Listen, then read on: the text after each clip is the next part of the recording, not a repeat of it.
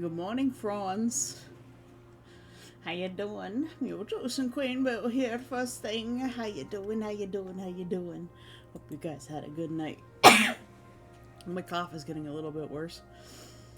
So, I hope I don't get sick, but at least if I do, the weekend is coming, so maybe I'll be recovered by Monday if that's the case. I've already been up packing some boxes. Well, one box. But I figured if I pack one box every day, I should be done by the end of September.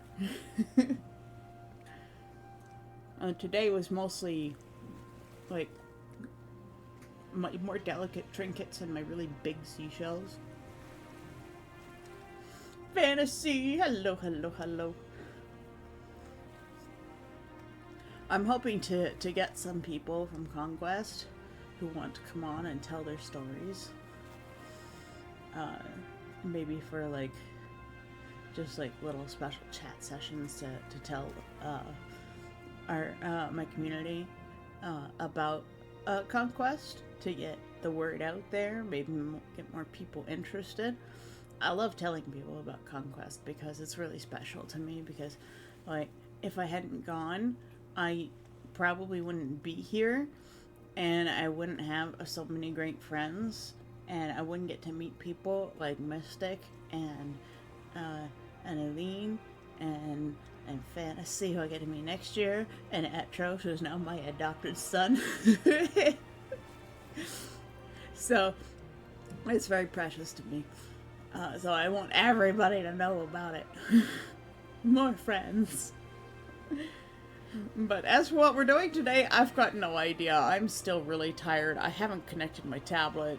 My desk is a mess. I'm gonna move this bag that's right next to my microphone. There's gonna be some crunchy noises, because my desk is definitely very messed up. There's stuff everywhere. But there's less of it now, because I've been cleaning it.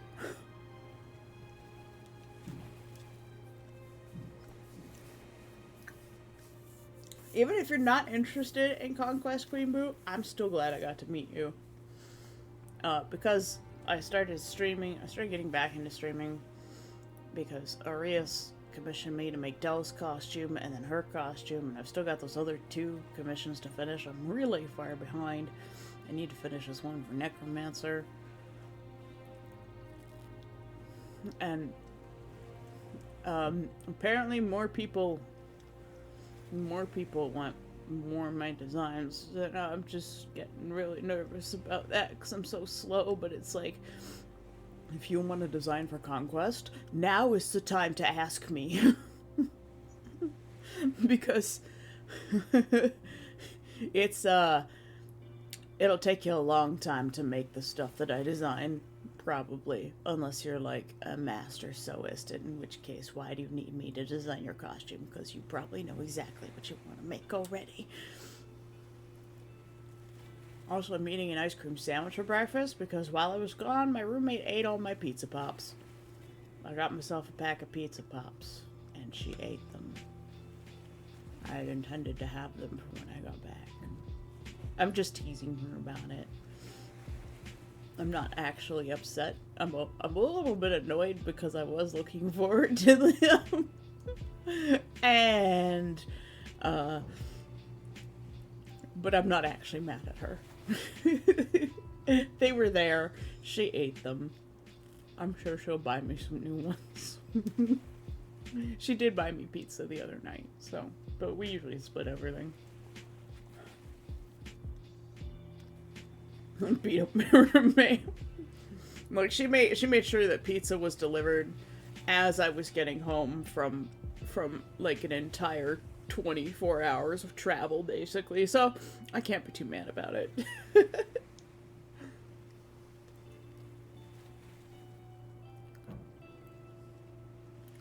That's what a star shows. You should start spending them on things. Oh, we take care of each other. We share everything. She'll probably buy me some more pizza pops in the future. It's fine. My shelves are starting to look really empty. I don't like it because, like, I have to leave, which means Tesla's gonna be alone, and he has no idea. He's sitting on the floor next to me down here, and I bet he still hasn't eaten his breakfast because he never does. And he sees things getting packed up, and his last experience with moving was also not good. This moving trip is going to be a lot longer, and he's never going to see his brothers again. And I feel really bad about that. I feel like I failed. Thank you for the hydrate. I'll get to it after my ice cream sandwich, which is very quickly becoming liquid anyways. But maybe it's for the best because I will have workshop space. I'll be able to help my parents with their downsizing. And I'll be able to save money and maybe buy that land that I want to buy. And I can't believe I'm actually thinking of doing the thing. You know? The biggest problem with the land thing is there's no internet out there. None. And the only option for internet out there is Starlink. And we all know how I feel about Muskrat.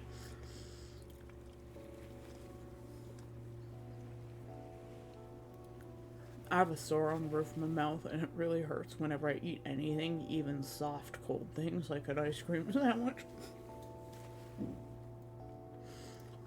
Ow. But how have you been these 2 weeks, Queen Boo? I haven't talked to you yet. I've talked to Fantasy and Mutus, but I haven't talked to you. How have you been? Get a hippopotamus. He's probably best on land as opposed to other elements. What?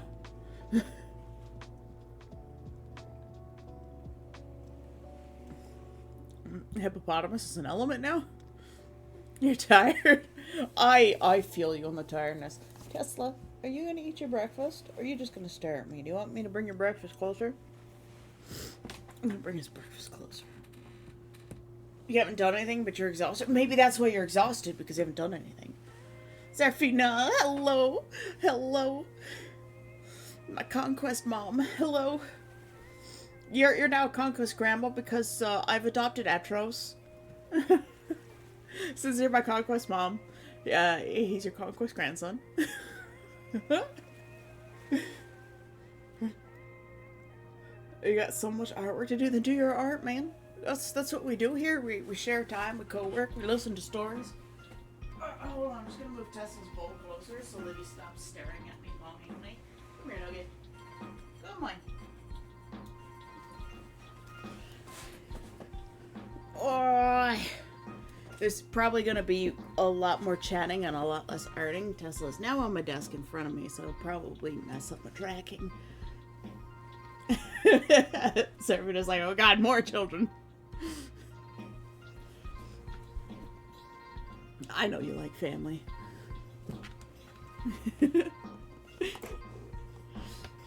At least, hopefully, next year we'll be better prepared with the Sunday leaving.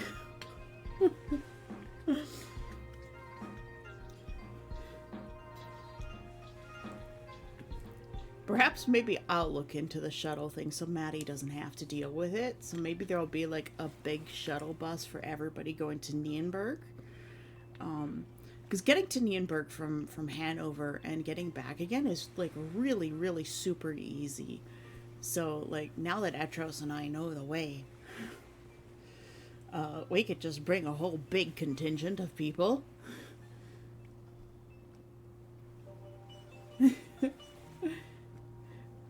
I would appreciate that. If we can't figure out, like, a shuttle thing for everybody that's gonna make it really easy for all of us, I think as like, a big group would be really nice.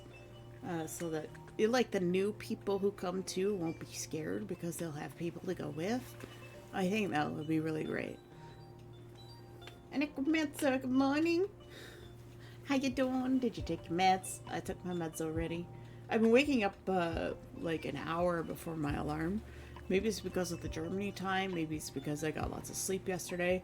I cannot move my thighs though. They are just you could break reinforced concrete over my thighs right now. They're so stiff. I'm up for a chat. I'm having a bad mental health day. Oh no, not bad mental health day. Tesla, please get your butt out of my tracking. His butt's just like right in my tracking. Hey, niggies. Oh, now he's just gonna lie here.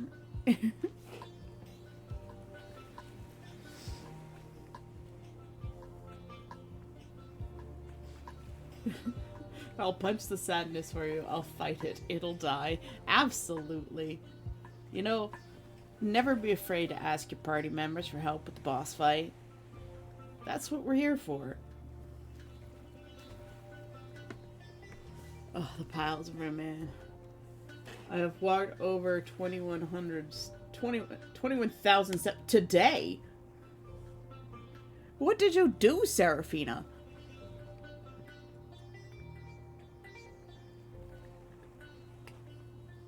Alright, I'm gonna take your hydrate now. I think the mason jar is my favorite vessel.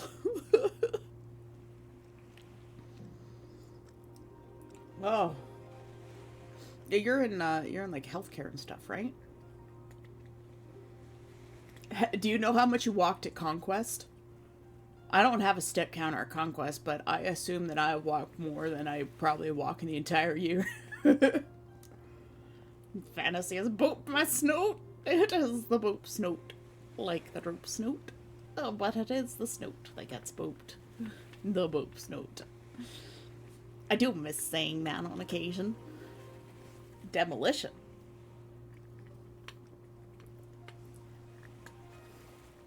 You work in demolition? It's no wonder you look like such a badass on the battlefield. Your amazing hair and your makeup. Oh my god, your makeup was so good, Seraphina. Like, damn. It was so good. You actually look terrifying in that makeup, and I love it. The Nameless is like, oh dear god, the women here are scary too. Demolition does sound fun. Oh, Tesla, please get your butt out of the tracking.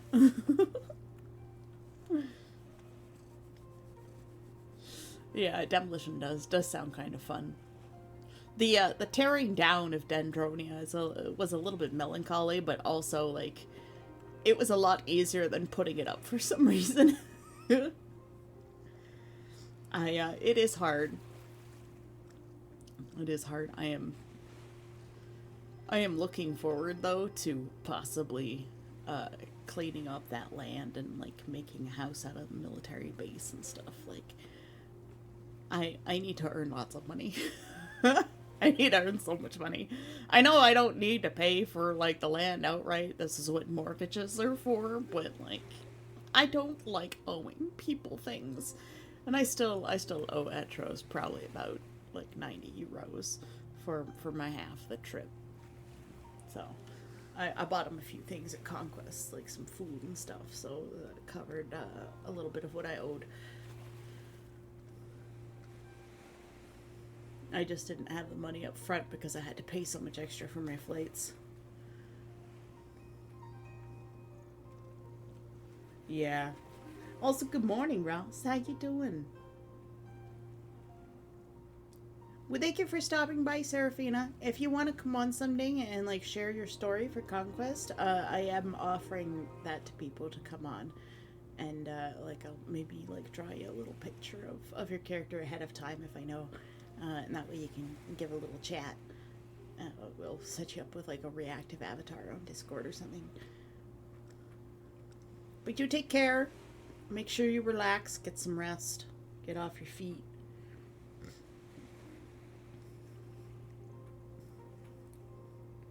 Tired per usual, holding on to the sanity I don't have. The group is slipping away. It's alright. We're all crazy here. You can let your insanity out. It's fine.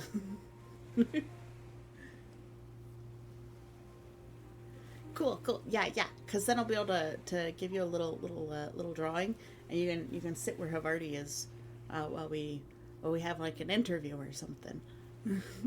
I just want to try some new things, and let people tell their stories, because it's better for them to tell their stories than for me to tell their stories.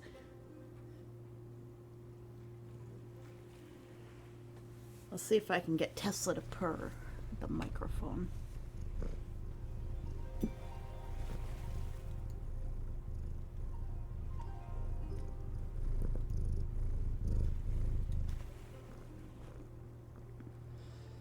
I don't know if any purrs came through, but he's being a little cuddly nugget.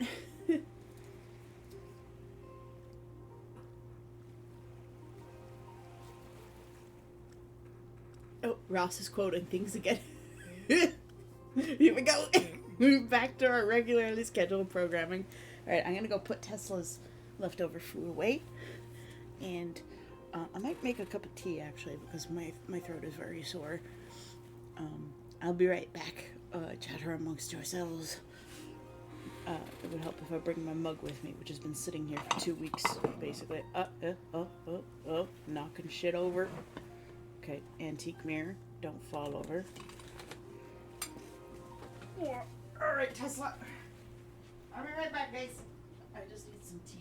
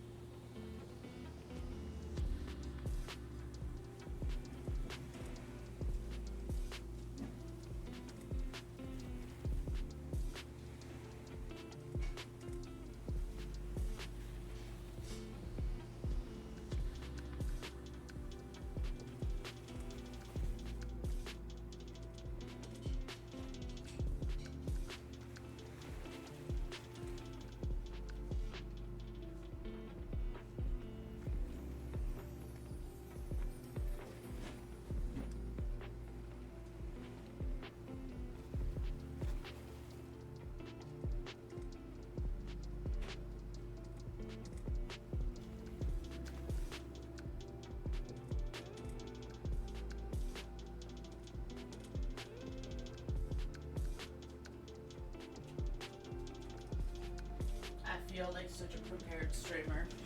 No, my sarcasm. And big morning.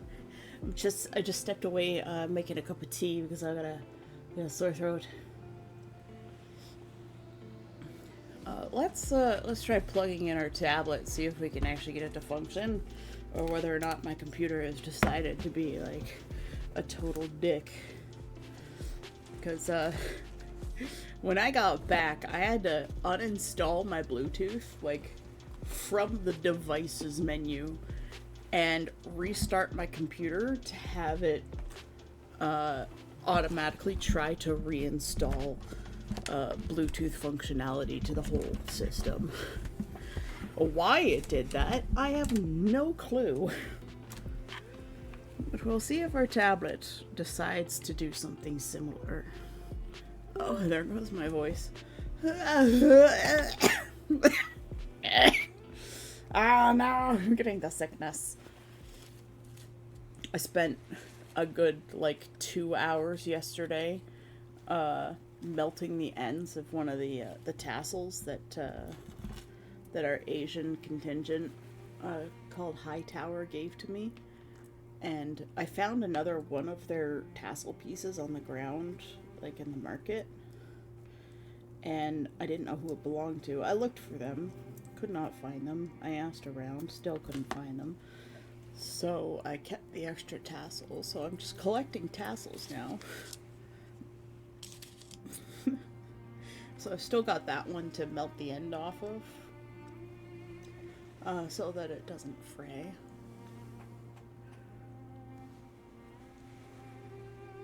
I also got this like really pretty hairpin while I was there. I'll see if I can find a picture of something similar for you guys. But it's like one of those, it looks like a little Asian pagoda with like lots of beads on it. But it's got an LED in it, so it lights up and it's really, really pretty. You're hungry and your head feels like it's going to explode. Well, there are solutions to this. First, take some headache medication. That will help. And drink some water. And eat something. This is how you solve this problem.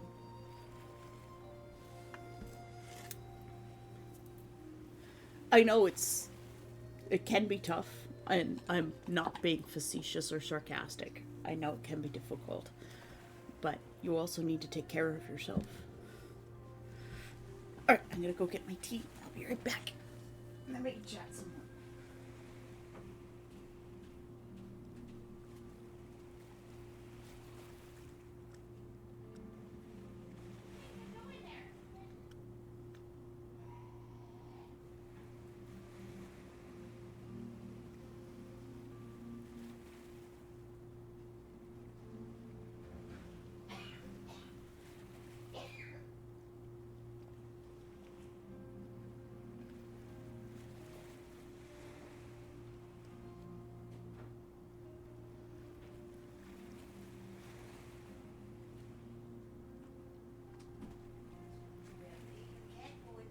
Room. She's sleeping.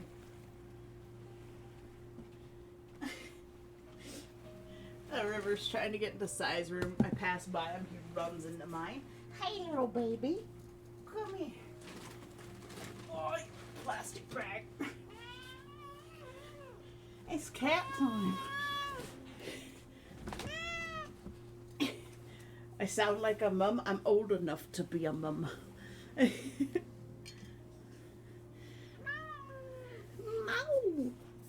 Hi, baby.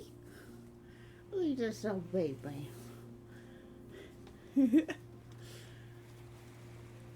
The tracking's trying to track the cat that doesn't know what to do. Hello, why are you all wet? Why are you wet, dummy?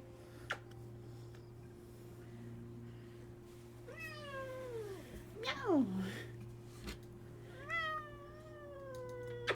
Meow.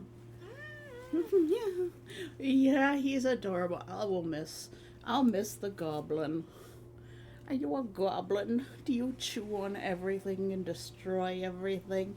And be noisy and open all the doors and eat everybody's food? Yes, you do. Meow, meow. What? I can't be that much of a stranger. I was only gone for a week and a bit.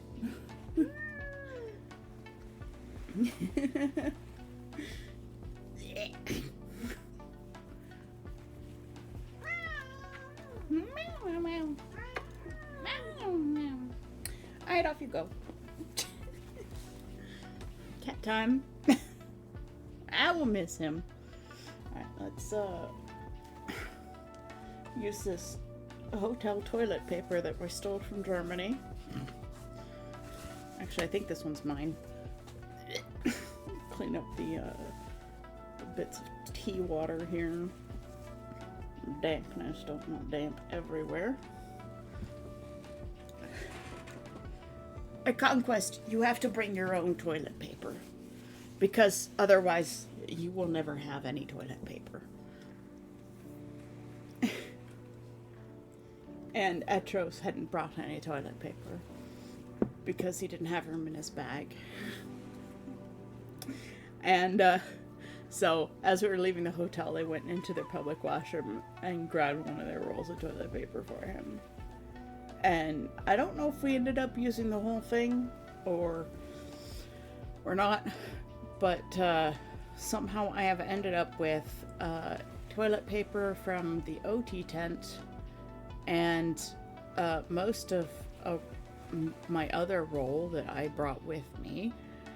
And there was just so much toilet paper. I'm not sure if I should even bother bringing any next year because they bought lots for the camp. But if I end up with any extra next year, I think I'm just gonna donate it. I'll ask whether they're gonna throw it out or not afterwards, or whether they're gonna keep it for next year, and I'll just donate my leftovers so that the camp can save money, since we've got storage with Bergschneider right now.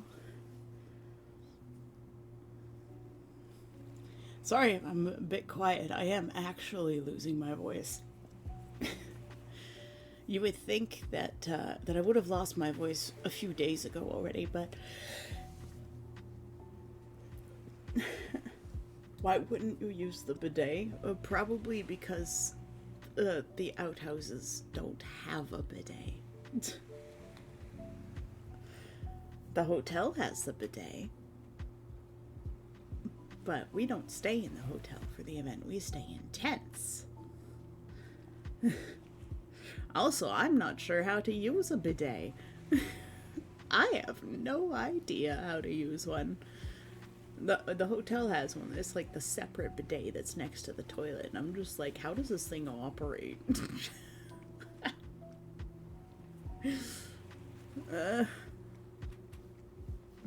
Heathens. Says the American.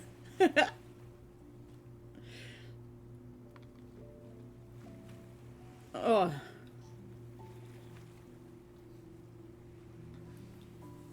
I joined the Frivolita Discord. I did not get a chance to like find the information about like the new fake cards yet.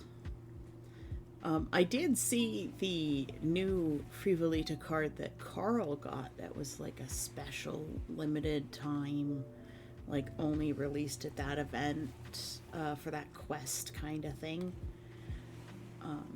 So I need to pay more attention, it seems, out of time to find out where all the good Frivolita cards are. But I've learned about the Shadow Hats card finally, that Frivolita herself runs around and just leaves them places. And she hands them randomly to people as well. And like leaves them inside the shopwares and under tavern ashtrays and in fences and whatnot.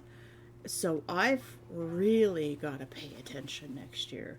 Like my fitness has to be top notch because I've got to run around first thing and find that damn Shadow Hats card.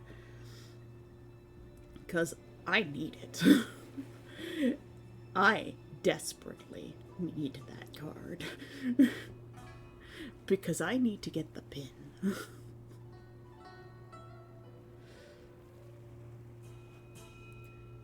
And apparently there was like a trading frenzy or something this year too. And like I have no idea about that. And I only have singles. I don't have a single double card. So I really need to like find out where to get the love letter packs and how to get those. And I need to make copper so I can buy cards from people. So I think one of the things that I really want to work on is developing the Demora language and figuring out how that works so that I can start creating more magical artifacts and bringing those to Conquest.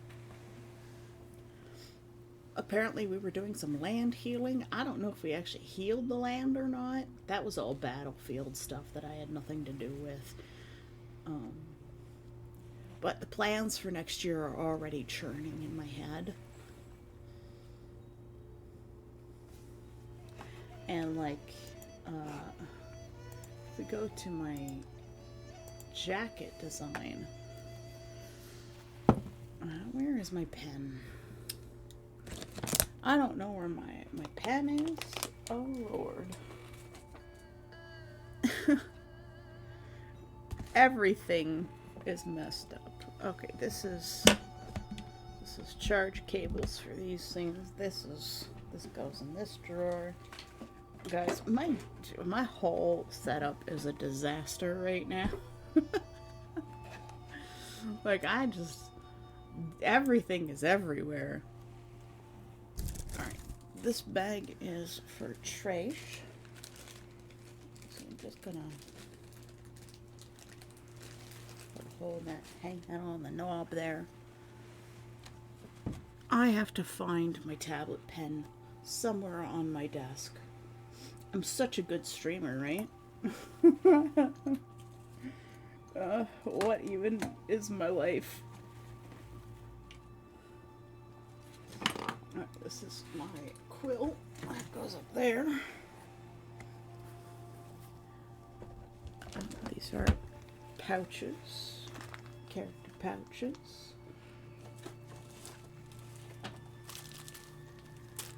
These pouches come with me and go in this other big bag.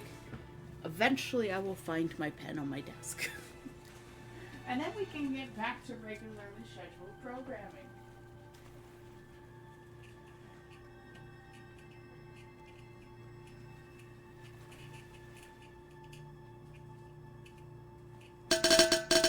Ah!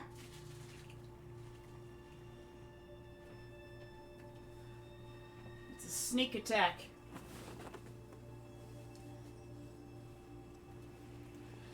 Alright. There's those things off my desk.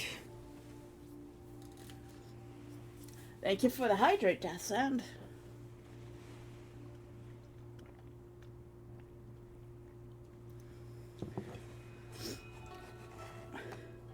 Still doing better than you?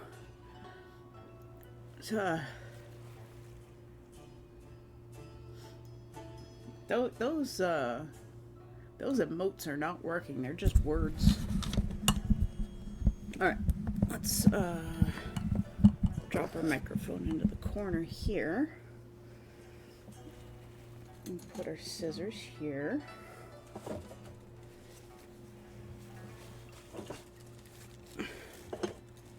The remnants of my character's collar. I put so much effort into it and it's just destroyed. Okay,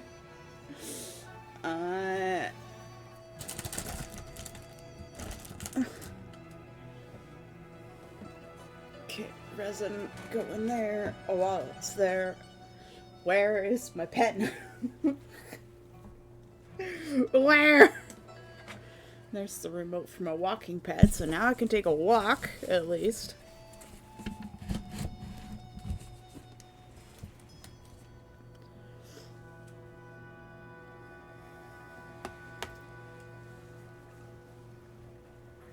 You know, it's kind of hard to be an artist without a tablet pen. I make my life so easy.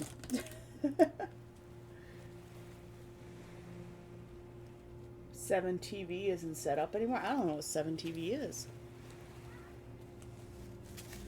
Alright, this stuff is going in the desk drawer. I didn't put my tablet pen in here, did I? No, that would have been a stupid thing to do. That's not where it goes.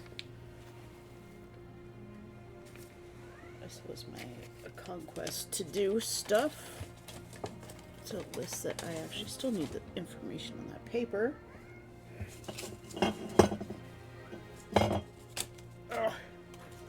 Oh Lord.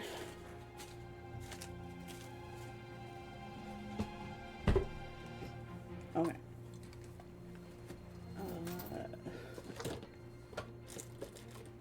Goodness gracious me, where is my tablet pen? You could probably hear River screaming, doing his thing. Tablet pen, where did you go? Oh my Lord! Oh, that was a vacuum. I hit the power button on the vacuum by accident.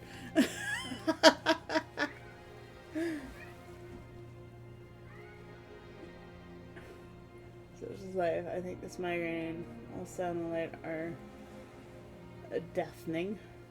Deafening is a good word for what migraines do. Fantasy. Maybe just go have a nap, perhaps. Please make sure you take some headache medication first, okay? Because that will help tremendously. Believe me, I've had migraines before.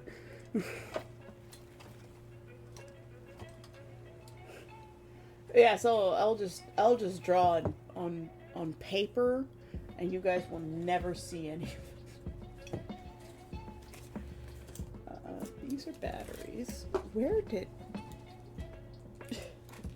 Honestly, like, I have no idea where my tablet pen has gone.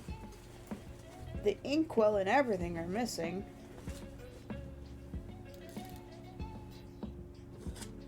These go in my wallet. It's my transit card and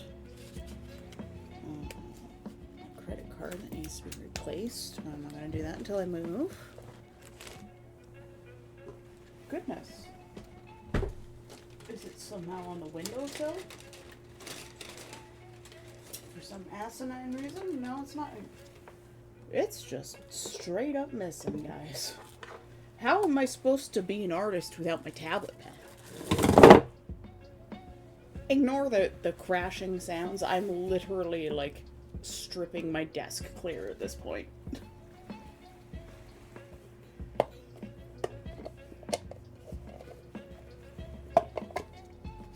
I'm going to start putting things in containers to contain them, because that's what you do with containers.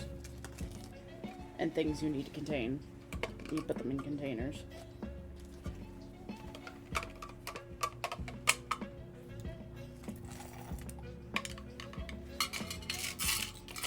I have all sorts of bits just hanging around.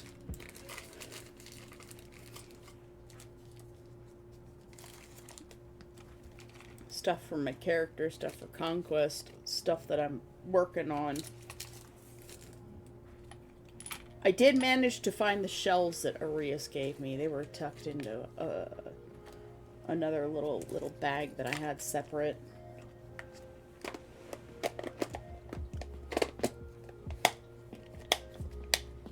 Alright, that's a container that's containing things that need to be contained.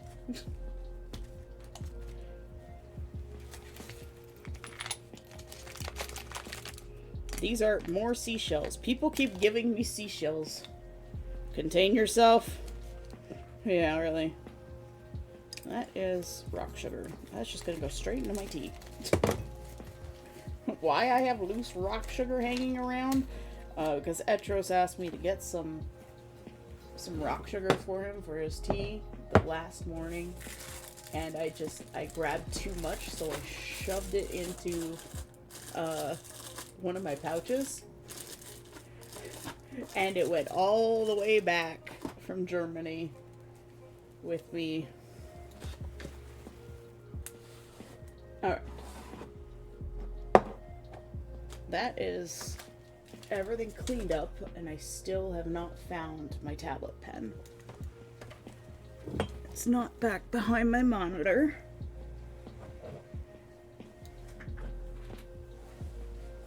Put my hand here.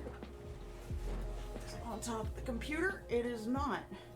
Guys, I'm such a good streamer. Like, I'm so good at this.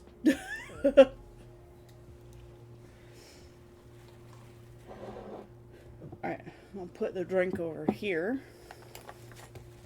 We're gonna check our drawer again, just in case, because I may have put it aside so that I quote unquote wouldn't lose it while I was doing all my Conquest stuff, which if I did, it would be right on top, so it's not in there. We'll put these things in there though to get them out of the way. This one too. And the problem is, like, I'm in the midst of preparing everything for my move, too. So stuff is piled everywhere, and I'm just trying to find places to put things while I organize my life in this chaotic situation that I am in. Huh. Yeah, it's literally not on my desk or near my desk or around my desk. And I don't know where it could possibly be. This is a problem. Did I tuck it into here? It's possible that I did that too. Would I have put it into the cupboard? No, but I was under a lot of pressure, so it's possible that I did something dumb.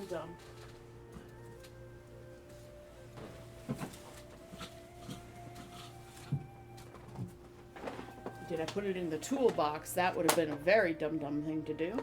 No, I did not. Huh. Guys, I have lost my tablet pen somehow. Put the toolbox up there.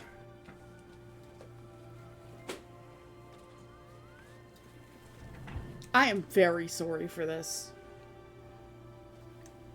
I probably should have waited until tomorrow to get back to streaming, but I just missed you guys so much that I just wanted to get back to it, you know? I'm gonna take a sip of my tea so that my throat can start getting a bit better. Ow! Ow. I have a sore on the roof of my mouth. I'm not sure how I got it, but, oh! I dodged that! Hey, you'll have to try better than that, Death Sand. I leaned over at just the right time. I 100% unintentionally dodged that. I am sorry. It's more fun when they hit me, but also that was pretty great. Oh, I have to redeem the hydrant. Did I put it up here to get it out of the way? That is the next question. Everything in my life is a disaster, Necromancer. Help! Send help!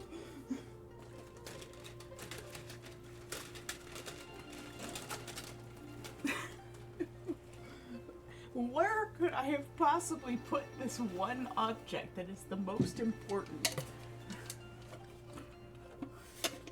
That is a box for containing things. I'm gonna start, like, stacking things that need to be packed over in this end of the room so that I can find the things that I need to use for my daily life. I also apparently forgot to take some of my element with me.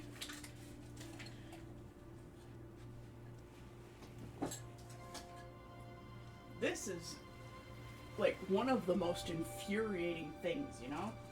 Because, like, I would not have taken it off my desk for any reason.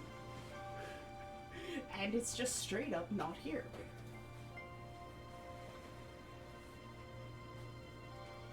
And it is literally, like, the second most important piece of equipment that I have.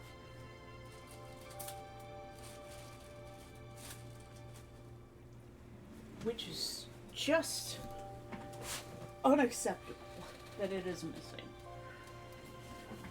And so now I'm just, like, checking random boxes and drawers and things because it's gotta be here somewhere.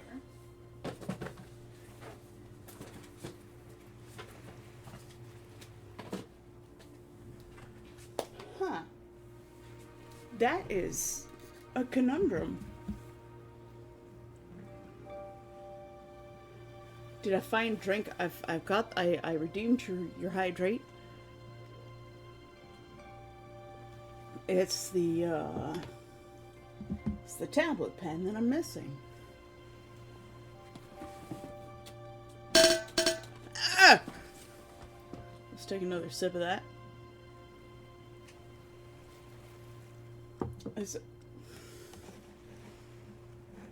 It's just, where would this have gone? It's it's not under the desk or anything. What the heck, guys? I can't find it. This is not good. Because it's kind of extremely important.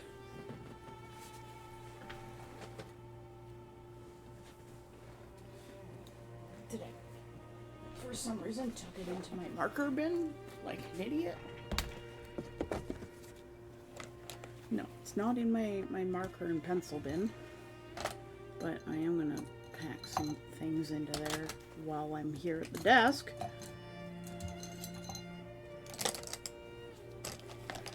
Because those things are gonna have to be moved anyways.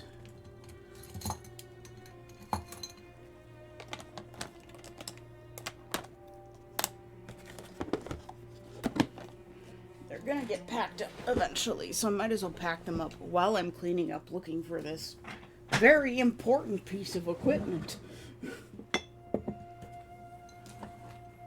Okay, I found the inkwell. I found the pen. Yeah, I already checked under the desk. I had them tucked into a spot where, like, I have 5 journals stacked up, and they act as my lamp stand. My lamp is tucked on top of that, and then I have a couple of things tucked around in front of it that hold those pencils and markers that I just put away.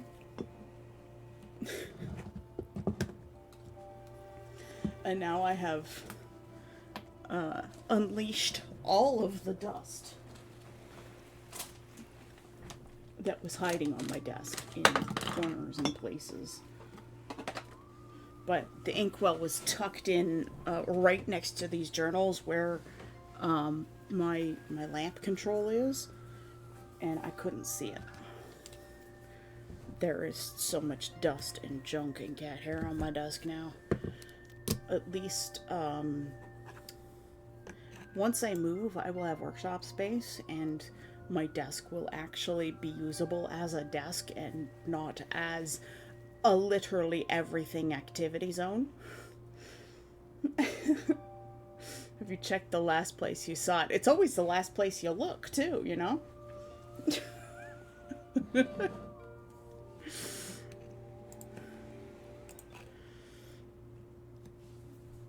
That's just always the way it is. But now we have our tablet pen. Life is back to normal. Panic is over. I wasn't really panicking. Let's see how the pen is doing. It's actually doing stuff. So yes. This is good. This is good. We're gonna bring up our brightness. So the tunic actually worked very well. Let's go over some things in this design. So we'll turn off the measures, the pattern notes. We can turn off this, the trim, and we need this. So, parts of this that did not work. We'll call this layer rework. And we'll just bring in some bright red. Nefficus says, did everyone take their medications today? Neff has redeemed a stretch. Alright, after we've done all of that movement, let's just do a quick little stretch. Hold on, I might actually stand up for this and see if I can, like, squat and stretch my thighs a little bit. Oh, yeah. Oh, that's difficult. Ow. I'm doing, like, a power squat right now, guys. Fall back onto the chair. I need to figure out how to loosen up my thighs because, oh man, they're tight. Tight thighs. All right, so I wanna talk about this shirt a little bit. It worked out very well. But one thing for me, I find that the back actually needs to be a little bit wider than the front for me because of the shape of my body. Right? So I want to widen the back a little bit. Because right now, like, you've got the torso, right? You got the torso, right? Right now, the seam is sitting like back here for me because I have bust and a large front. Maybe if I lose a lot of weight, but if I make the back a little bit wider, it brings the seam more towards the front, which is what I want to do. For this, I actually don't need this whole part. I just need this little section right here, and I need to put some ties here and here. I didn't actually get to put some buttons on this, and this tie stays right there. So that's the change that I need to make to this shirt. So like this inside panel can just go away.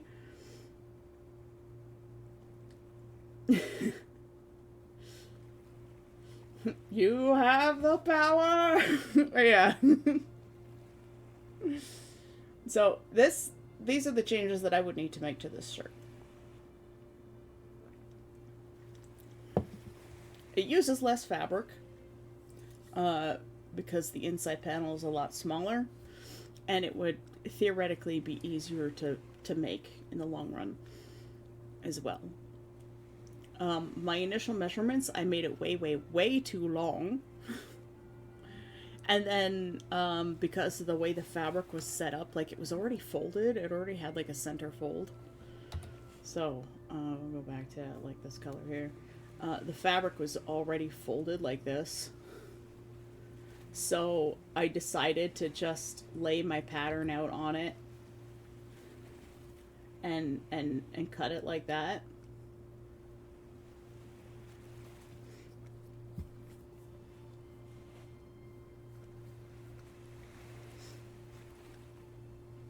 So I ended up making the shirt a lot shorter than it initially was in the measurements because I was running out of time, so I didn't have time to like unfold the fabric, iron it out, and then refold it to the right length, and it would have wasted a lot of fabric too, so I just worked with what I had. It was only a smidge too short, but otherwise the shirt actually worked out really well. So next time I'm going to make it just a little bit longer, or maybe even put a trim on it to make it the length that I would like it to be. So that's that was the changes that I found after wearing the shirt for a week. And also, I want to make 2 shirts. Just to have 2 shirts. And I only had one of these with me because I didn't get to remove the dye job from the other one, and I didn't want to wear the black one. So I only wore one of these for a whole week, and by the end of the week it was a little bit stanky. It mostly smelled like fire. So honestly, like the smoke and the fire probably killed most of whatever bacteria was on that shirt, but it was getting a little unpleasant towards the end. And for the flight, I just wore the black one all the way back. I hadn't touched it or worn it the entire week, so I wore that one on the flight back so that I wasn't a stinky bean. Although my red tunic that I wear like every day had been worn next to the fire at some point, and it just smelled like campfire. So I just smelled like campfire to whoever sat next to me all the way back. The belt that I had, it's just, you know, a simple ring belt that goes all the way around, and then you loop it through, and then you tie it off. it kept slipping. So I definitely want to get a more realistic belt like this. So I'm going to try and make my own. The dye job worked out very well. It held. I would like it to be a little bit darker. And I'm not sure how to get it much darker than it already is, other than to just use more dye.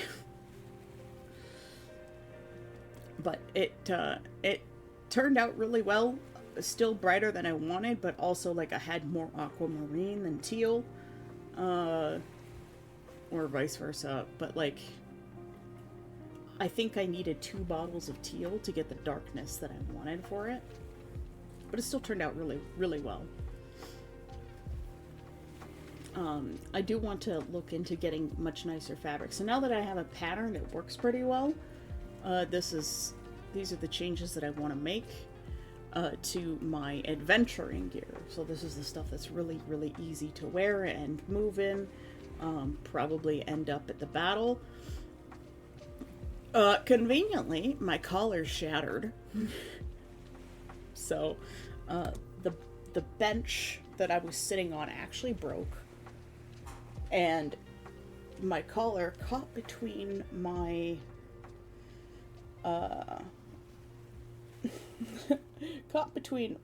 collarbone and my jawbone and literally exploded. I'm gonna quick post a picture to my private Discord and bring it up for you to see the bruise that is almost fully healed. It looked much worse 2 days ago. Benches are the most dangerous creature in all of Metrospera, which is the name of the world, or the name of the continent. Oh, I've got the hiccups. Where is my private server? I can't even find my own shit anymore.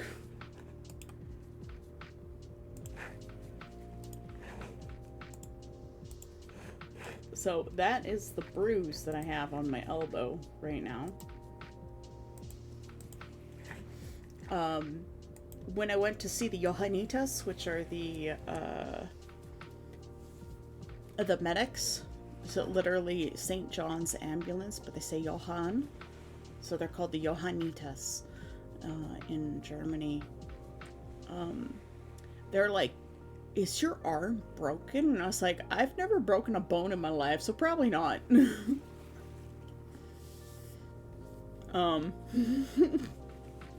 People were like, oh my god, are you okay? They were like trying to help me up. Honestly, my ego was more wounded than my body.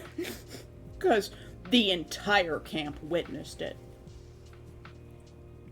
And, that was the only thing where I was like trying not to cry, because public embarrassment is like the number one thing that I hate the most. And I was thrown off the bench twice, so that was the second time I was thrown from a bench in front of everybody. And of course, because I'm fat, I struggle to get up, right? So I just usually like sit there for a few minutes and process existence and space and time before I start moving again. It was an experience. Dead some dinos.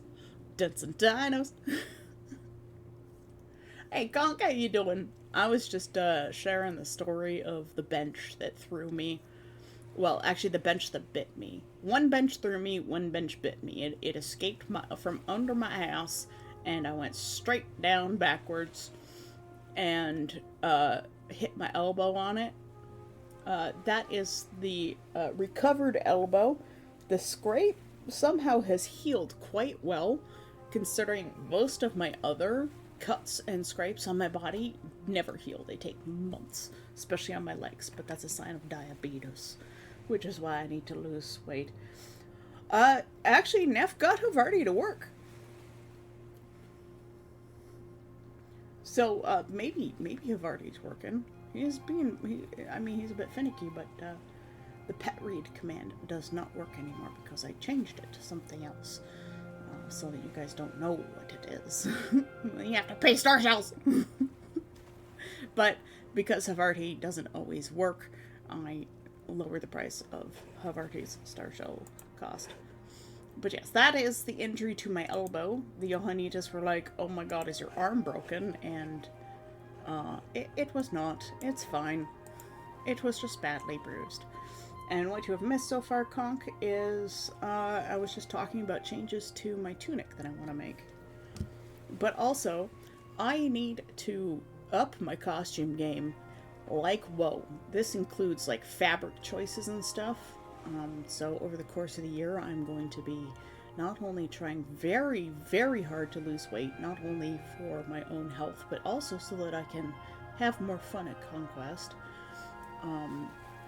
And be healthy and maybe take on my crazy mega project out. Conclobster says, alright, today's meta is the ever-changing Spinosaurus aegypticus. Spinosaurus aegypticus.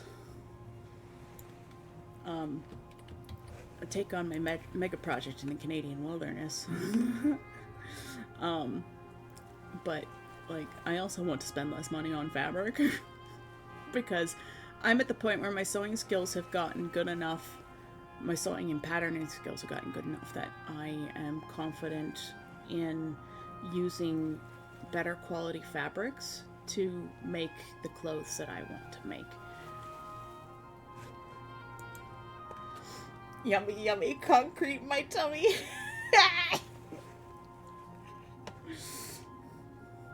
Long crab is delicious. Although I do prefer regular crabs.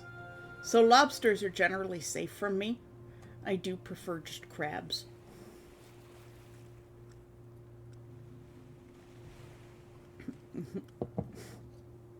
You eat some strange things, Conk. I've also decided that if Nameless manages to get on a Frivolita card, that the amount of power that he derives from that will be enough to break the first curse that his princess put on him. His immortality curse is probably never going to go away.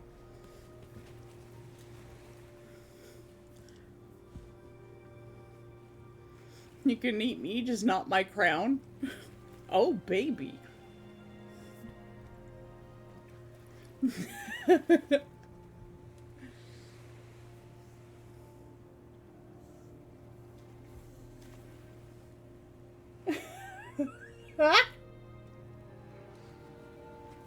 Boil. You boil lobsters.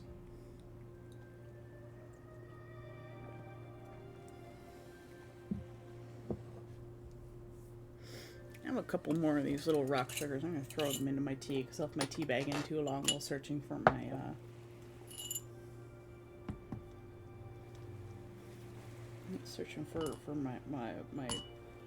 my thing there.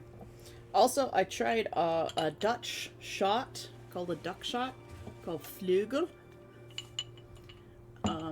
And you take the little yellow cap off the shot and you put it on the end of your nose to look like a duck beak, and then you take the shot. And it's really cute. Satan and I are going to eat you in hell. You sick son of a bitch. Ah, you guys are wild. Sorry, my energy is very low this morning. I'm starting to feel Conquest. That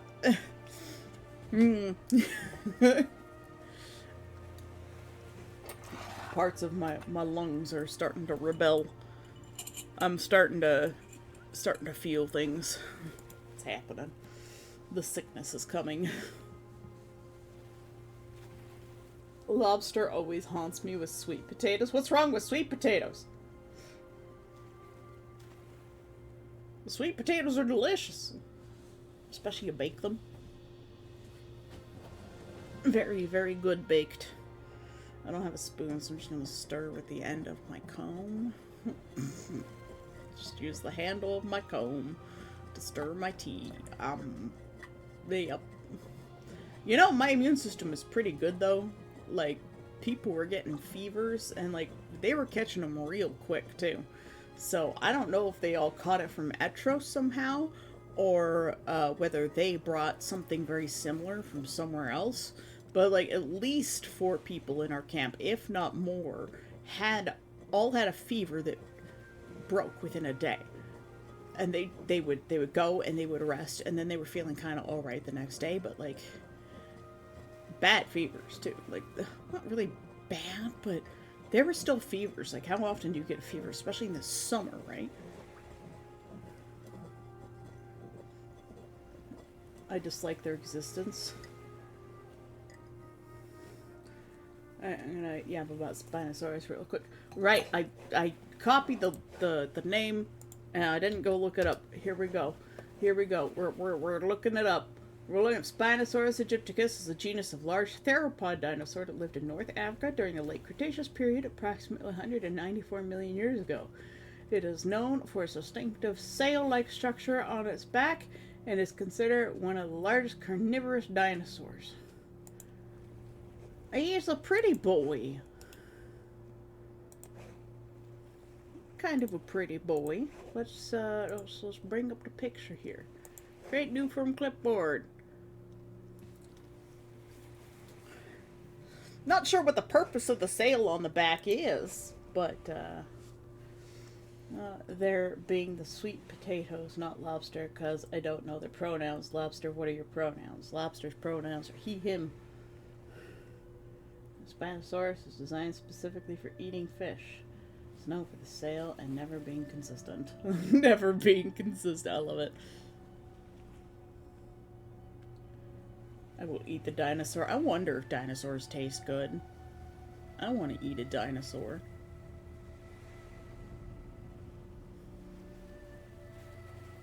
Can we bring dinosaurs back so I can eat them? This is what Nameless does. Whenever he sees something, he's like, was it yummy? Or is it delicious?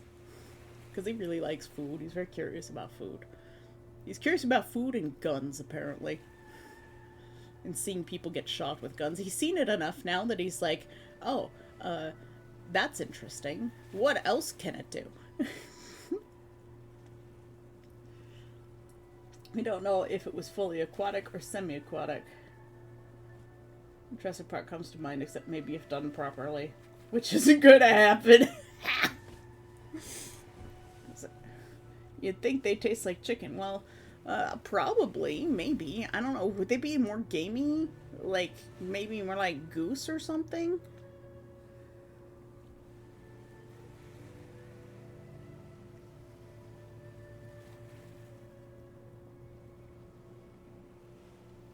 Because, like, most birds are derived from lizards and aka dinosaurs. They're the ones that survived, but we don't know what the big ones were actually like. We just have their bones, and we guess. It's Careful, Ross, from misanthropy is showing.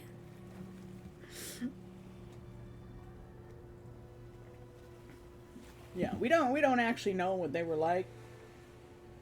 They're just educated guesses based on, like, genealogical reference back to things that exist now. But I don't know. I think they'd probably taste quite a lot like maybe alligator, crocodile, whatever Komodo dragon might taste like. I mean, that's the closest thing we've got to a dinosaur nowadays. Except I'm not sure if Komodo dragons are actually edible. I mean, they're highly poisonous too, aren't they? And quite dangerous. You'd think they were Australian. Did you see that thing about the new stick bug that was discovered in Australia? That thing looks amazing.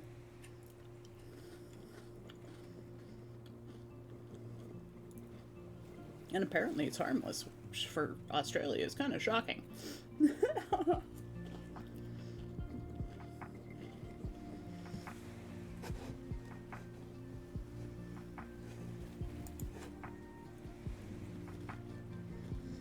I think Fantasy might have fallen asleep, guys.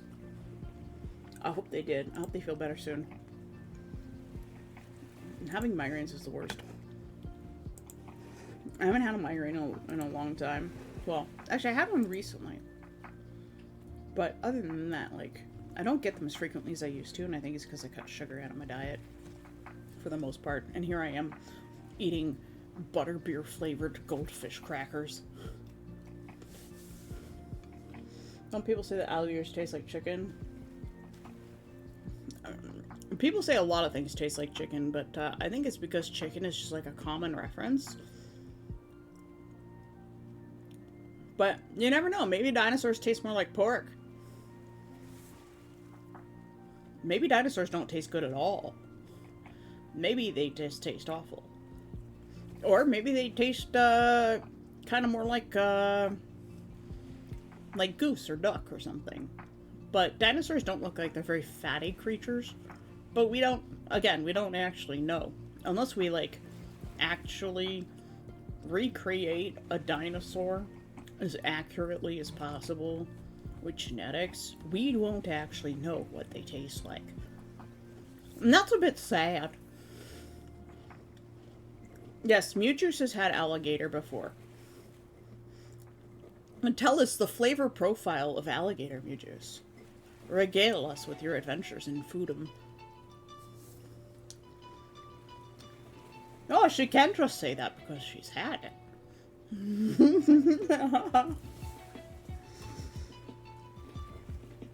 Put no sugar. I'll be having some chocolate, orange juice, and maybe ice cream. Last one once and 4 Blue Moons. Yeah, I stopped drinking orange juice. I only have it when I go on vacation, which is coincidentally the only vacation I go on is Conquest.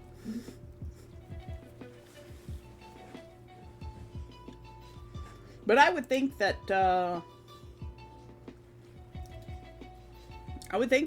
dinosaurs probably taste closest to alligator or crocodile. And cooked right, it's so tender and juicy. God, you are making me jealous. I want to try it. I've discovered that I don't really like, what is it? I'm not a big fan of goose. It's got too much of a strong flavor to it. Duck is pushing it. I actually dislike lamb. And pork chops, unless they're cooked in mushroom soup. I'm hungry now. I crave dinosaur. Yeah, like, don't you want to know? Are you not curious? If I could time travel, I would go eat a dinosaur.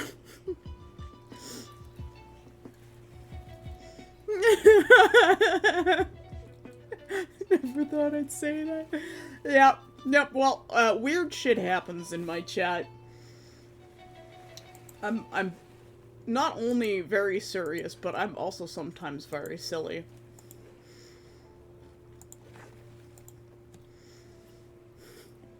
If people ask me if you could go back in time, what would you do? My answer would probably be to find out what dinosaurs taste like. For some reason, that is just how I'm feeling right now. Not to go, like, kill a dictator or something. No. Or fix humanity or whatever. No, it would be to find out what dinosaurs taste like. Because I have a feeling they're delicious.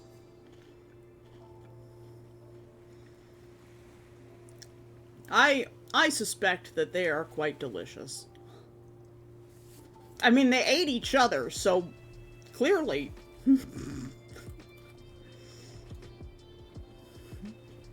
Clearly, they must be tasty. I am having one of those strange, unhinged mornings.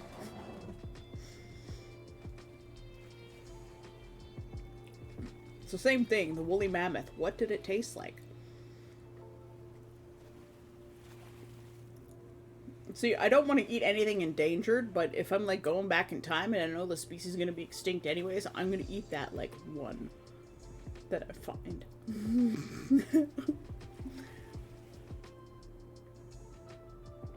I mean, the reason the mammoth went extinct is because humans literally hunted it to extinction because we were hungry. So clearly they tasted good.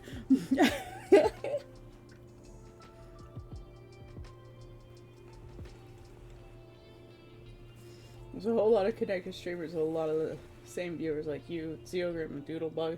In every one of these streams in the past month, we've talked about eating random things. What is wrong with it? We're just hungry. We crave violence. I mean, when you look at food options nowadays, it's like you've got fast food and then you've got like generic grocery store food, and nothing is really interesting, right? You've just got the generic stuff, and you want something different. We crave difference. Variety is the spice of life for humans. We are people who hunger always, especially for meat. Other living creatures are delicious, which, you know, fundamentally, on some level, makes you feel a little bit bad. Like, I do feel bad for killing things and eating them, but that is how life works on this planet. And until we can just grow, like, mammoth steaks, and they're as nutritional as it would be coming out of a natural wild mammoth, until we can do that, I'm unfortunately have to support the meat industry, because meat is the only thing that really stops me from gaining weight when I eat it. And I also don't eat nearly as much food if I am full of meat, which is very calorically and energy dense and is a slow release kind of food. Meanwhile, I'm eating butterbeer goldfish crackers for breakfast and an ice cream sandwich. I will be starving later, but I've got a bunch of eggs that I have to eat, so I'll probably make an omelet or something, because I got cheese to use up. I've got so much to use up in my fridge and freezer before I move, man, and I don't want to have to move that stuff like 6 hours by car, so I gotta cook so many things this month. And I never made my birthday cake, because I was like, I'm trying desperately to lose weight before Conquest.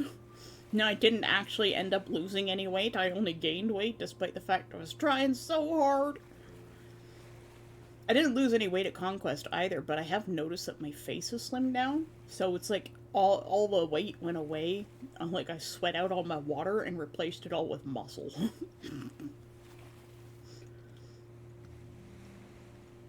Sounds weird when you say that. I love animals and always want them to live long, happy lives until I'm hungry. Yeah. Like, I don't think I'd be able to eat cat. I like cats too much. I wouldn't be able to eat a cat. Yeah, I'm slowly becoming buff. I want to be buff. I want to be slim and buff. I don't want to be skinny. I want to be slim, alive. Delicious little snack of a twink.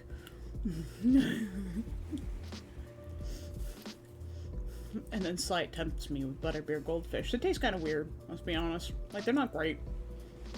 And of course, the Harry Potter branded, which, like, I don't support, but they were at the dollar store, and they're at the dollar store for a reason. It's because nobody wants to buy Harry Potter stuff anymore. And it's like, it's so frustrating, because, like, I love the creativity of the world and what it did for children's reading and stuff. But, like, you can be famous, and you can keep your opinions to yourself. And that would have been better in our case.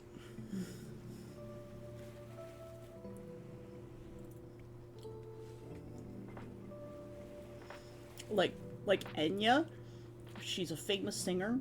She lives in a Scottish castle and has 12 cats and no children, and nobody bothers her. She doesn't share her opinions, and she just seems like a nice person. She's just chill.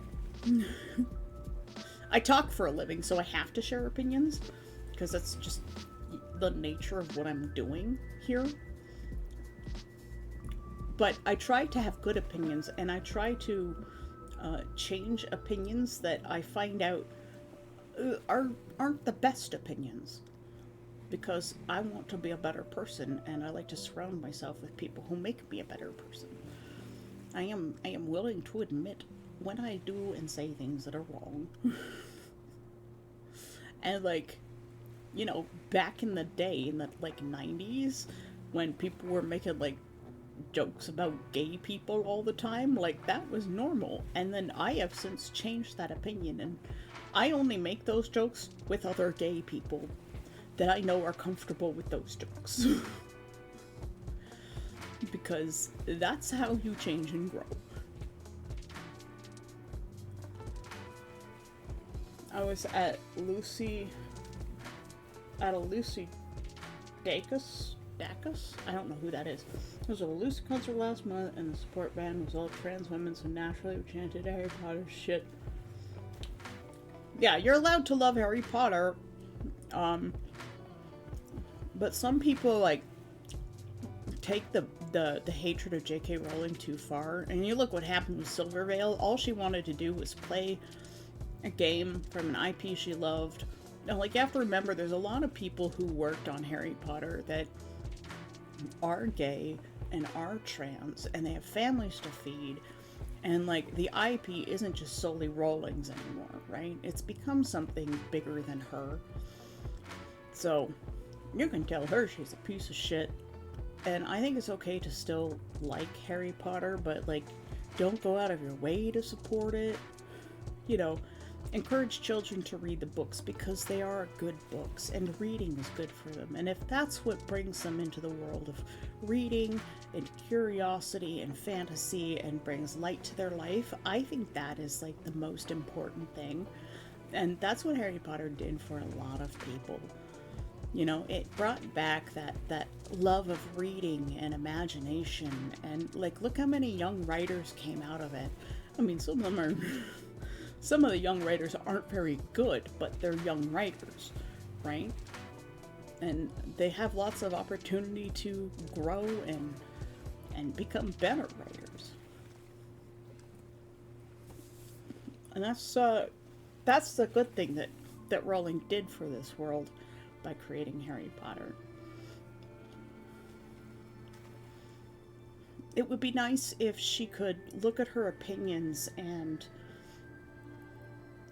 decide that, you know, maybe I shouldn't double down, and maybe I should actually try and learn about these people and grow as a person. That is how she can earn respect back from people, by righting her mistakes. And that way people don't have to hate the thing that they used to love. Because I think this world just needs more love and respect and less hate. Like, look at all the shit that's going on. Even as, like, Nameless at Conquest, like, he doesn't like all the fighting that's happening all the time. Like, he understands that it's necessary. Like, we're fighting to protect the world that we live in, and we're fighting for our little slice of the world that we live in. And, like, he understands that's important. But even as that character, like, the fighting, he finds it upsetting. And Ark, who got turned into a Fae as, like, kind of punishment for being, like, Fae racist and upsetting Arius and stuff, like, I'm glad that I missed the event itself as a character, because Nameless would have been very upset to see that kind of thing happening. Especially, like, Ark's screaming, he would have been very upset by that. Because of his background and stuff. Me, as a player, I would have loved to have fucking seen that out. It would have been fantastic. Like, that would have been hilarious. You know, everybody betting whether he's gonna have, like, pointy ears or like, glitter or tail or whatever. I've heard all sorts of things. But Nameless himself would have hated that experience. He probably would have been very upset by it. Because Dentronia is the only home, like, the only place that ever felt like home to him. That he's ever really known or can remember, because he's so old. You just got egg all over your hands. Is it raw egg or cooked egg? I can confirm Ark didn't learn a thing. Maybe we need to permanently turn him into a Fae. Make him suffer.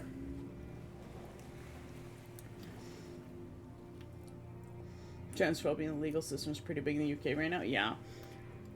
And it's like, you know, it's unnecessary, this transphobia thing, because it affects cis people too. Like, as much as I like to say I'm very boyish and whatnot, I'm still, like, technically a cis female, right? And because I have a low voice, I can often sometimes get accused of being a male in the women's bathroom. And it's like, well, what does it matter? What if I was trans? Right? What about the people who have been on T for years and now they're not allowed to go into the men's bathroom, but they can't go into the women's bathroom because they look and sound like men? What are they gonna do? Or what about very effeminate men? They're just naturally effeminate because of like hormonal problems or something. What's gonna happen to them? Are you gonna like make them pull down their pants to see their dick? Like that doesn't make any sense. And this whole thing about protecting women in women's bathrooms is wrong. And like I've seen it and experienced it firsthand, how transphobia affects cis women. And it's just another way of controlling people and bringing fascism about into the world by targeting another group that's small and can't really protect itself. And you build this fear of these people. You know, you say there's something wrong with them, but there's really nothing wrong with them other than the fact that they were born into the wrong body. And how do we know that, you know, this whole, like, you know, low-fat movement that we had in the 1950s that carried through to the 80s and 90s didn't actually highly affect our generation and cause more children to become trans, not just because of the way they grew up eating food that was not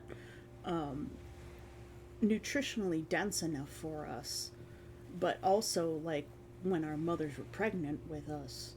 How did that affect us? Were we actually born into the wrong bodies because our mothers weren't eating food that were right for us at the time? You know, is it our fault that we're born into the wrong bodies? No, it's not. So just let us live. Do I wish I was intersex? Absolutely. I think I would be quite pleasantly happy if I were both. Was I meant to be male or female? I don't know. I think even if I was born into a male body, I would still be completely gender neutral because that is just simply who I am. And I would still only be interested in men or masculine appearing individuals. Because that's just what I find attractive. And that's just who I am. And this is why having discussions about this kind of thing and finding labels for these things really helps, because like I didn't find my quote-unquote labels until just a couple of years ago, maybe even about a year ago. So that's why you never got a crush on me? Tyler, I did have a crush on you. It was very short. We are better off as best friends. You and I, we would probably murder each other if we got into a relationship. Let's be honest. I had more fun wrestling you as a friend than I would have wrestling you in bed.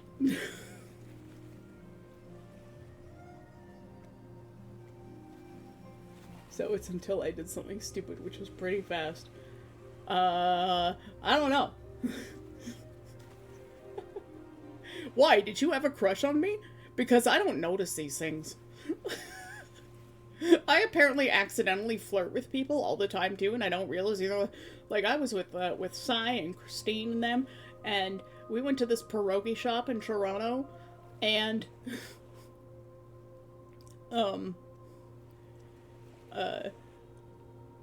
there was like this British dude, and he owned a pierogi shop in Toronto, and I was like, so how does somebody from like London end up owning a pierogi shop in Toronto? I'm really interested. And everyone's like, way to flirt there, Say. And I'm like, I was just asking a question, guys. I'm not flirting with the man. Apparently that's flirting. Someone who likes to hear other stories as a writer. Apparently everything I do is just flirting. And I'm not sure how this happens. And yes, a fantasy. I missed it because I was still talking. It does affect everything. I got yelled at in a girl's bathroom for looking and sounding too much like a male, and I got scared. Yes, that has happened to me before. I have experienced that exact same thing, and it's unfortunate that you experienced that, and I'm sorry that you had to experience that. Sai had the same thing. She's like 6 feet tall and built like the entirety of the Russian hockey team. So, it's, she gets called sir all the time, and it really hurts her every single time it happens, because like she just wants to be a girl. She just wants to be seen as a girl, I think. And like there's this running idea that if you get mistaken for a man as a woman, it means that you're ugly. And like that's the running idea, that trans women are all ugly. But I have seen trans women that are the most beautiful fucking women on this planet. Like, they are absolutely gorgeous, immaculate ladies. So it's just cruel. It's cruel to the cis people. It's cruel to the trans people. It's just cruel, and we need to tell people when they're being cruel.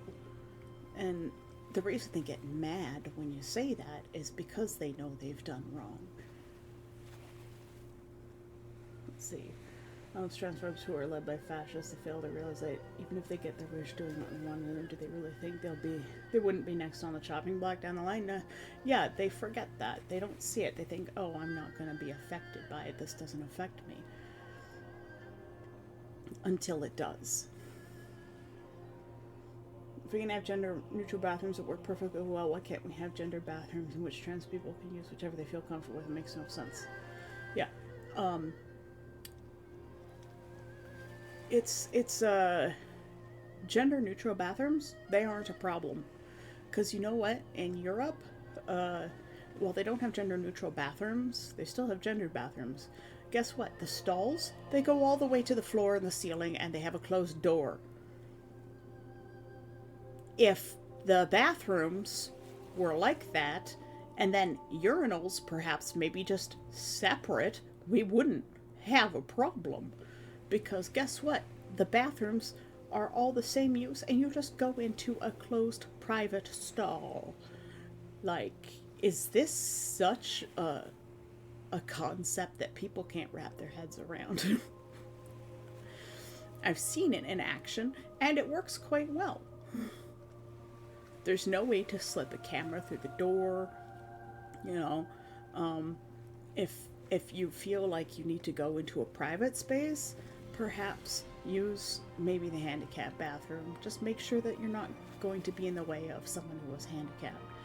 We had this problem at Conquest where people kept using the handicapped bathroom for showers. Because of the asinine design of the showers this year, the company did something. They changed something. And the button to turn on the shower, which turns off after like 30 seconds of running, so you have to keep constantly pushing the button was at the shower head. And if you were under 5'7", you would not be able to reach it without a stool or a stick. Now, I am 5'7.5", so I was able to reach it. But people couldn't actually reach stuff. Hey, Zio, how you doing? We're having some philosophical discussions today. So people were using the handicap bathroom to have a shower because they just simply couldn't reach the button. It was a stupid design. I hope they fix it for next year, because last year's design was great because I could just press my hip against the button and just keep the shower on. And so they had to put up a sign, and then they locked the bathroom doors for the handicap bathroom. So you had to walk all the way to the Johanitas during the daytime to ask for a key to get in to the handicap bathrooms, just to walk all the way back to the handicap bathrooms to go pee. And I have to use the handicap bathrooms at Conquest because, one, the stalls for the regular bathrooms are so thin that I barely fit into them.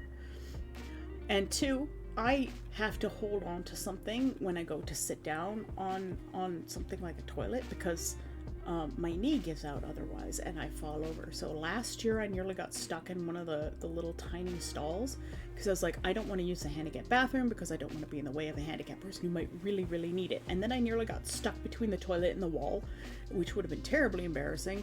And from then on, I used the handicap bathroom because clearly I needed to. But I still get judged when people see me walk in there and they look and they're like, well, there's nothing wrong with you, right? So if I'm standing in line for that bathroom, I'm like, oh yeah, I feel bad for having to use this, but like my knee gives out every time I try to sit down at that height. And so I can't use the small ones because I nearly got stuck in one last year, like wedged between the wall and the toilet. So like people explain, for those of us who don't have like the visible disability, right? You always feel like you have to justify it. And this is why having, bathrooms that are fit for all people are probably a better societal change than anything else. Like even the showers at Conquest, there's a sign up that says, what's on the outside does not necessarily reflect what's on the inside. So please be polite. At least that sign was up last year. I don't remember seeing it this year, but I think it's, it's probably just a given at Conquest. There are lots of trans people there. So, like, just be kind, right? Let's see. I was on FaceTime with my friend, and his girlfriend was there, and she just said, yeah, I used to have a crush on her, and I literally had no idea whatsoever. I don't truly know what the conversation about I came in at. You were only attracted to men or masculine people. That's when I made my joke. Oh, it was a joke. The joke went over my head. I missed that part. Yeah, we're talking about trans people, Tyler. And now, food time, or I'm trying to call a male name, and I turned around in my deepest voice and went, I'm a woman, just to mess with the person. Gender neutral bathrooms are like the ones in your house. Perhaps people are a little stupid. Yep, there are gender neutral bathrooms in every house, and people just don't get it. Need to normalize getting rid of beauty standards placed by big corporations and fashion companies and appreciate people come in all shapes and sizes, colors, etc. Maybe also normalize keeping people keep negative shit that doesn't benefit anyone themselves. Yes. And yes, hi Zio.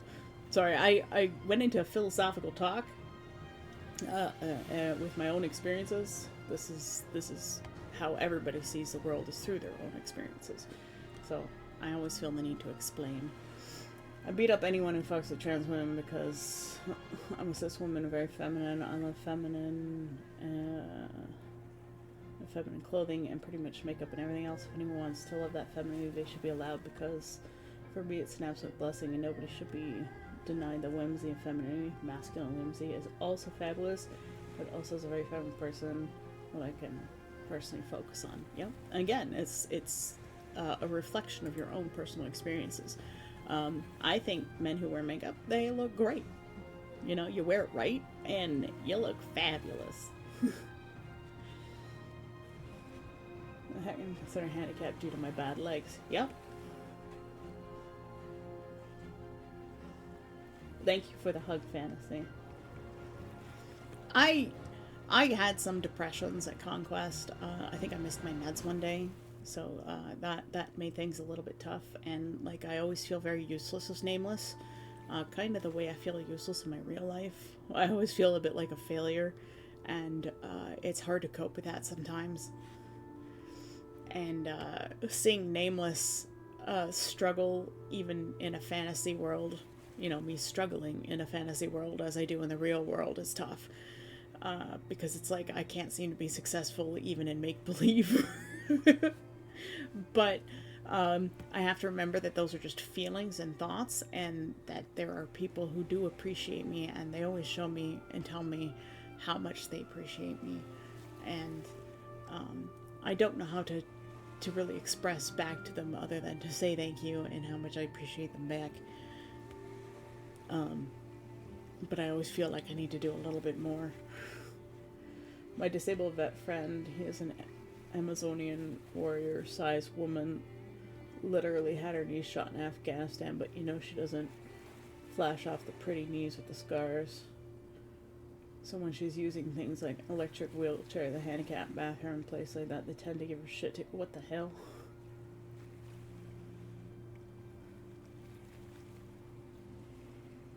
I didn't know you had a friend who was a vet. I didn't even see the message because I was typing angrily, but absolutely yes. The streams give me faith in humanity and make my days better. Oh, stop it! You're gonna make me cry again. Are you going to be out where you are? Because next month I'm out in Toronto for 3 days. Tyler, I'm moving back home at the end of September. I'm not awesome. Just a normal person. You guys are the ones that are awesome. You always show up and show appreciation and talk to me about my stupid shit. Yes, end of September.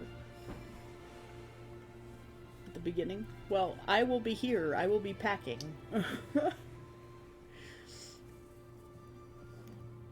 If you happen to have any room in your vehicle, I would super appreciate it if you might be able to take some things back and deliver them to my parents for me so that there's less for me to move.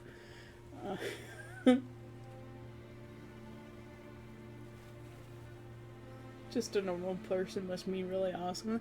Well then, I guess you guys are also really awesome.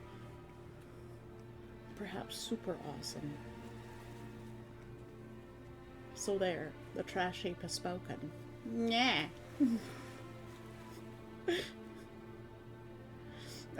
I have a lot of flaws, right? And I'm fine knowing that I have a lot of flaws. Humans are flawed creatures, and I just accept that this is a thing. That is a magical Uno. I like that. That's pretty. Everyone in the stream is awesome, and I love you all. Yeah! We're all awesome! Everything is awesome. You know what? Let me talk with Braddock and see, because we carpool, so we'll see what vehicle we take. And if we end up in his van, maybe we can take a bunch. But I gotta talk with him first. And today's his day off. More today. Yeah, well, I mean, like, I've got like a month and a half. But I'm packing lots of things into like smaller boxes. Oh, bye, Ty. Thanks for coming by.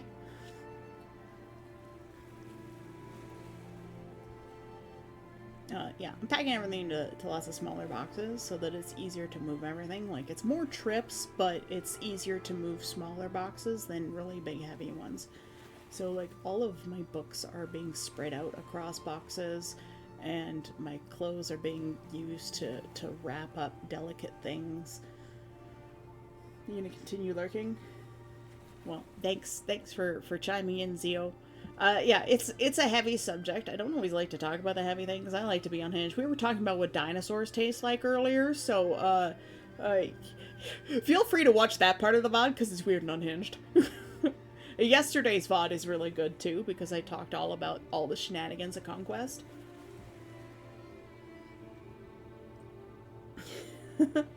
Delicious dinosaurs. Yes, they might taste like crocodiles or alligators.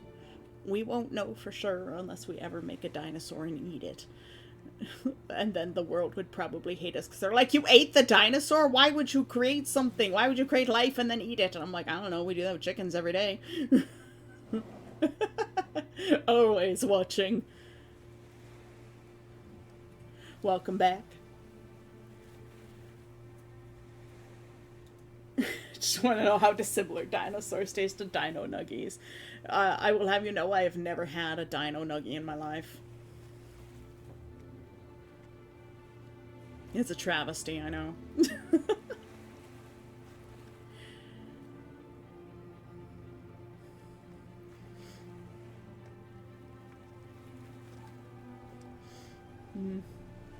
But next year I want to create a wax sealing kit to make Magical seals, protection seals, curses, etc. You try both the original and the nugget version. Hell yeah. We make dino nuggies with dino meat. Oh my god. Dinoception. Did you hear that, like, in Norway, they're like, oh, if anybody has... It's either Norway or Sweden. If anybody has pets that they don't want anymore, the zoo is taking them to feed to the animals. Which is alarming. Sometimes I forget just how big I am somehow. Dino squared nuggies. What do you mean, Conk? I'm confused. Yeah, it is very sad. They're like, oh, if anyone has any unwanted pets, we would like them to, so we can feed our animals at the zoo. And I'm like, what the fuck? Yeah, I found that one out. And, like, yes, we have a lot of shelter pets and unwanted pets, but that doesn't...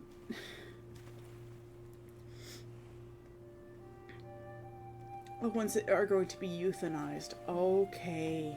See, like, I was not given the full news. I just heard it briefly, and I was like, what the fuck?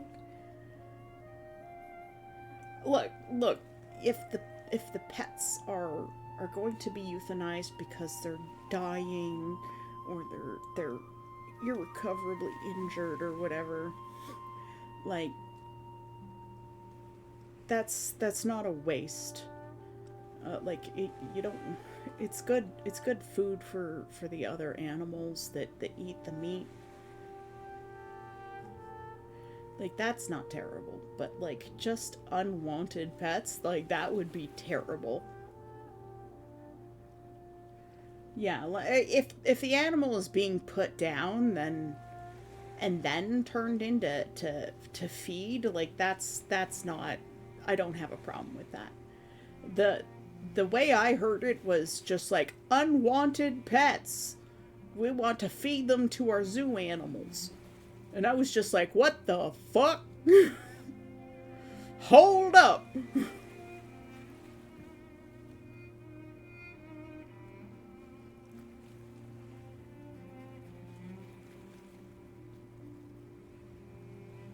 Yeah, turn in your unwanted pets. Just like, oh. But, like, if the animal is already being put down and otherwise, like, disposal of such things can be difficult, costly, and energy wasting, it's better to turn it into feed for another animal that needs it, right? Like, the animals in the zoo still need to be fed. Ponies are cute. I like goats. Goats are adorable.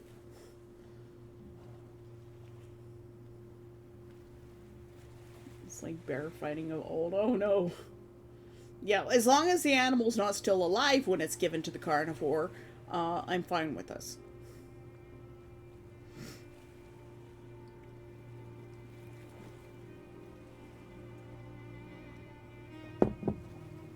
Bear versus cat. Cat will always win. The bears are terrified of cats for some reason. The bear's like, oh god, what is this thing? It's so small and it's so vicious. You seem like you'd like goats. Take it how you will. One of the, I think it's either Daily Dose of Internet or Daily Dose of Pets. The guy had a goat in his hands, and like it was a baby goat, and every time he turned it around and it saw his face, it would scream, and he'd turn around again and it would stop. And I was just like, this is adorable.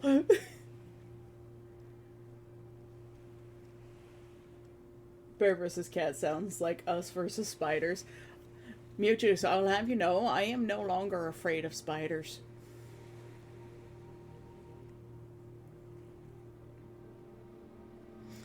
Conquest last year cured my fear of spiders. 'Cause I was so tired, I just didn't give a shit about them anymore.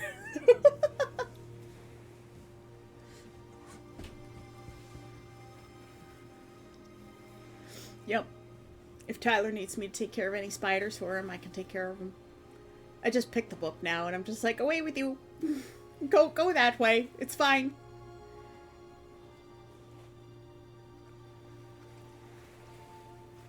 I used to be pretty arachnophobic, Queen Boo. Until last year, I was so tired, and I opened my sleeping bag, and I saw 5 of them, like, scuttle.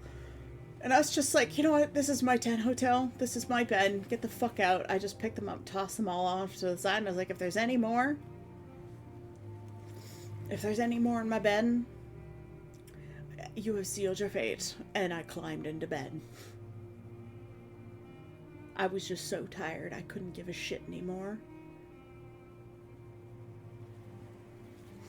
Well, yeah, I don't like the big ones.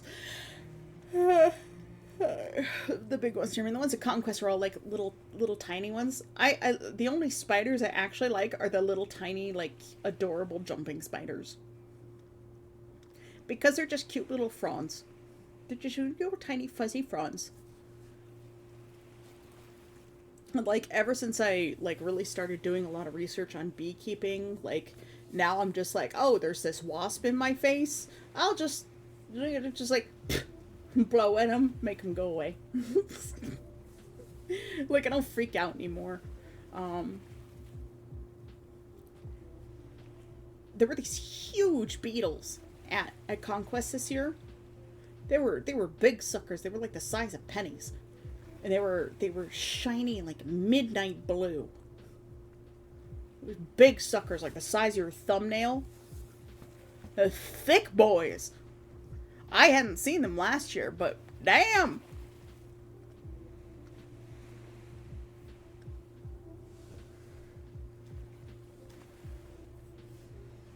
Daddy Long is mostly fine with for some reason. I don't get it. I think knowing about the existence of dryers, which is why I still hold some interest in spiders, despite being also terrified of them. I don't know what dryers are. I chucked a bunch of them into the fire before they keep bothering me. Jesus! You like beekeeping, Daddy Longlegs, or Harvestman? Have probably come up. Yeah, I used to play with Daddy Longlegs when I was younger because I never saw them as spiders, and then later I started seeing them as spiders, and then I became afraid of them. But not so much anymore. It's the legs. It's all the legs. I just don't like it.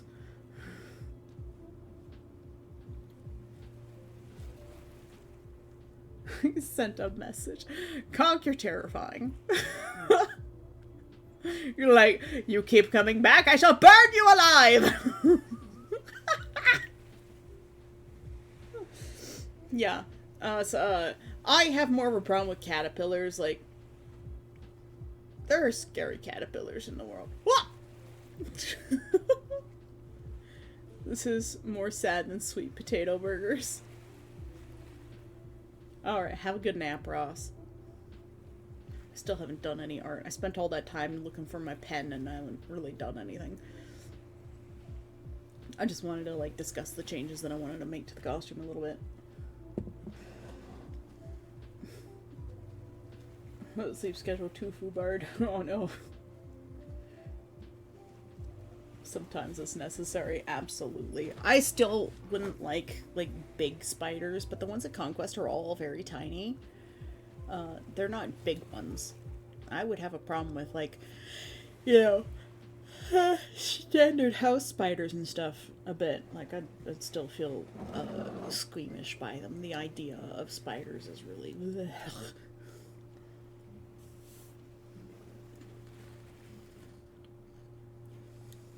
Hi, Mathis. Yeah. I'm a lot less afraid of spiders than I was before, especially like little tiny ones. They were all over Conquest. The big honking blue beetles, I don't know what they were, but they were really neat. They're like mini scarabs. Let's see if I can, like... They were just, I think they were more like a square boys. Controbster says, have RT or departee? But they were big honking boys.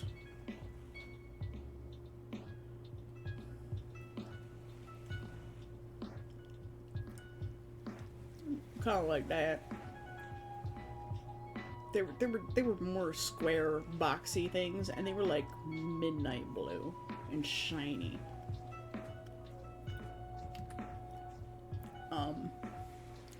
They were neat. Like I said, they're like the size of your thumbnail. Maybe a little bit longer than the average thumbnail.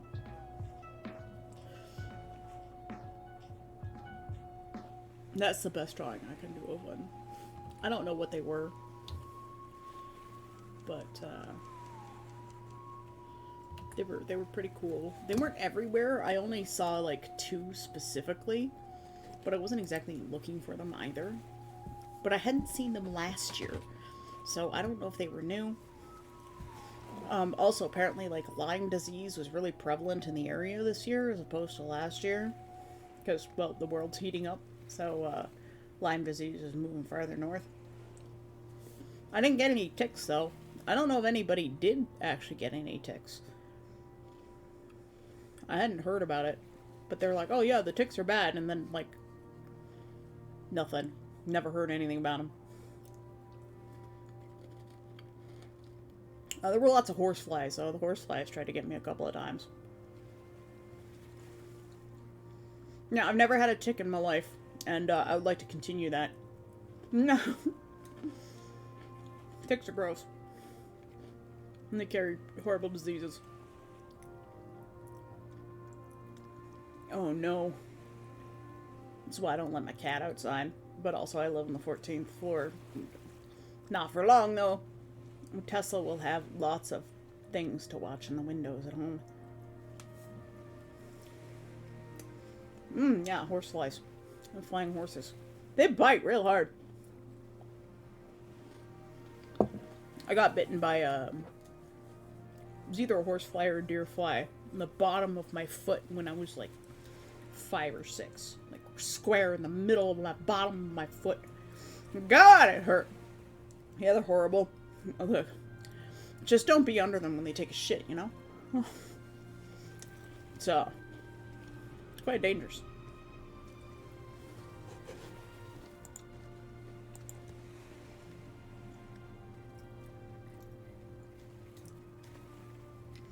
Yeah, I've never had a tick, but I also don't tend to wear, like, shorts and t-shirts and stuff.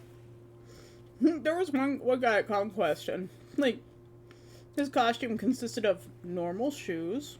At least they were, like, solid black.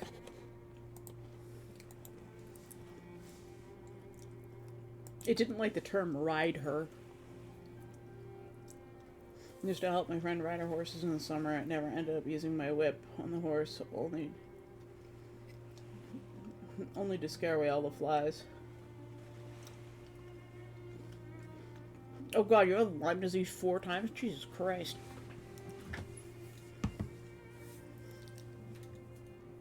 Yeah, I'm paying attention. Make sure the Automon doesn't censor you guys. I'm just an innocent little horse squirrel. Horse squirrels are never innocent.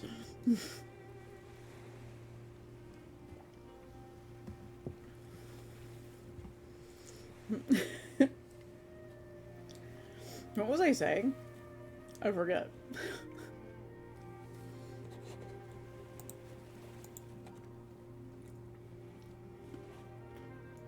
Well, it will be now because I've allowed it.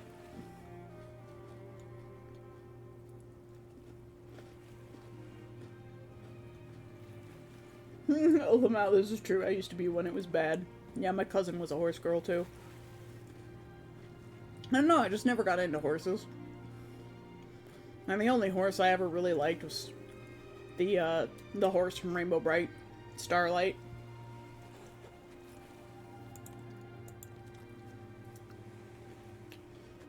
Yeah, I love bastard swords too.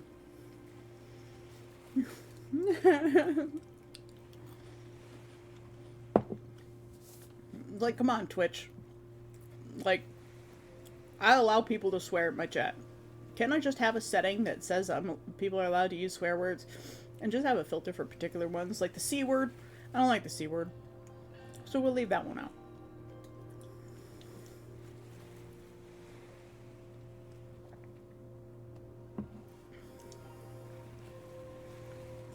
Personally, I prefer more creative insults, like inbred loony biscuit and tiny fingered Cheeto faced ferret wearing shit gibbon.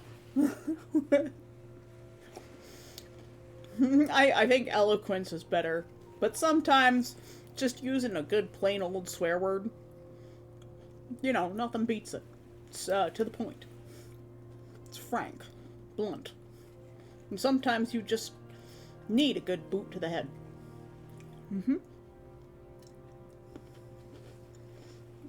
Ultimately more painful than a posh English accent.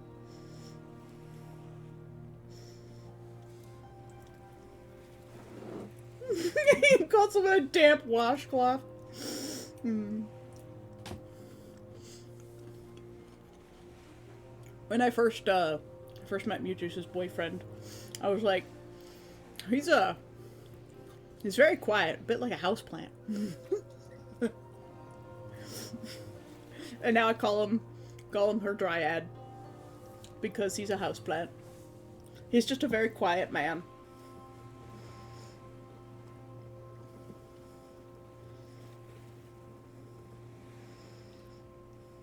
I mean, true. It's like it's an absolutely peak insult. Should have called him moldy washcloth. Ew. Yes, I has experience with a roommate who, in college, who had a moldy washcloth. Personality of a houseplant. Ah, yes. Yes. And these are dryad now. It's like, one of the plant people from Guild Wars.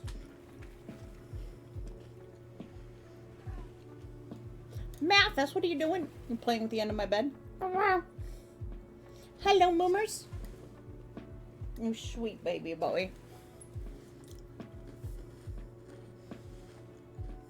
I will argue with anyone and everyone. Hey, sometimes you need a good argument. Arias and Grem, they had an argument last year on Skill Tree. It was a whole thing. Graham stepped down from being a moderator and never returned to the chats and stuff. It was a whole thing. They meet up at Conquest, like, I think they were afraid to meet one another. And I just happened to be standing there and they made up at Conquest and I was like, oh thank God.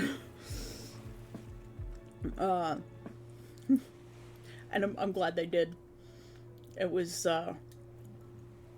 nice. And then they were like, well, if you never need to have an argument with anybody, I'm open for it. And I'm like, oh, please, God, no, not again.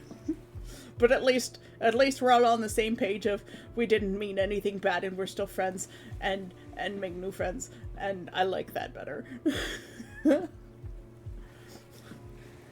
Watching them make up and become friendly and made me feel so happy. Because, like, they're both very lovely people.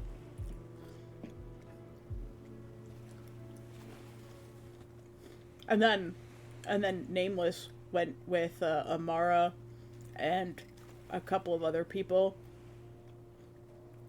to the Crimson Company with Jonathan.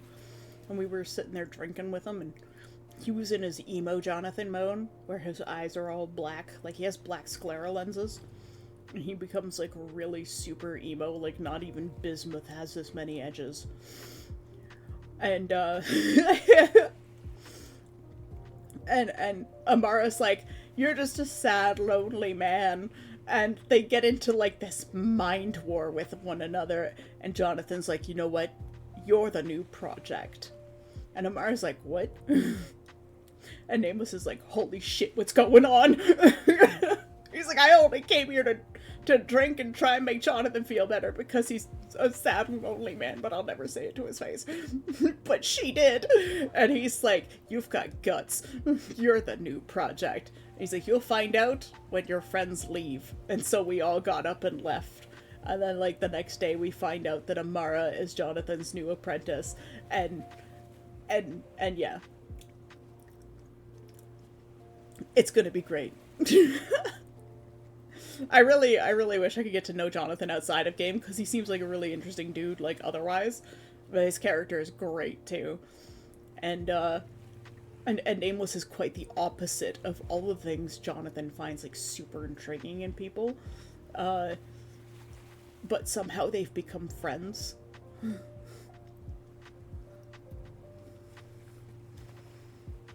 I like insulting power scalers, especially. Pull the classic Rasputin versus Santa. What are they gonna do about it? What?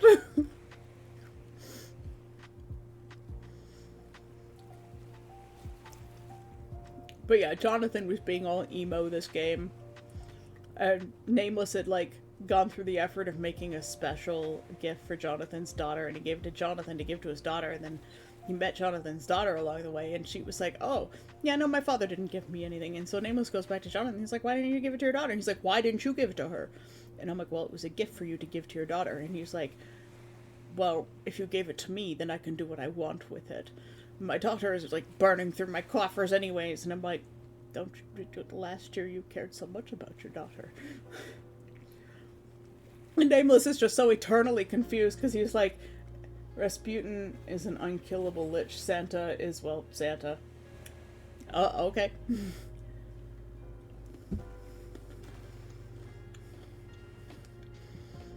So, Nameless is just so eternally confused by Jonathan, because he's like, oh, I lose everyone I love, I always have to watch them die because I live forever, and he's like 160, and Nameless is like, bro, I'm like 800. Fuck it. And that's how we became friends. Jonathan had forgotten that Nameless was older than him. At one point, Jonathan was like, why should I listen to you? And Nameless was, because I'm older than you. And Jonathan was like, are you really? How old are you? And Nameless was like, we've been over this. I'm over 800. And he's like, right. Ah!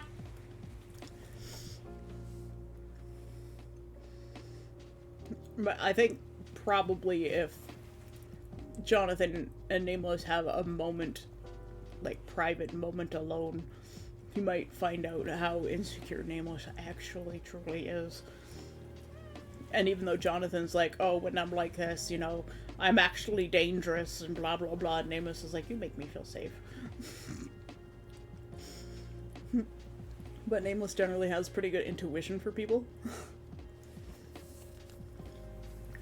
And he sees Jonathan, he's like surrounded by power and people who care about him, but he just like, he feels like he's sad and lonely, even though he has all of these people who care about him and follow him and would fight wars for him, kill gods for him. Nameless probably would too. And Nameless just wants to, like, just hold on to the hem of Jonathan's shirt. That's all he wants. He's like, you make me feel safe.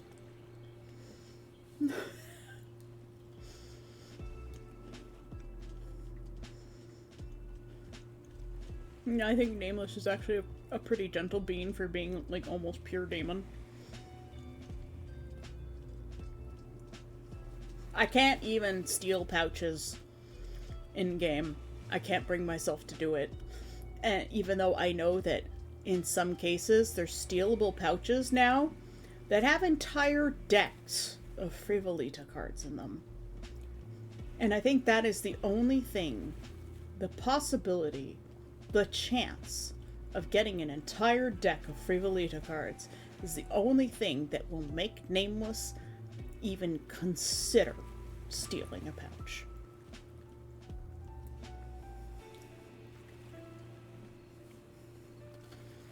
And even then, he might just ask the person. And it would be like the weirdest thieving ever. He'd be like, I've heard that there are secrets in some of these pouches. And could you maybe spare your pouch for a poor starving incubus?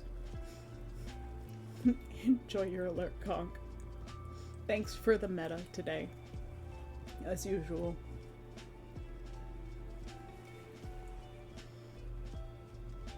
So yeah, I have plans for next year. I want to create a little kit that's good for making wax seals. so I can make like curses and protections and stuff and sell them. And I think that's going to be my shop and business. And I want to do it a little magically, so probably have some lights and stuff in there. Maybe some powders to like make the flame do pretty things for the candle, for the wax sealing. So that's gonna be what I spend the year working on, other than like fitness and stuff, and gathering muns.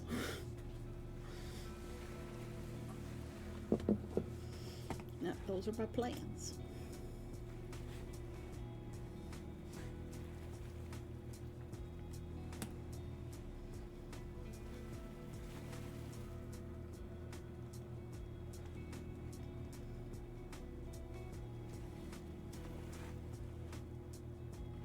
We are quiet today. I think I can close that.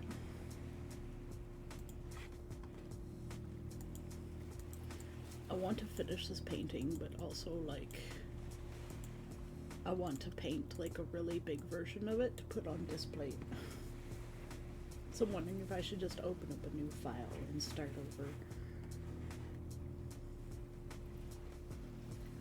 But I need to look up the display, the sizes, so that I can pick the right canvas size. But Reginald's painting is so good, and I want to sell a version with Reginald and one without.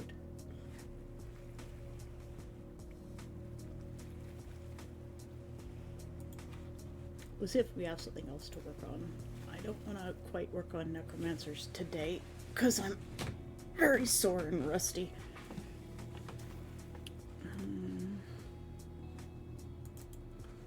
Do we have another practice piece that we're doing?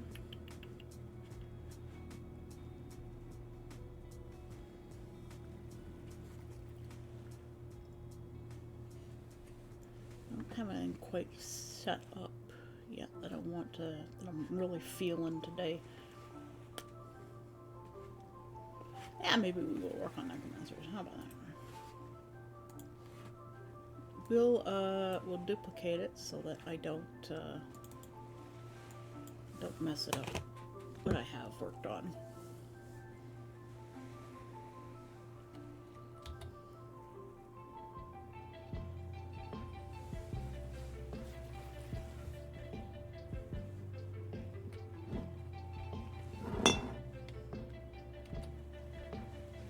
I'm starting to feel the tiredness seep in to my body. Let's see.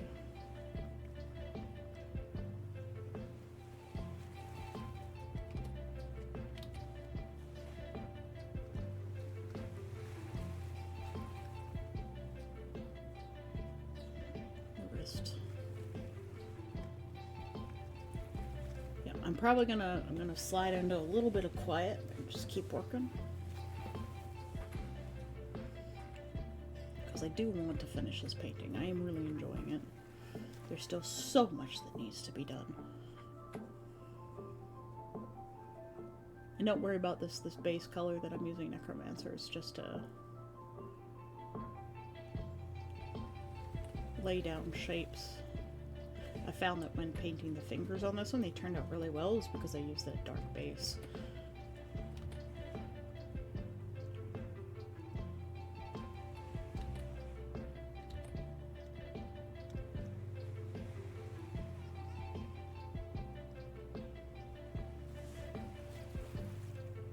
There's still something wrong with this arm too.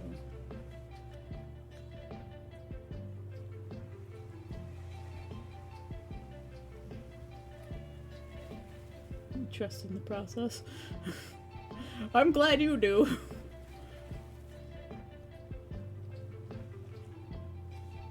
This arm is too short. That's the problem. No, that is not what I wanted. I think it's...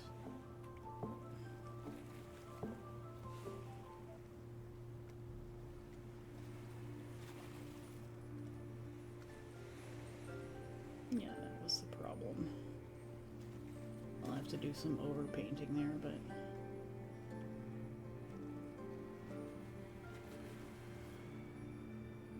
that's part of the problem.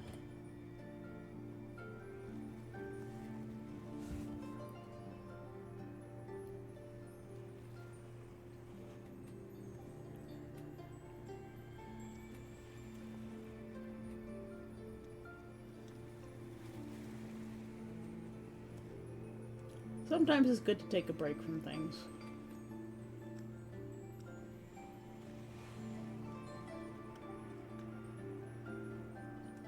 And this one definitely had a long break.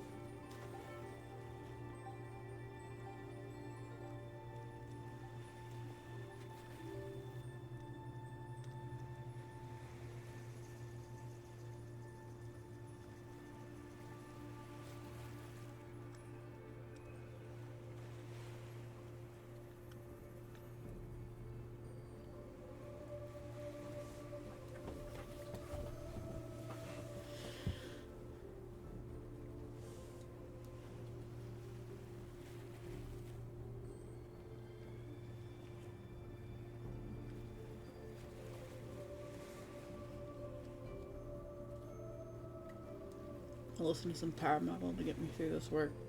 Don't want to do. Maybe back in a bit if you're still streaming. I'll probably be going for a little while longer. Enjoy your power metal. I'm sorry my music isn't as exciting as yours.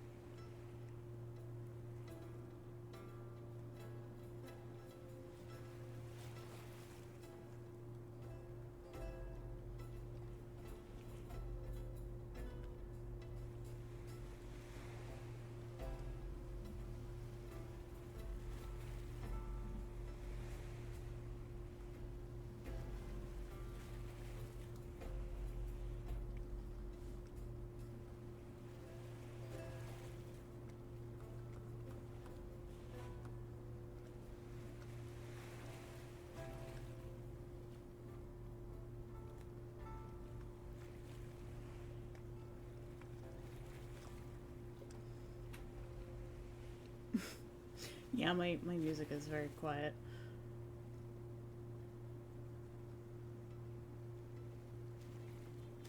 I am the chill morning streamer. But maybe a little bit too chill sometimes.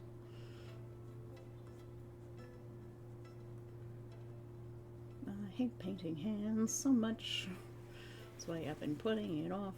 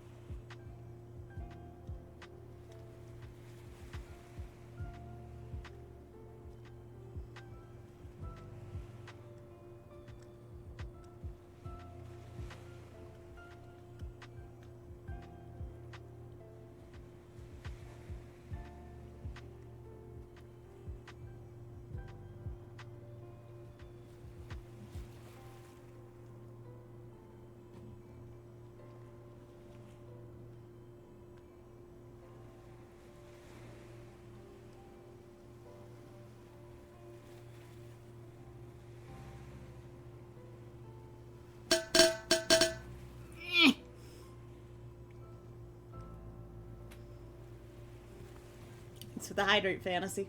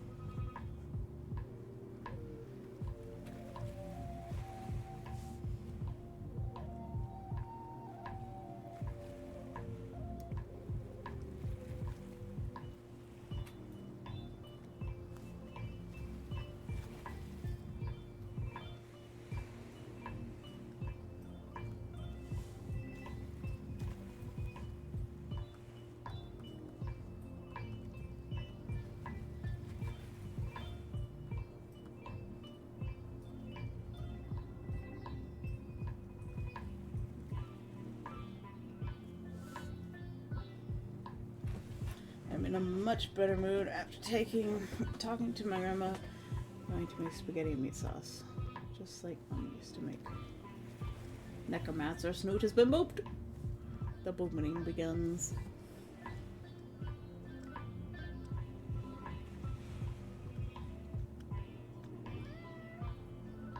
What do you want, Mathis?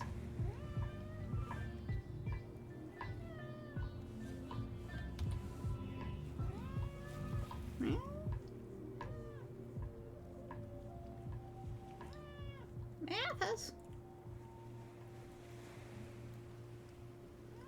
Meow. Meow.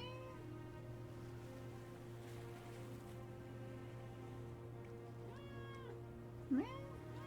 Meow.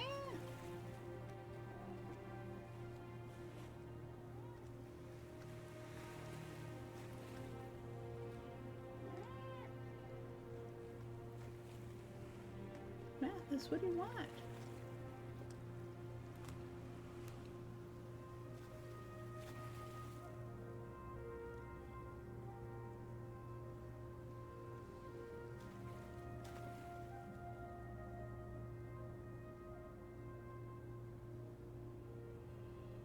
Oh, Mathis, your claws are so sharp.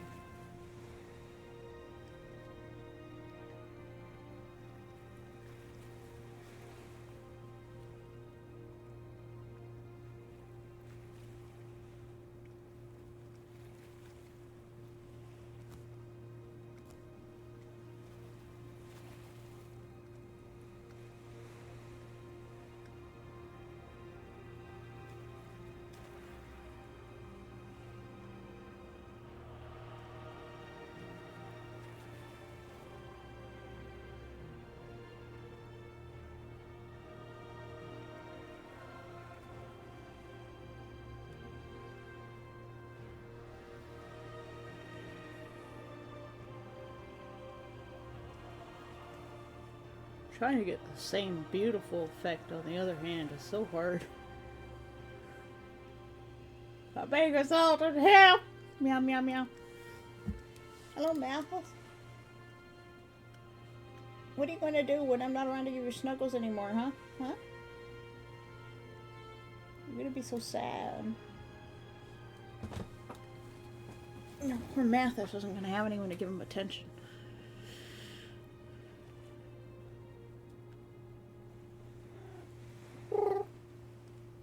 Mathis, I'm trying to paint. Oh, yeah.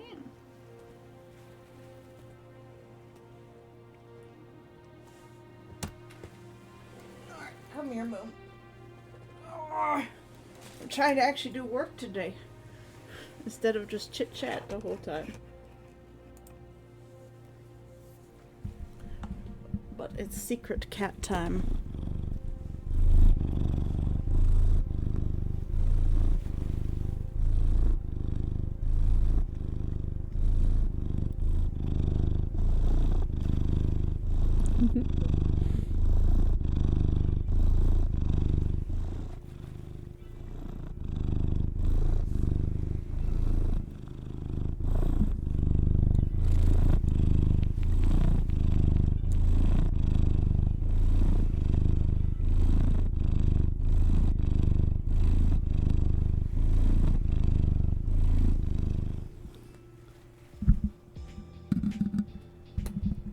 Well, it's secret because there are so few people here right now. Conk has gone for a lurk, and Queen Blue's gone to listen to power metal. Zeo's probably prepping for stream. I think Mew Juice is lurking as well. Tyler's gone back to work. So there's only really the two of you that are talking.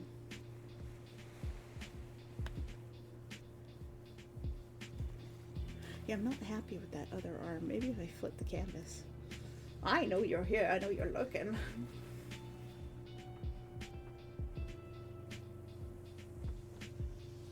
Right, Mathis?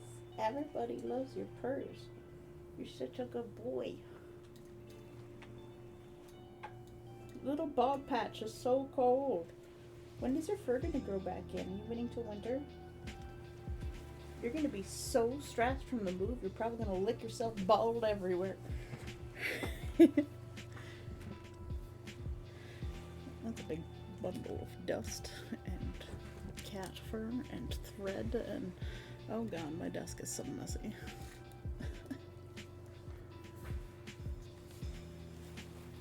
How much is my commission price for clothing for Conquest? That will depend on how much you want me to design.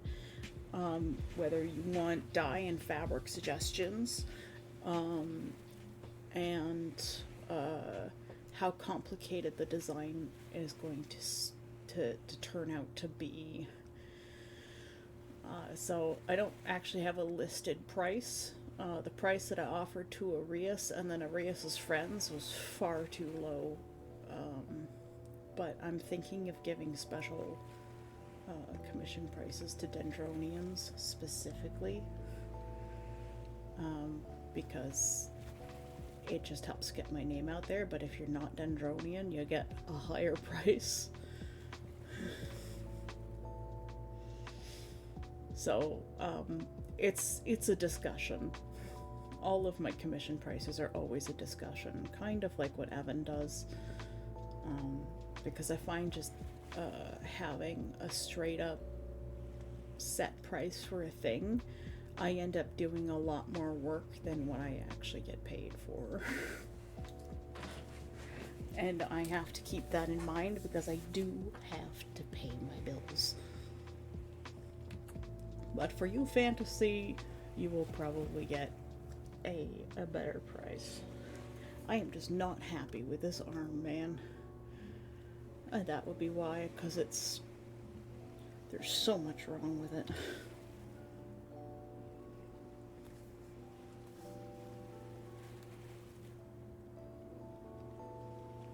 We are going to do some chop shop.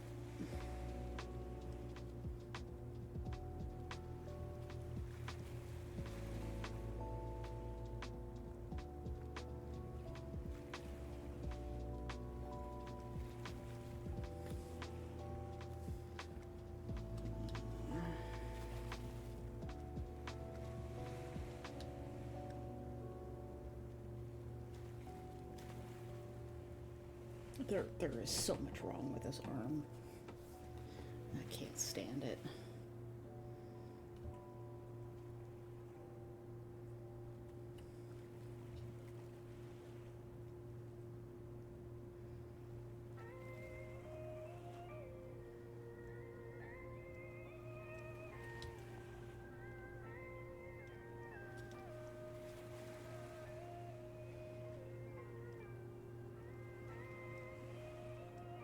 There's something wrong with both arms.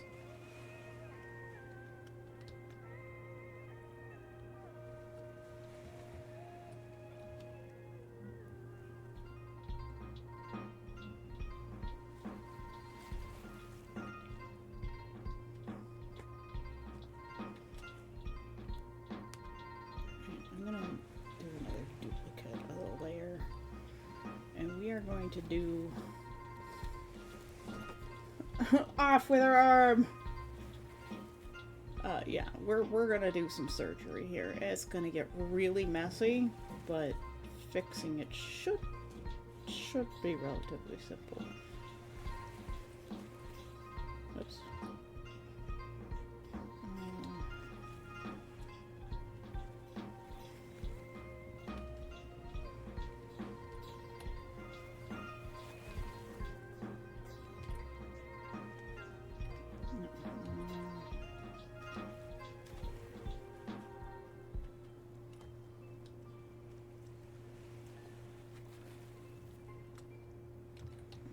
This is what I wanted to do.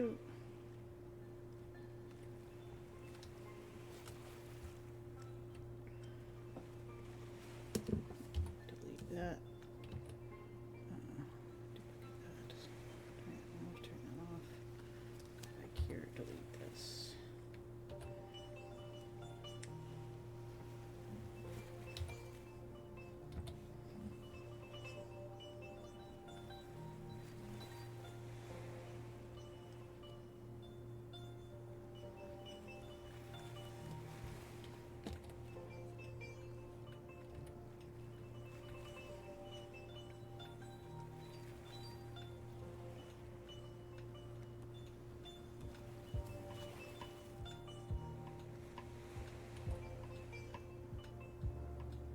Trust the process, trust the process, trust the process.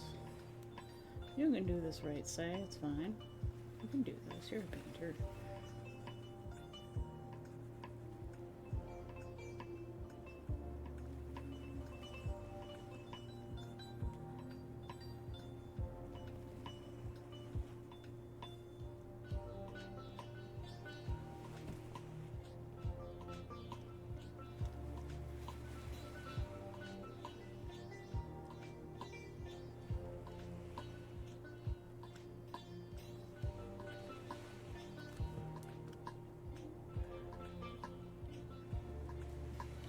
Erase this.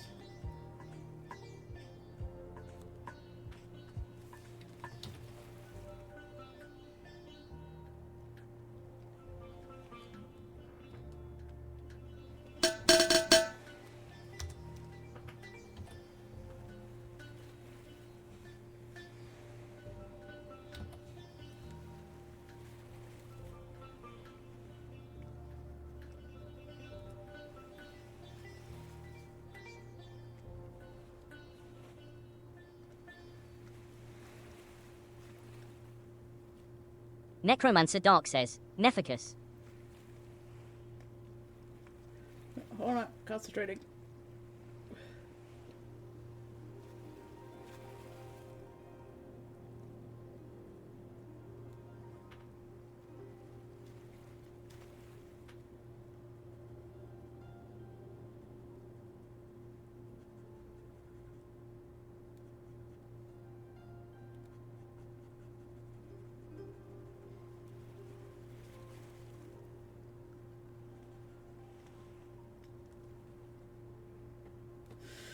Thanks for the hide right now. I trust the process. And Necromancer, I might have sneakily included something in a short story about a kind, art-loving Necromancer. Necromancer is famous. Not yet, but I'll post the short 300-word story in Discord. I've made sure it's formatted correctly. No spelling mistakes. And we stretch. Thanks for the stretch, Decker. Nefficus. And the hydrate. Alright, go with this with the eraser, and then we'll merge these two together.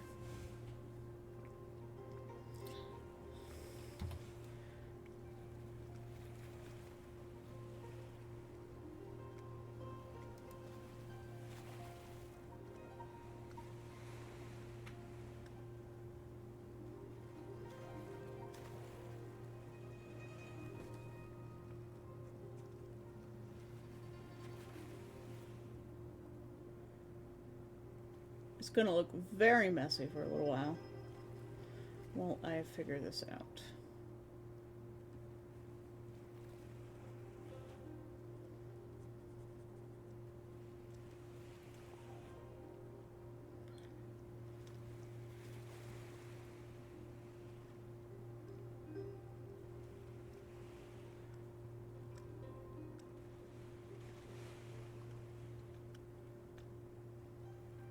All of that beautiful work I did around the edges.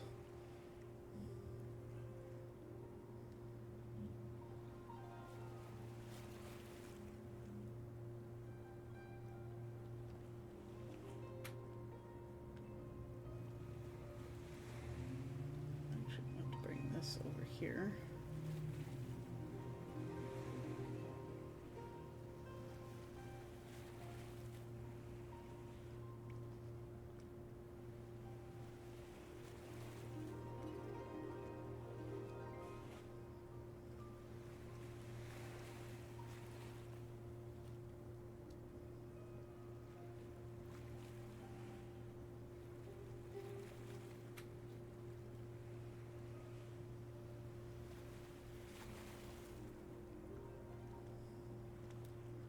Sometimes it just helps to flip the canvas entirely.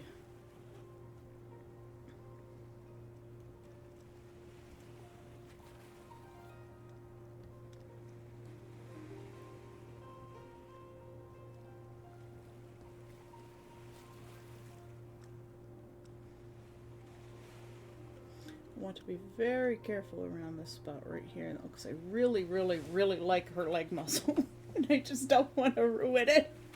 Ah!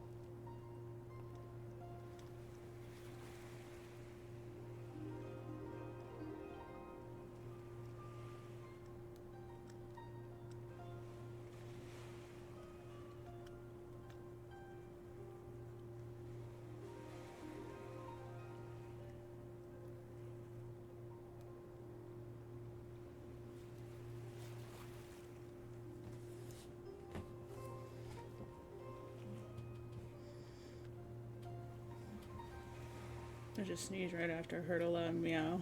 Like a scared cat. What? Like you scared a cat, or... I'm confused.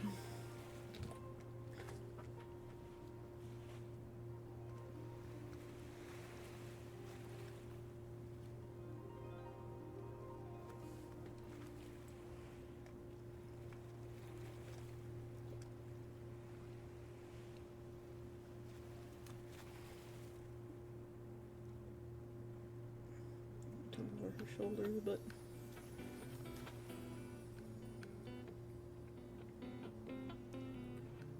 that's why this one is not wrong here.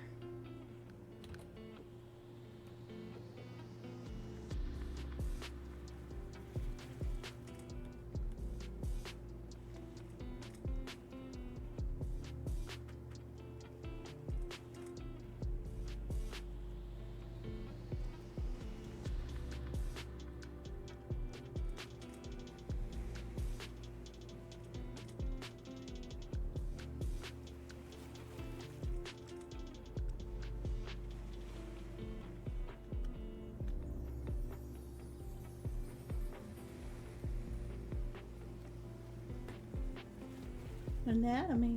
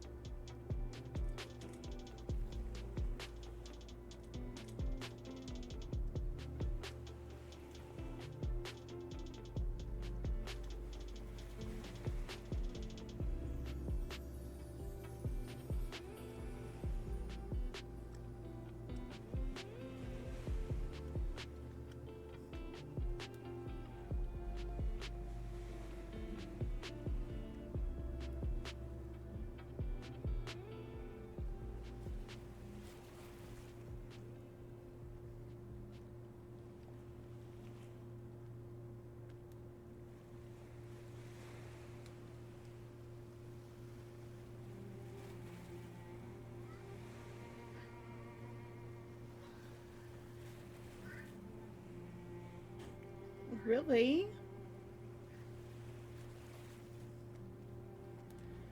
Okay. This might be a bit of a mistake. We'll find out.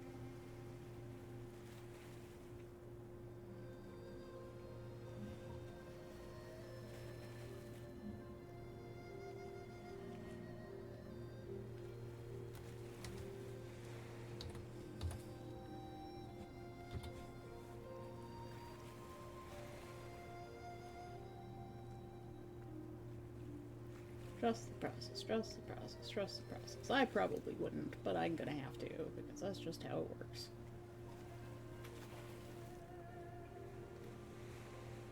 I'm just glad I can do this digitally. That I can save layers. Because if I couldn't, this would be a disaster of a painting.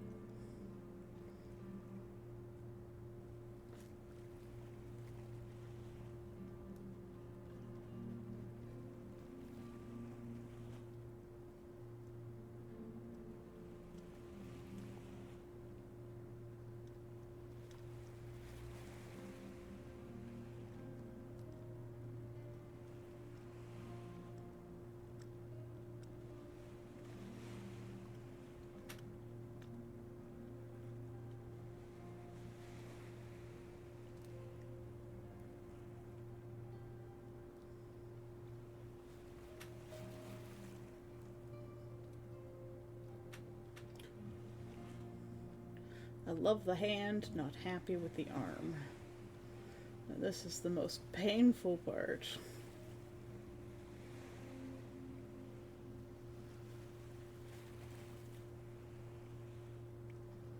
Right, we'll just deal with the tail later.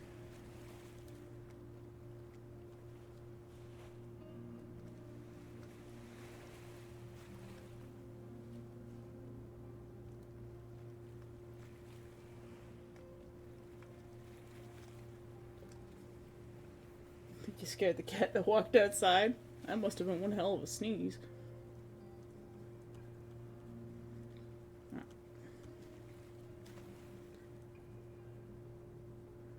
Just paint over as much of this as possible.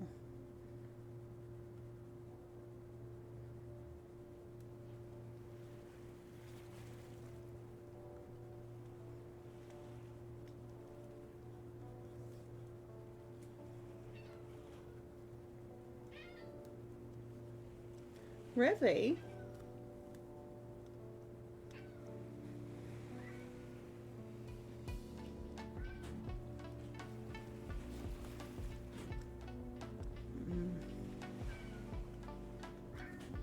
God, something's fairly wrong with the arms. I'm just gonna fix this later.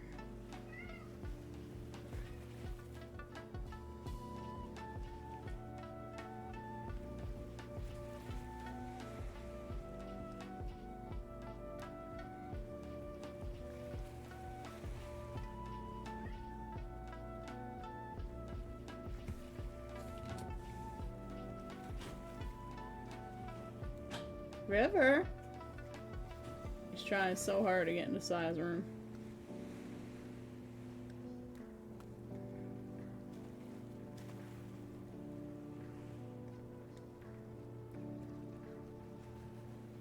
First of all, too thick.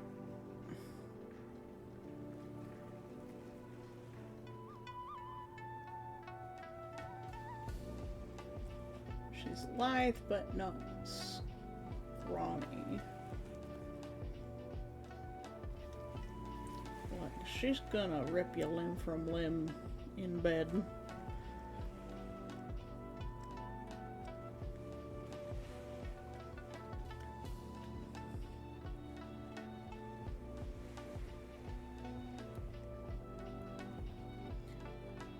This is where the problem is. Right here. It's getting the perspective. The foreshortening is such a pain.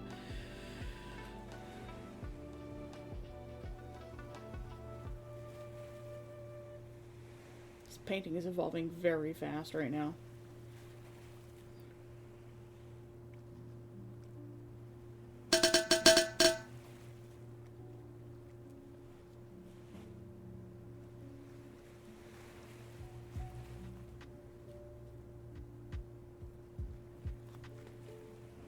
Sorry if I've ruined it, Necromancer.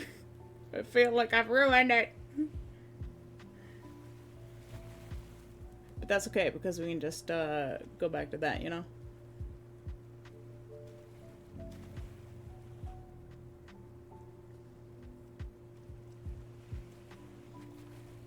We can even go one step further back.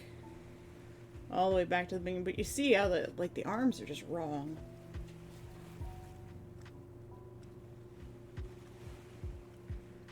The arms are wrong. They're just straight up wrong, but I love that hand so much. I think what I need to just go in and do is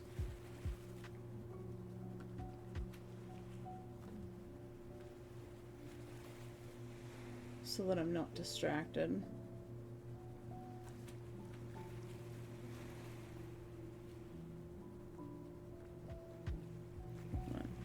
I haven't done anything on this one by accident.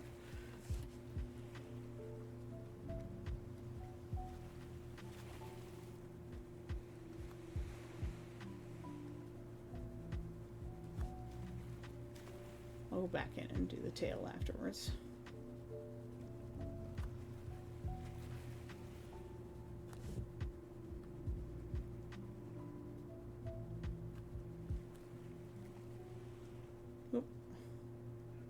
Come on now.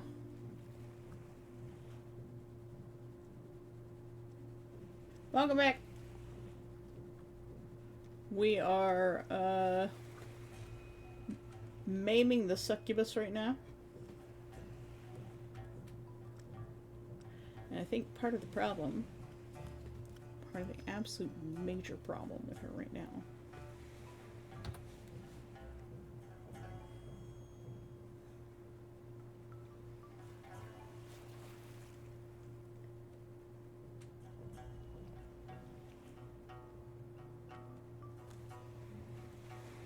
is her legs are too big. Her bottom half is just gigantic in comparison.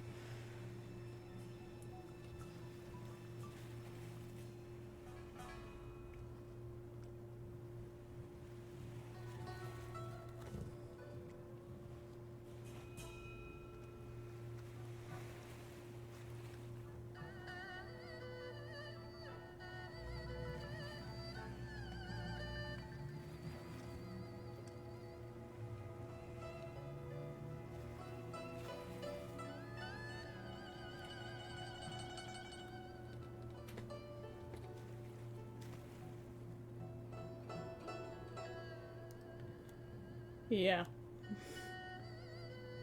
It was disproportionate.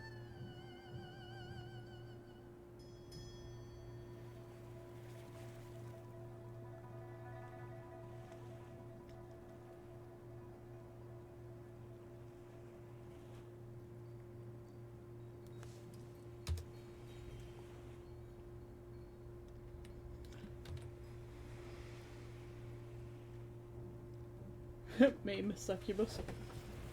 Yeah, go to sleep. If you're tired, sleep. Alright.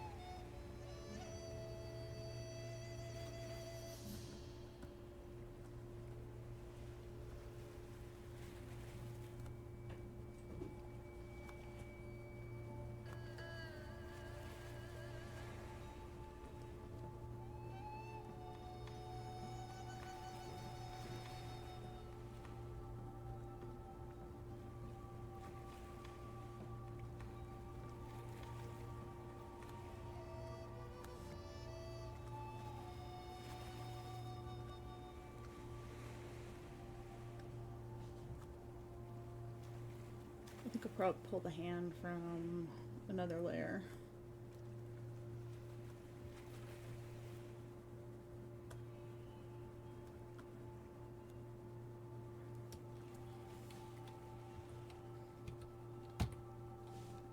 I don't know why.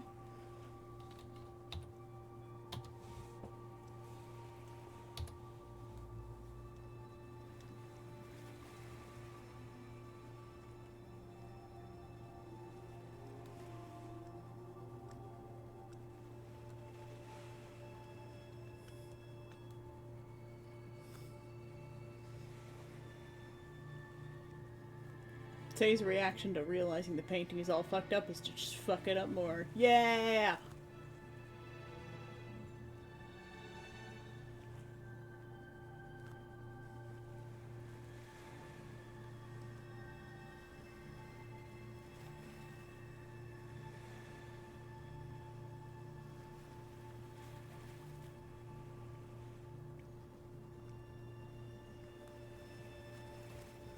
Yep, we're gonna have to pull a hand from another layer.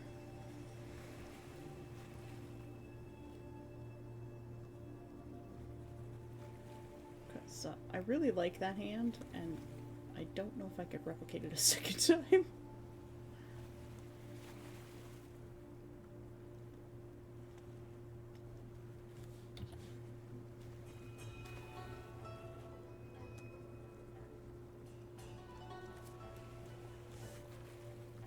I think this is what was bothering me, is I had the thighs way too big in comparison to the rest of her body. So we've got chest.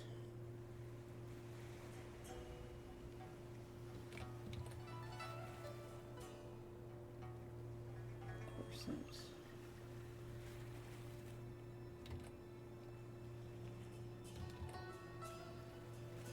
hips.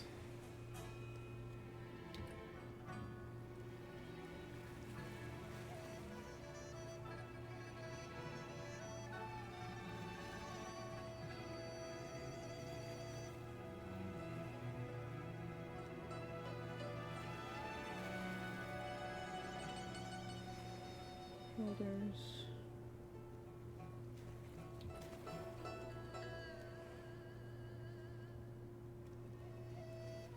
Elbow.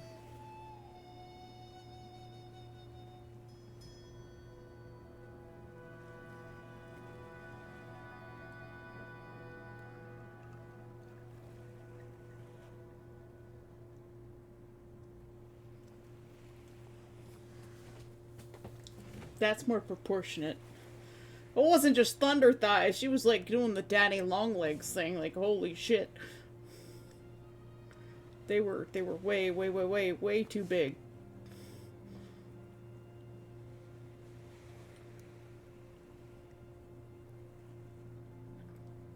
Because now you see the proportions to her arms makes more sense now, right?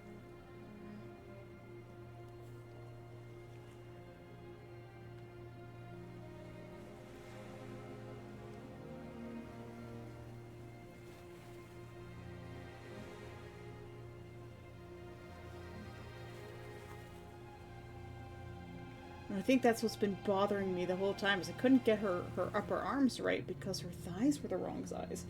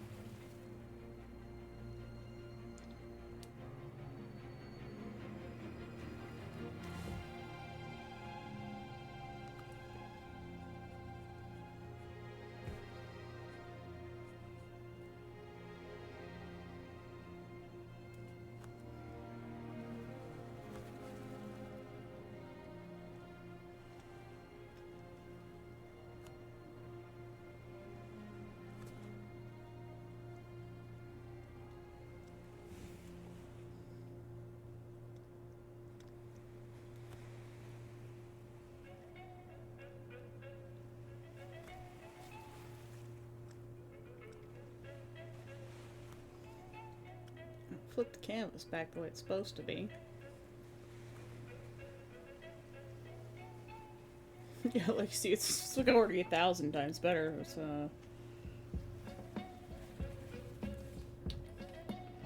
grab a couple of these colors here and go back to this. Immediately lose that color that I was working with. I want some of the light reflected from her wings.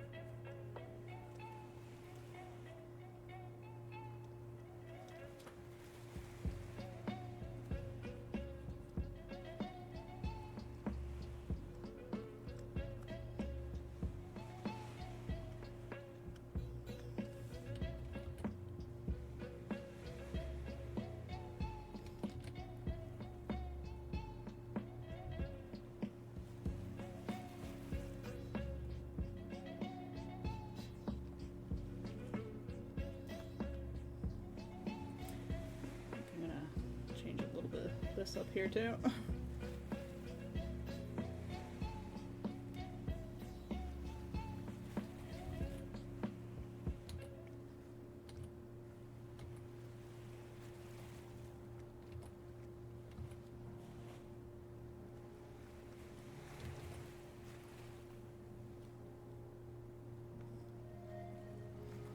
Your painting is evolving, Necromancer.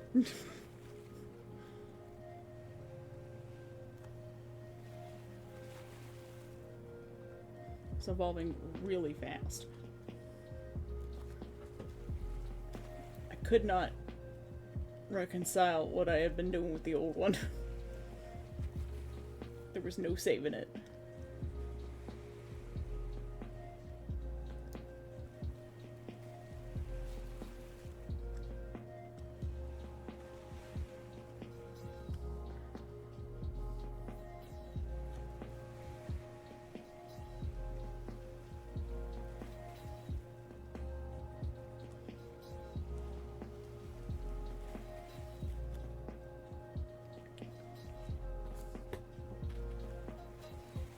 Now she actually looks like she's resting on her elbows.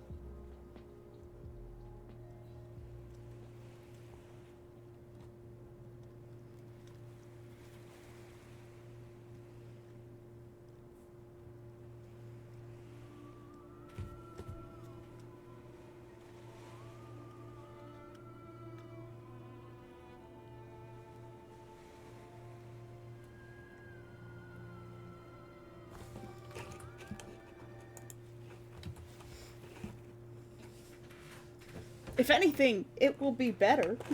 At least I hope.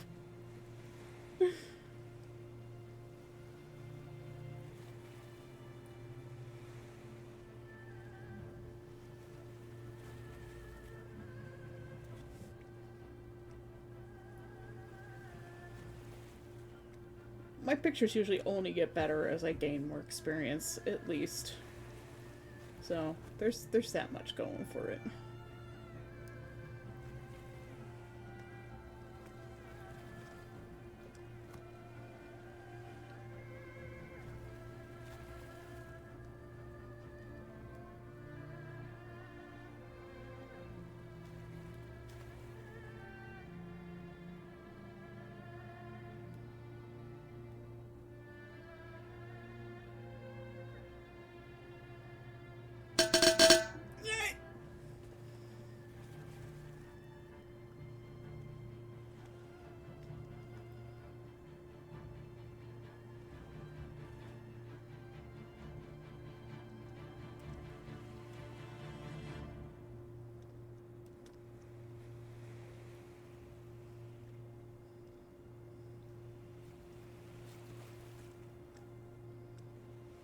Necromancer Dark says, Sione. Thanks for the hydrants, eh?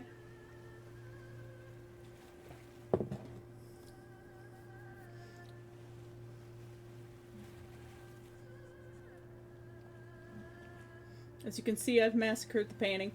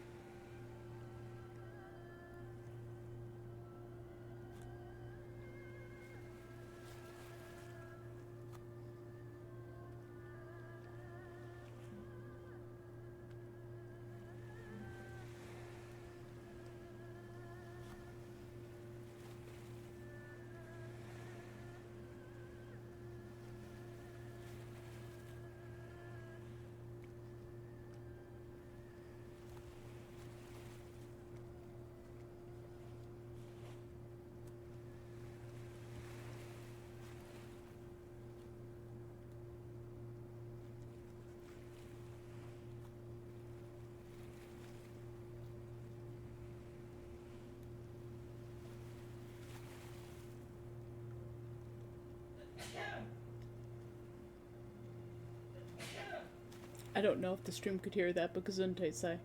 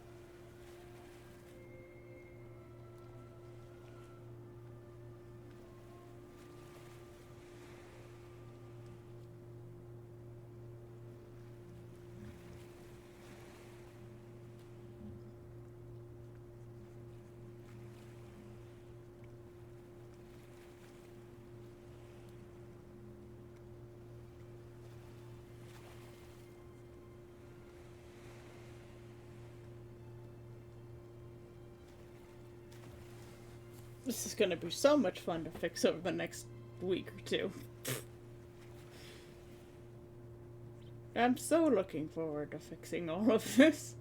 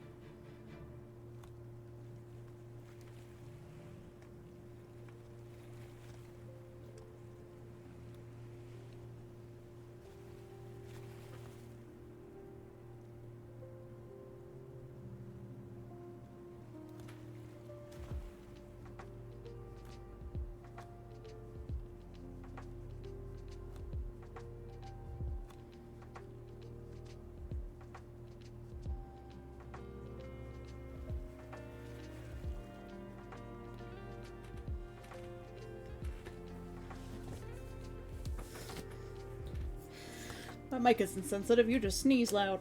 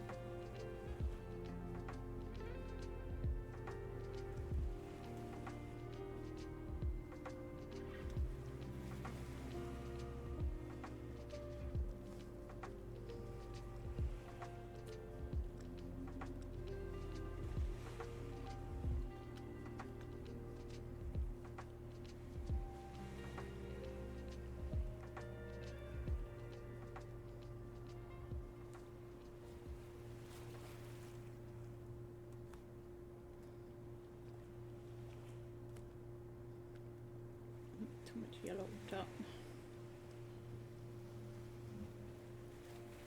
We don't have a source of yellow light.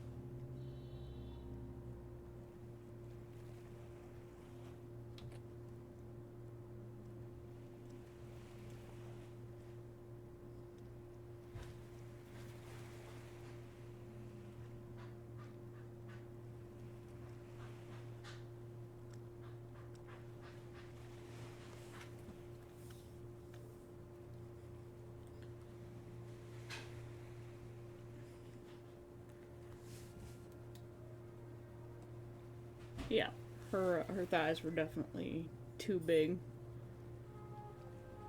by comparison. The proportions are just better.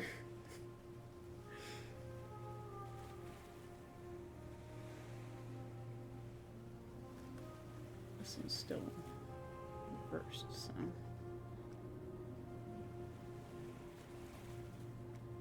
Which in turn fixes her posture, right?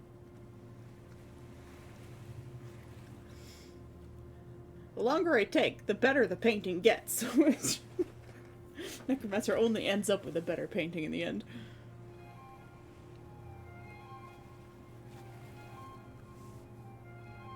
There's some changes I want to make.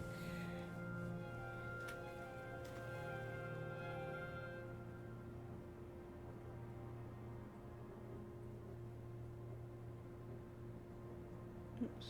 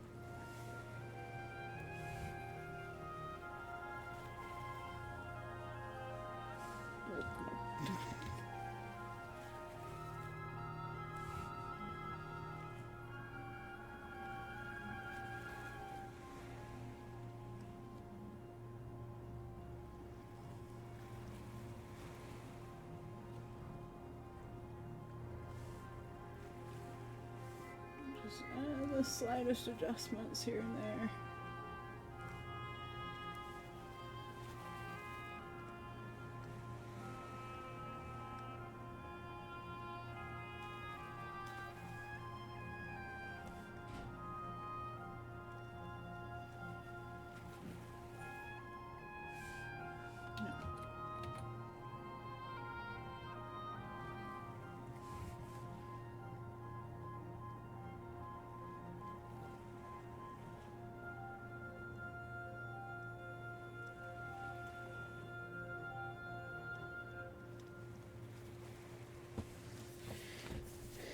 Okay.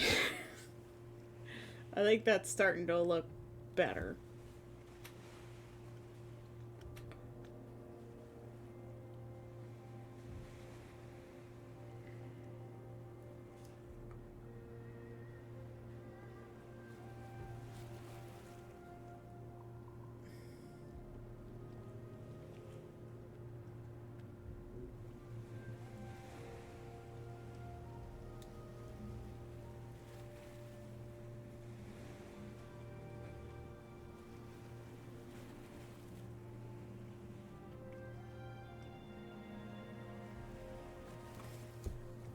Oh, Dancing Dino.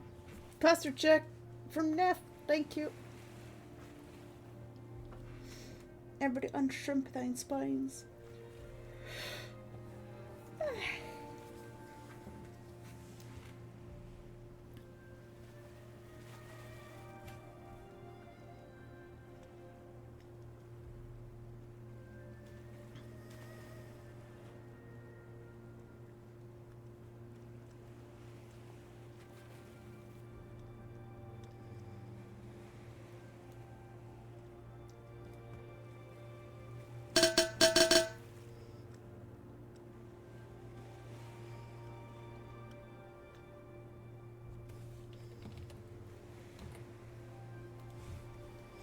Thanks for the hydrate, Naff.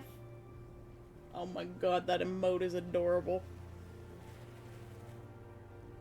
Little tiny rave cat. Sorry, I got really quiet.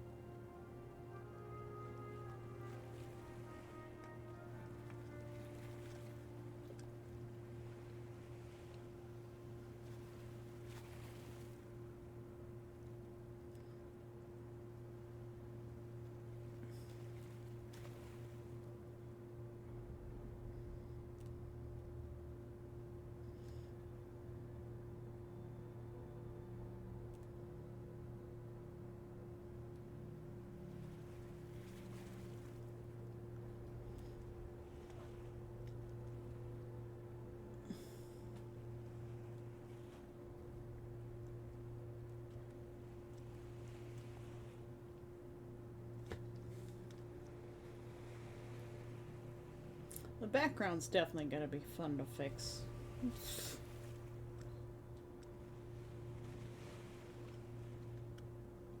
Oh god, what did I do?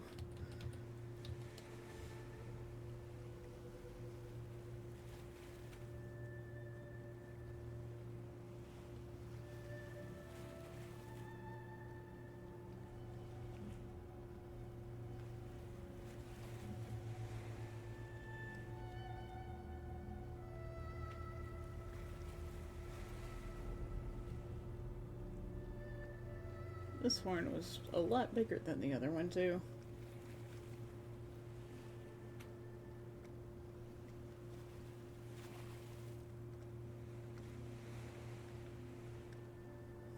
You fix one thing and then you start fixing more. Before you know it, you're on a whole new painting.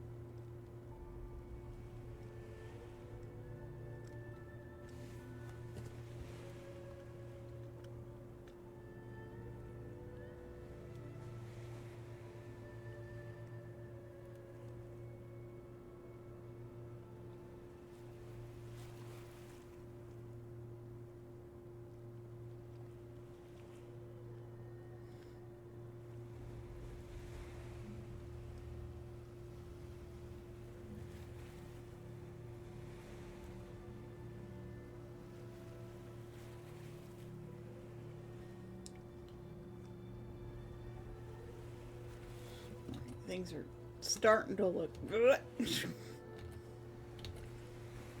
What was I just saying? Things are starting to look back to normal.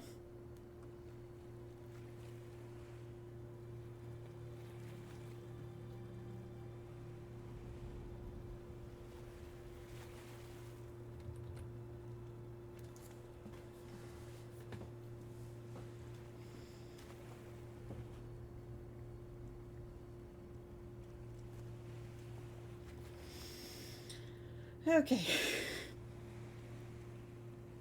Is our painting a painting again?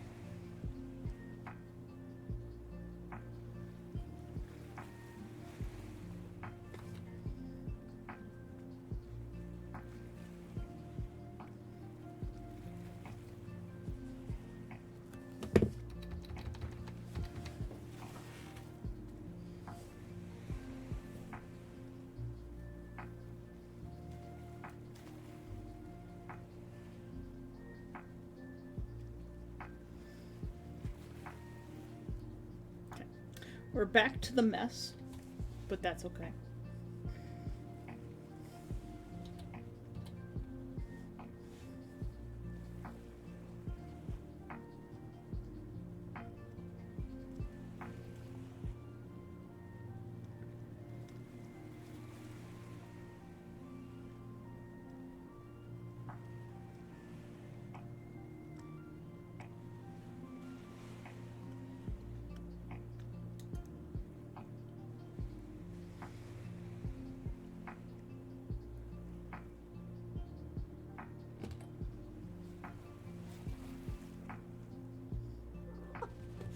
Velcro! Ah!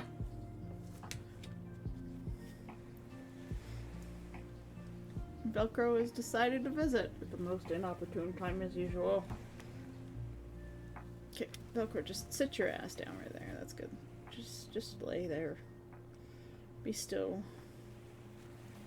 Lay like broccoli. Nope.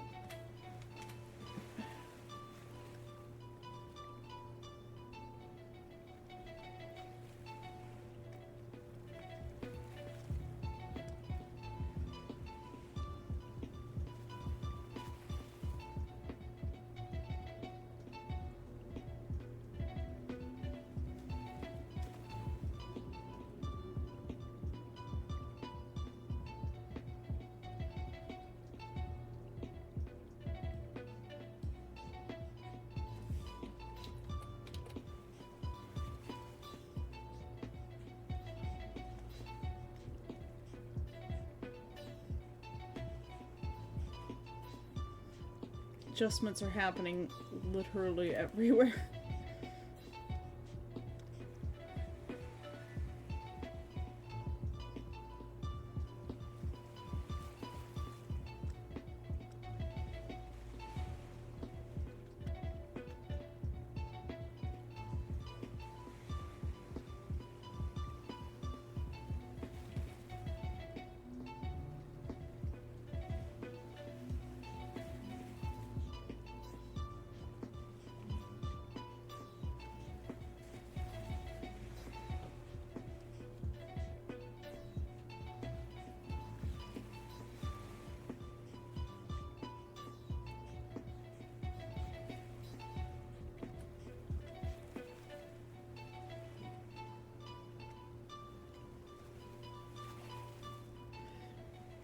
Here I thought I was out of practice, but I've already made this painting 10 times better. Use too much salt or butter? Too much salted butter? Okay, I like to work at a certain distance here.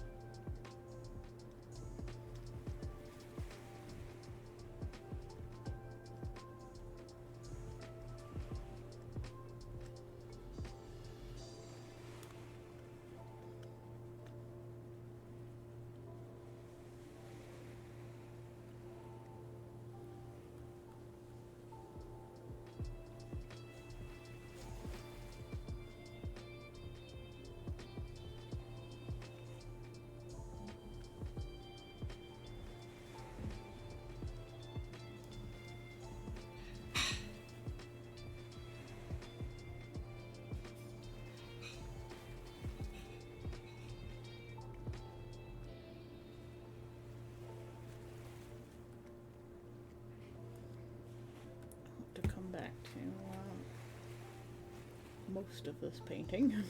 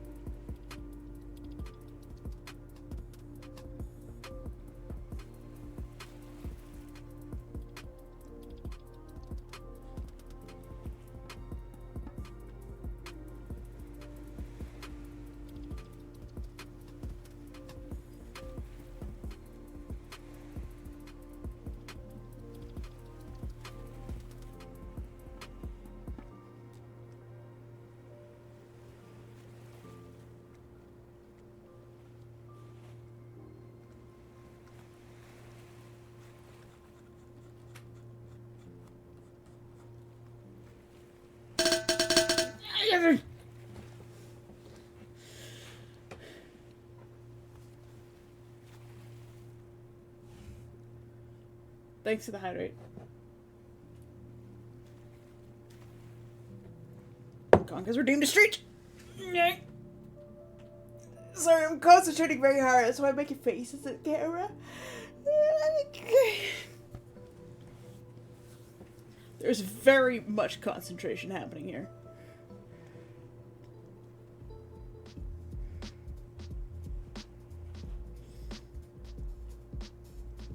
Silver1754 says, "Help, I saw a fisherman trying to catch me." Oh no! Eat the fisherman. That's how you deal with them.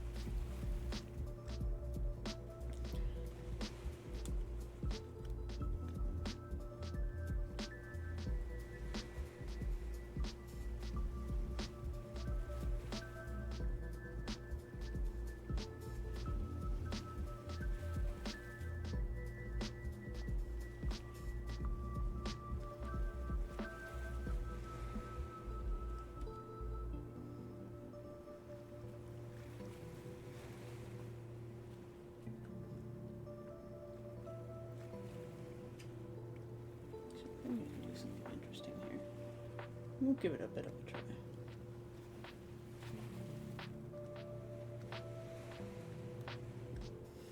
Maybe not.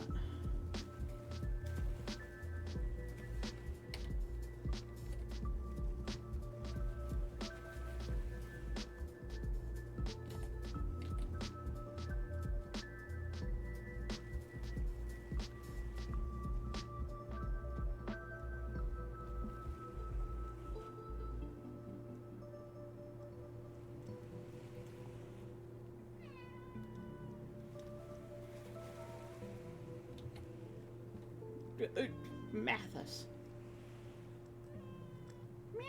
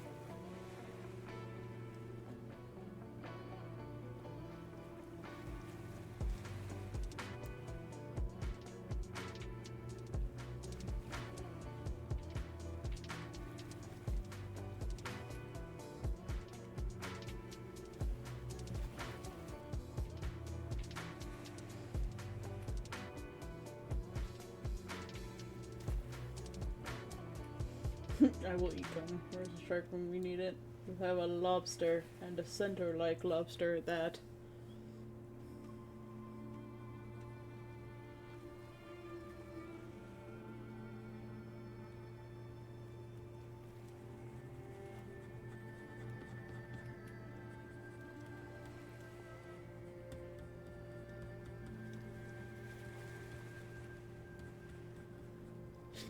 I've basically redone this whole painting in this setting, except for this one calf muscle.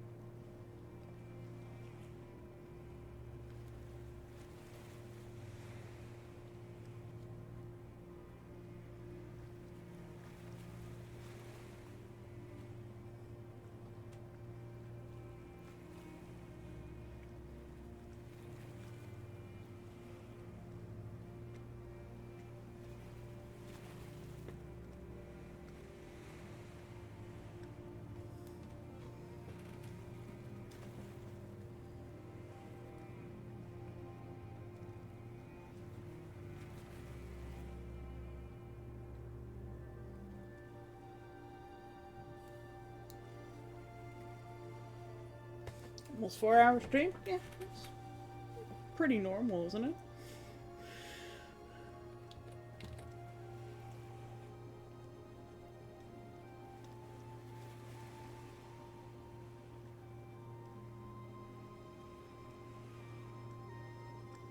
And 4 hour streams is what we used to do. Sometimes 5 or rarely 6. Gotta make up for that week that I left behind.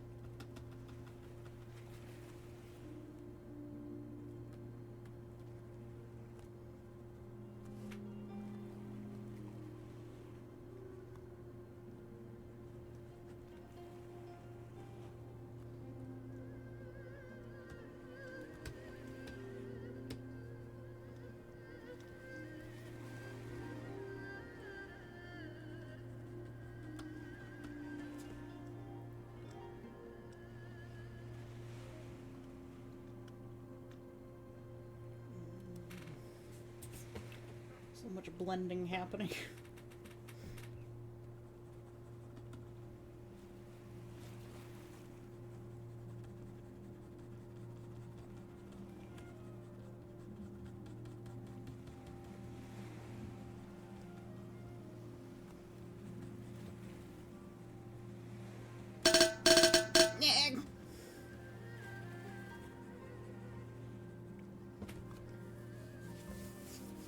Thanks for the hydrate fantasy.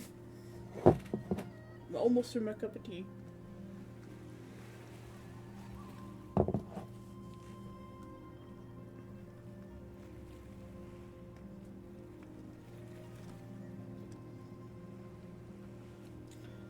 Yeah, redoing the background is going to be very interesting. I might have to cut out the whole figure and paint the background separately at this point.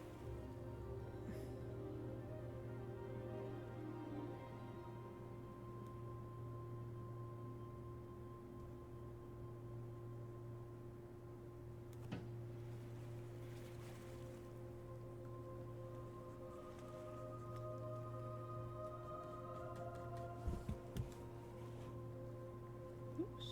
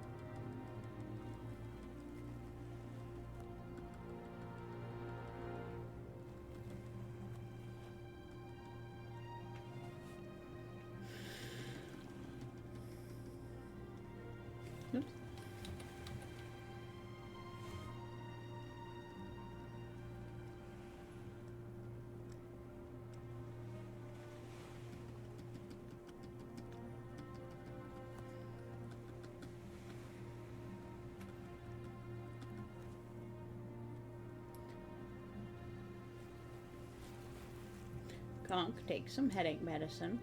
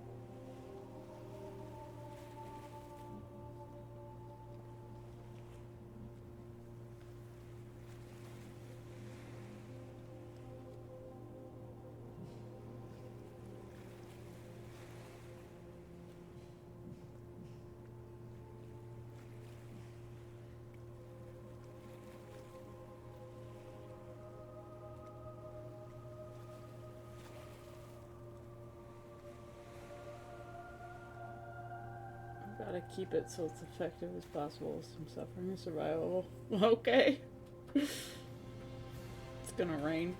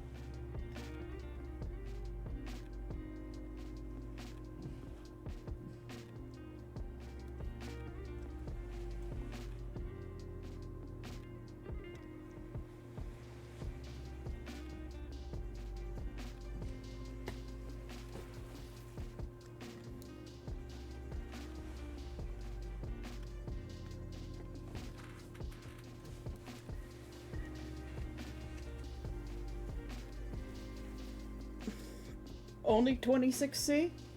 I mean, I guess it's Norway, so... I suppose that's hot for Norway. Oh, God, what have I done to the shoulders now?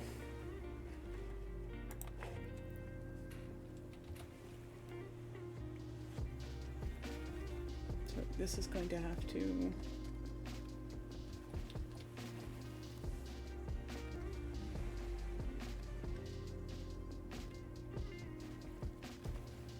It's because I changed the shape of the head.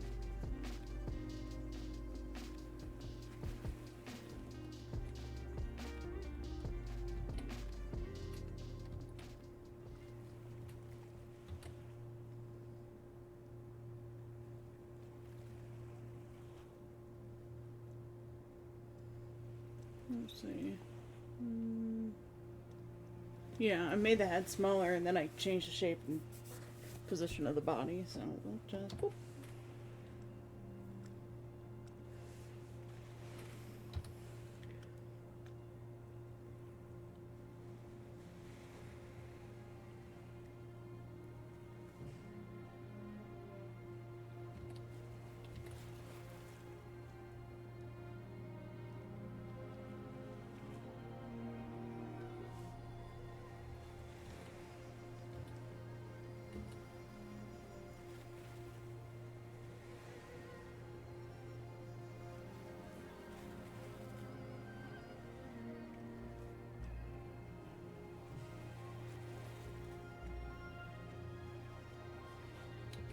This is why we keep multiple copies of the painting.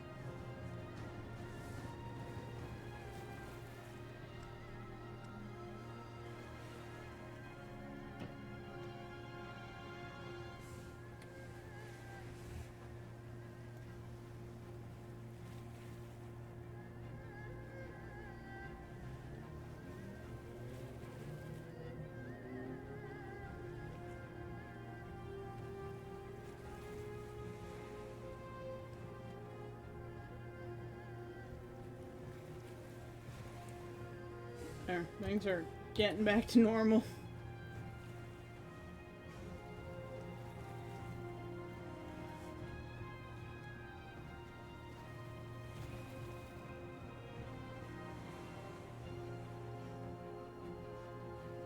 I want her ears sticking out of her hair a little bit.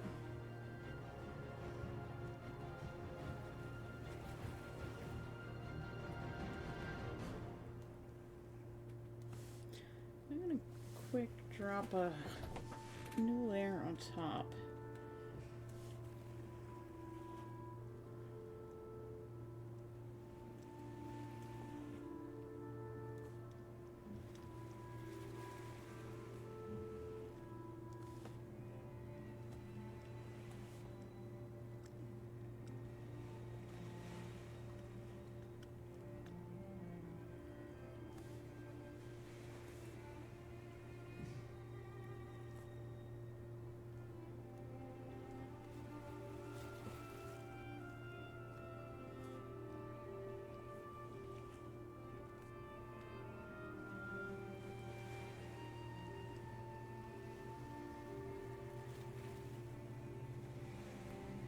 What do you think, Necromancer? Some jewelry for her?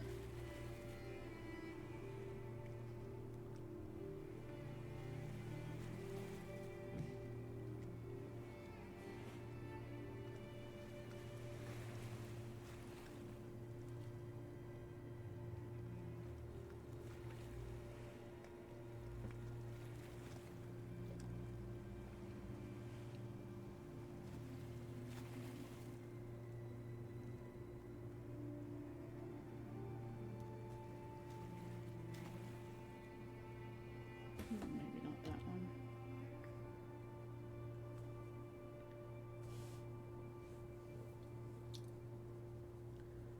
Alright.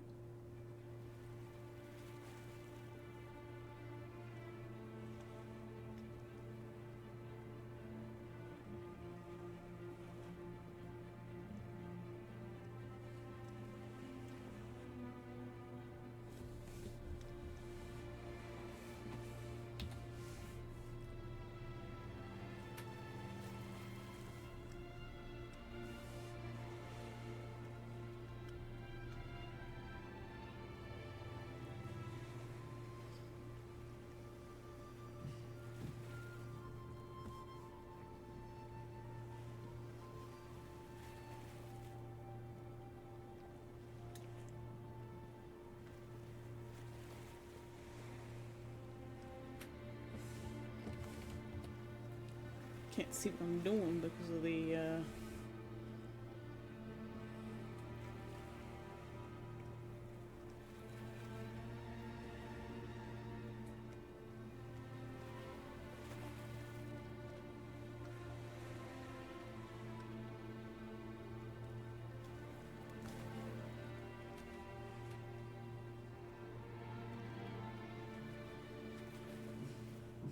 crosshairs on the cursor. Couldn't see what was happening.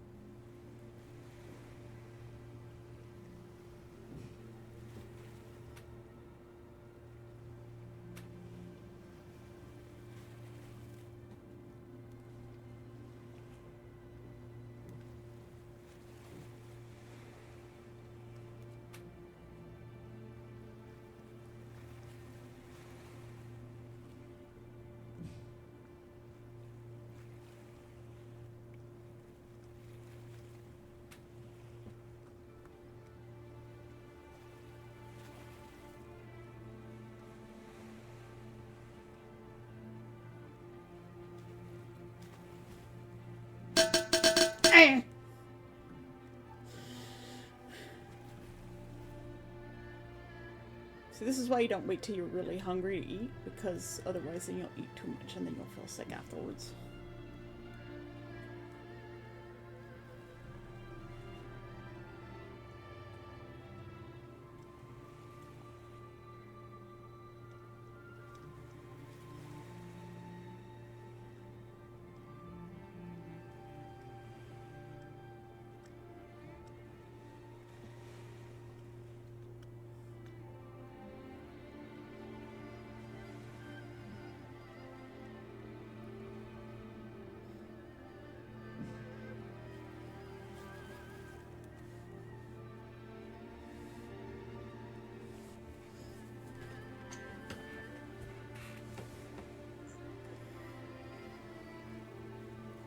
Oh yeah, her expression's better now.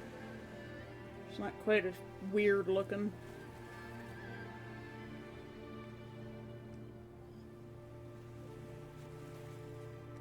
Kind of like that her tail's disappearing into the fog a little bit. Let's see if I can enhance that effect.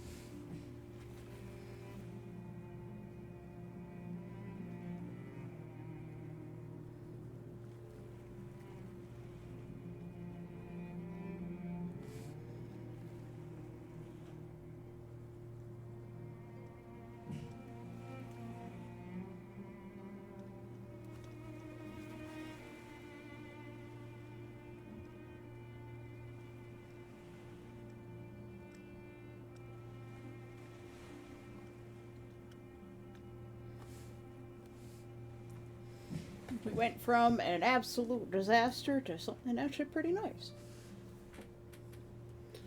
Just for reference, this is where we started.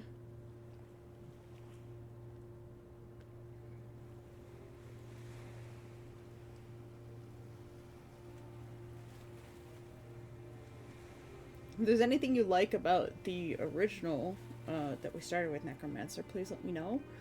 And I will try to bring that back into the new version. The proportions have improved dramatically. She's no longer disproportionately giant legs on the bottom. She still looks like she's gonna rip you to shreds when she's done ripping your sheets to shreds. Her expression has become a little bit better too, I think. The ears kind of help. Feet. Yep, I've enhanced the feet a little bit as well. I gave the wings a bit more of a curve, like she's arching them up and forward. So just need to enhance those shadows a little bit, I think.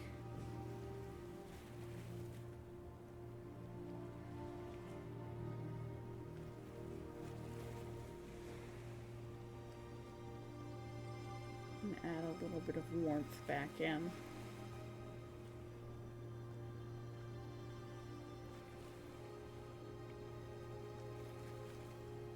Just less stiff too, she's more relaxed.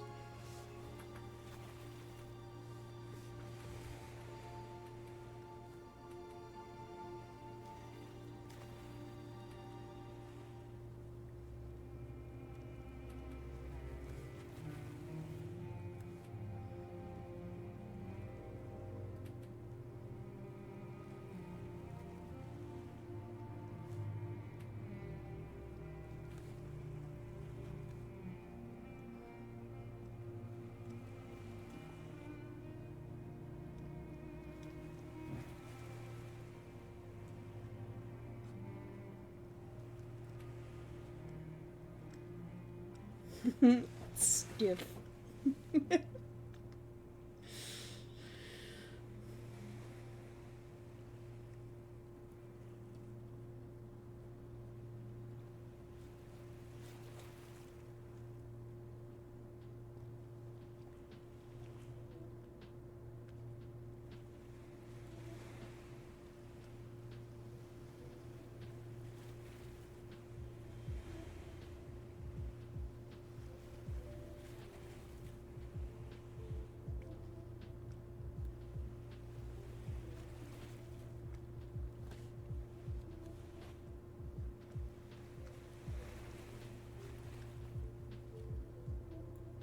Start bringing color back into her.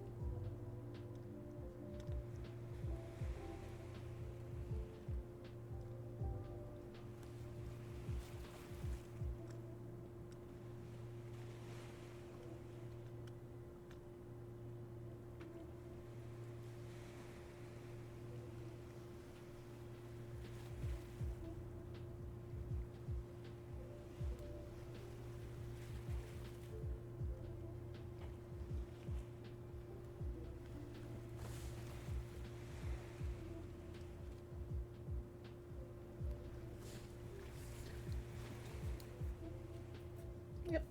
Theo's live, probably, by now. I trust you.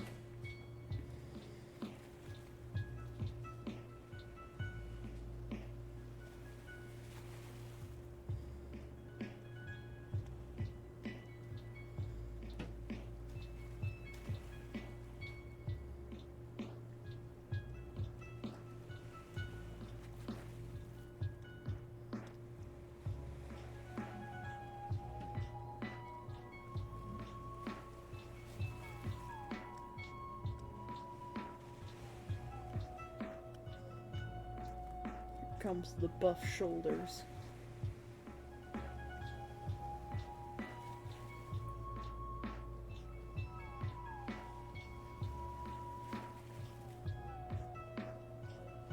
I'll try not to make her too buff, okay?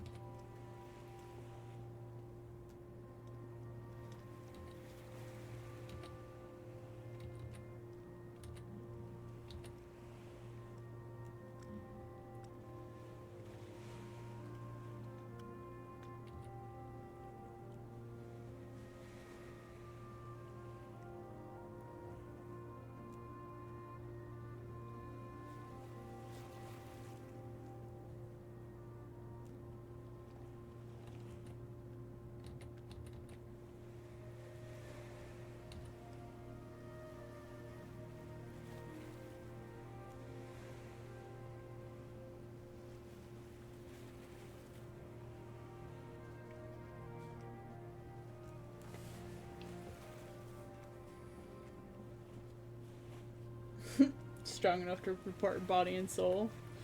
Oh, she's getting there.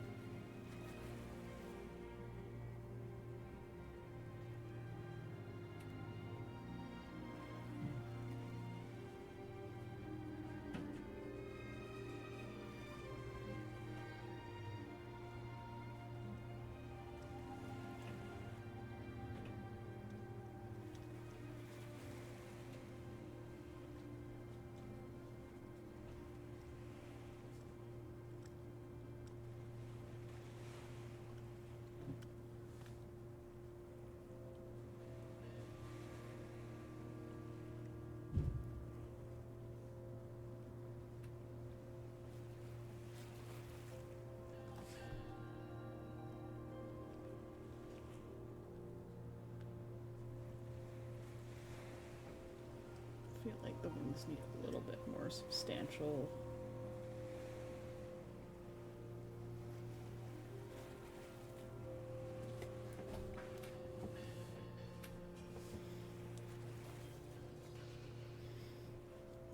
soften these shoulders just a smidge. Because they're looking a bit manly.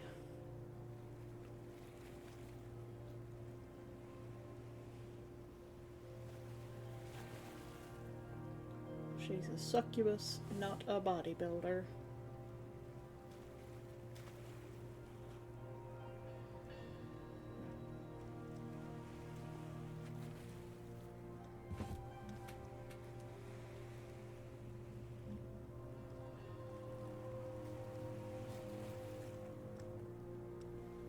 Do the clothes later after we've got all the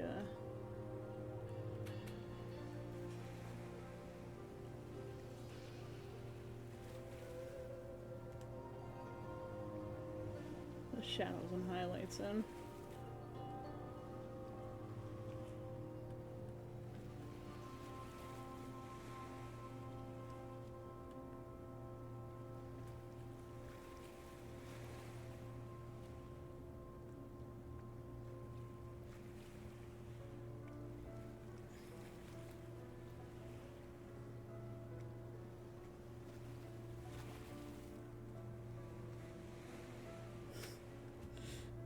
Yeah. I don't want her to be too buff, but she's gotta be, like, you know, strong.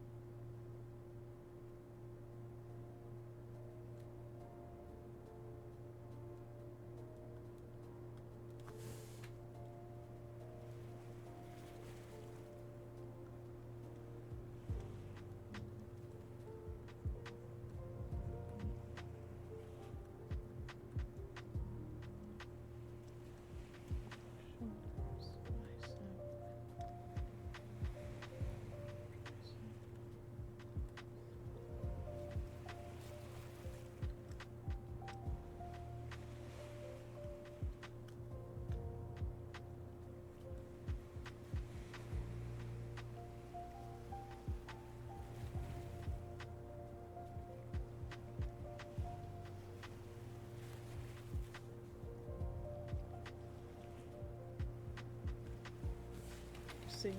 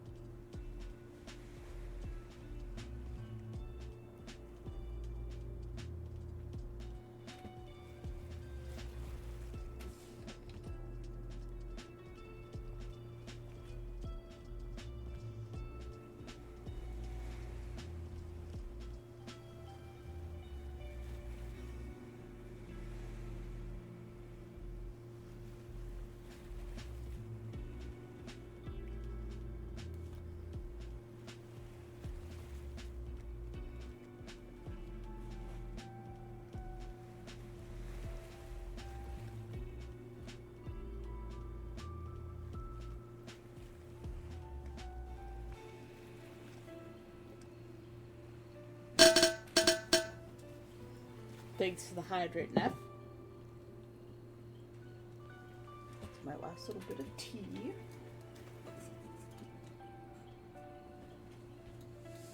Back to my weird orange drink.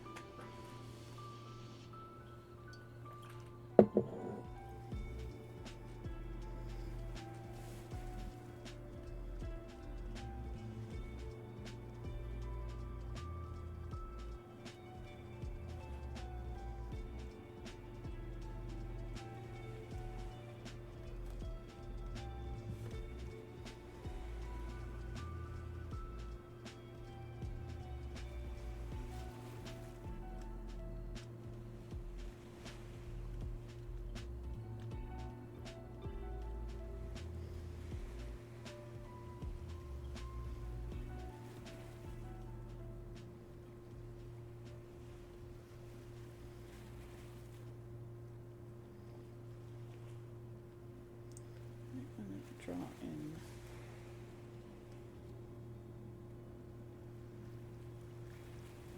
the clothes later.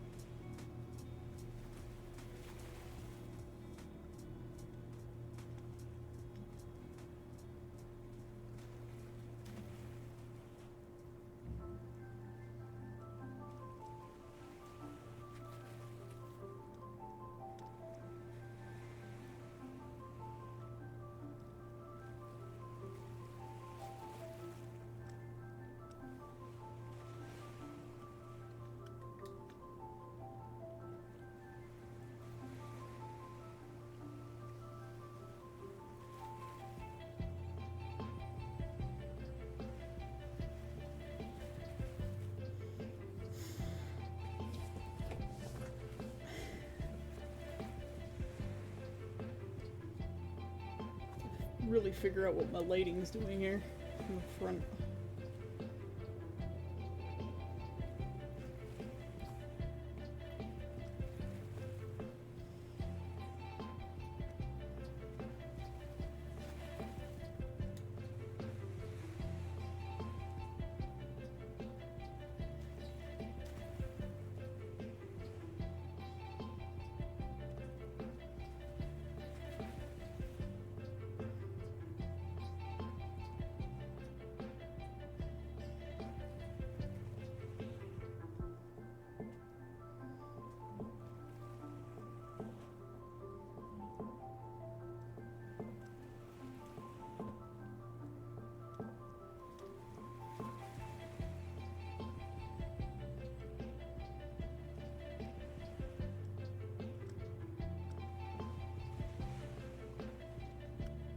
Necromancer Dark says, who's this lovely lady? Does she have a fet life? Crush me under your boot, mommy. Uppies, uppies. Also, that scared the shit out of me. I don't know if you saw me jump or not.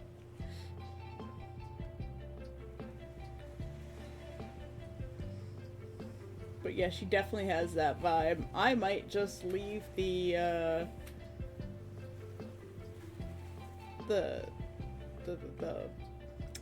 pentagram off her chest, to be honest. 'Cause damn.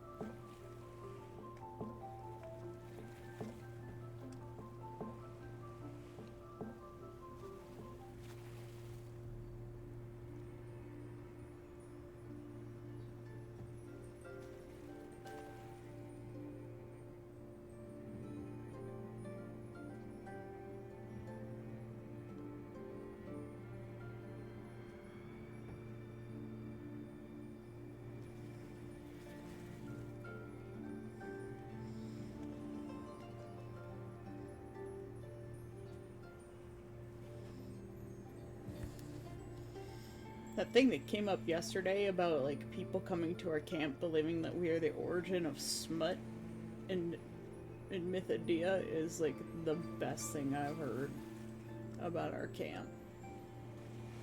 And it's very much, yeah, that tracks. That's about what you would expect from us. We had a competition where the cheer was literally for smut and glory.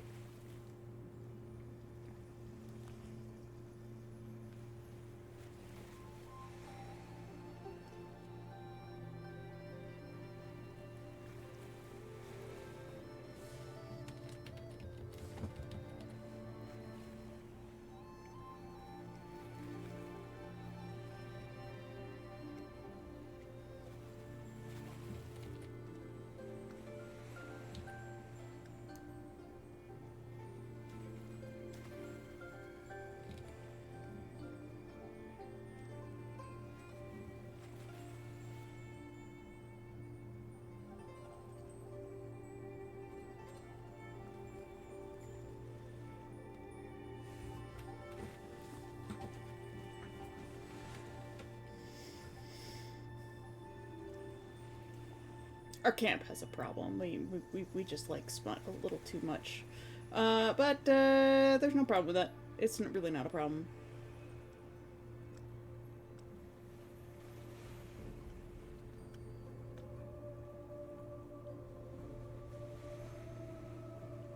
It's a good problem to have.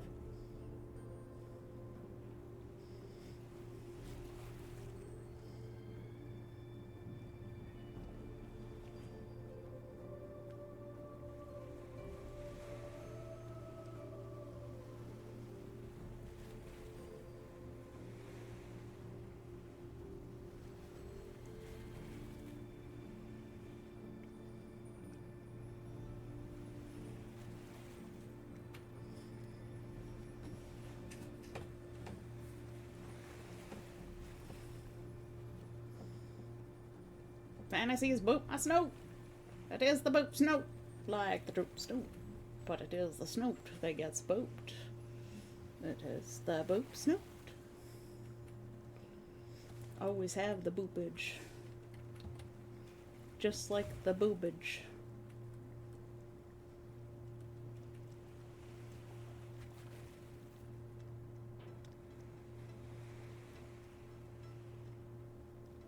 I'm starting to like it better without the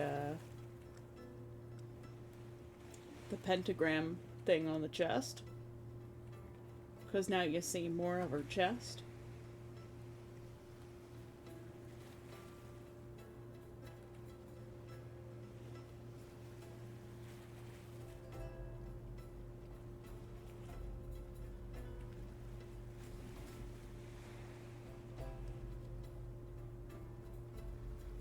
I'm sorry your painting's taking so long, Necromancer, but for some reason I just suddenly learned how to paint bodies.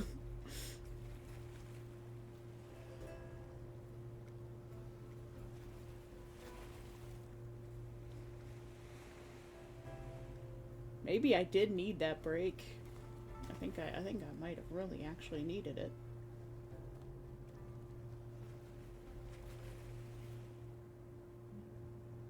More than I realized.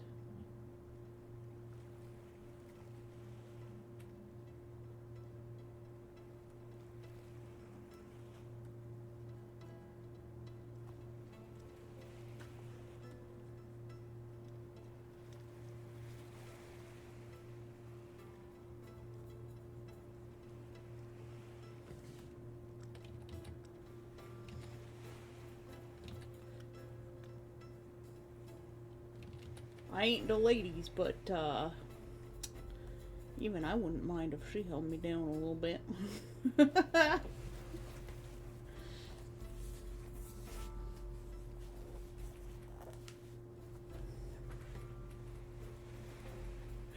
Conk has returned.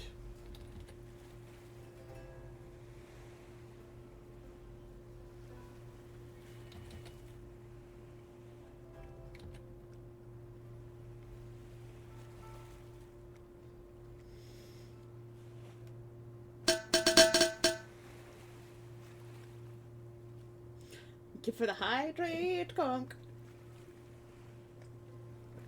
Lucky Lisa, hello, welcome back. It's been a while. Sorry I was gone so long. Conquest was long, and I needed the break before Conquest to finish everything. Otherwise, I would have been sewing my pants at Conquest again.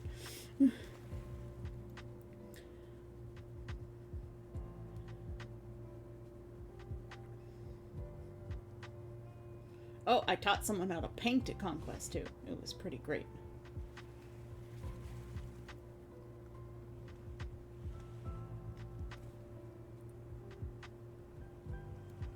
He had never painted anything in his life, and the guy who was in charge of the quest to paint these daggers was so impressed with how I taught that he let me choose 2 cards from his private Frivolita collection, which is like a huge sign of trust. Because, like, I could have taken, like, his rarest cards, but I was like, I'll take the ones that I like.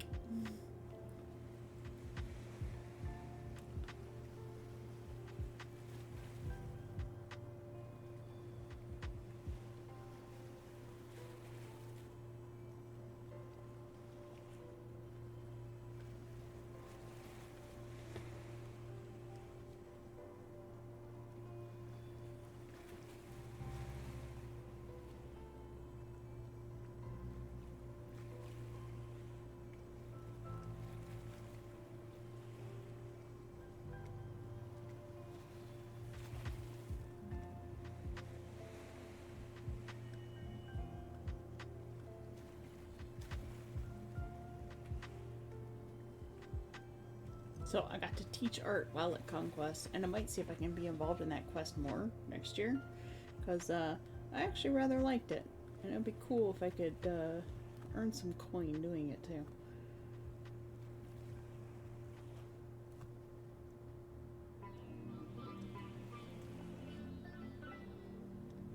There's going to be some light reflecting off your chest, so I gotta remember to put that in here.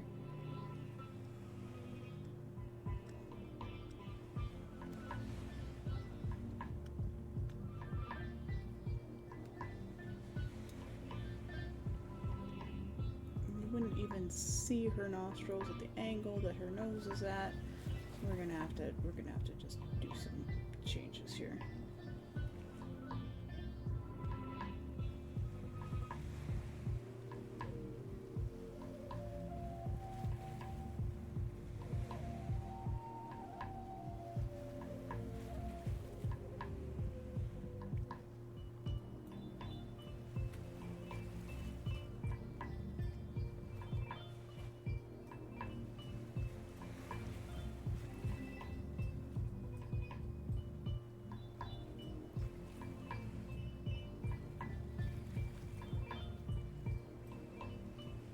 I don't like it.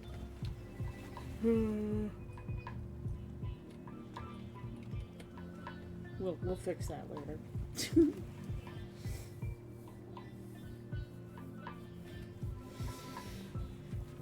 You should paint again. Always paint. Paint. I think this kid discovered like a new thing about himself, because he had never painted anything in his life, and he was just so excited. Like when I got there, he was just like, he wasn't confident at all, and he's like, oh, I've never done this before, but like I'm kind of having a bit of fun. And like he kept asking the guy Art, the character's name was Art, who was in charge of this thing, and it was a quest for Ark, and you had to go and help make a dagger for Ark, for Art, because Ark owed him something. And so when you finished making the dagger, you got to keep it. And where did I put it? If I can find it, I'll take a picture of it real quick. Oh, I know where it is. It'll be in my chest of stuff. And so you got to keep it. And I was sent on the quest, and of course, I am artistic. As you know, I am a painter. In case you weren't aware. And Art was telling me while I was sitting there with him, the previous day to this kid learning how to paint from me, that somebody had come up and they were doing the quest, and they were rushing it, and it's like, oh, am I done yet? Can I go? Can I get my reward? Can I get the letter? You know, is this good enough? And Art was a little bit upset by that. And so I come along.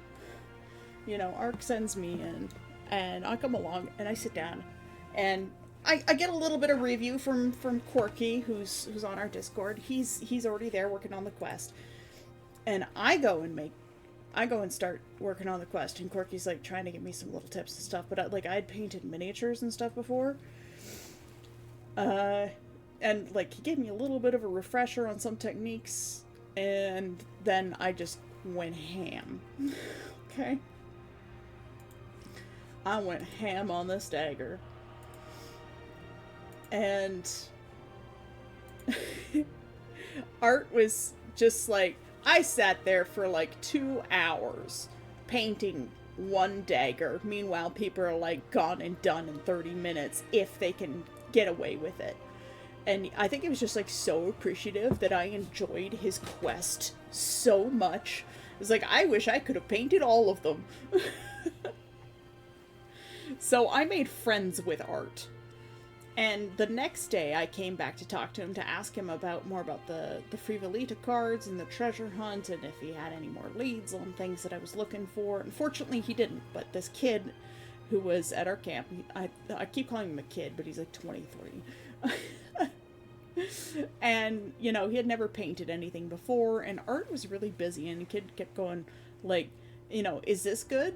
Like, should I try something else? Like, he was genuinely actually trying, which was really nice to see. So, Art was like, oh, she's there. Ask her, because she's really good at this. And I was like, you know, because my character's a guy. And I don't think Art even heard me because he was so busy. And so I sat down with this kid, and I started teaching him some techniques on how to paint. And his dagger turned out so good that not only did Art let me choose 2 cards from his private collection, he let the kid choose one too, which was great, because the kid got the one that he really, really was looking for like the whole time. which is really nice. So at the end of it, you got to keep your dagger. I'm gonna zoom out a little bit. My tablet is dusty and full of scratches, and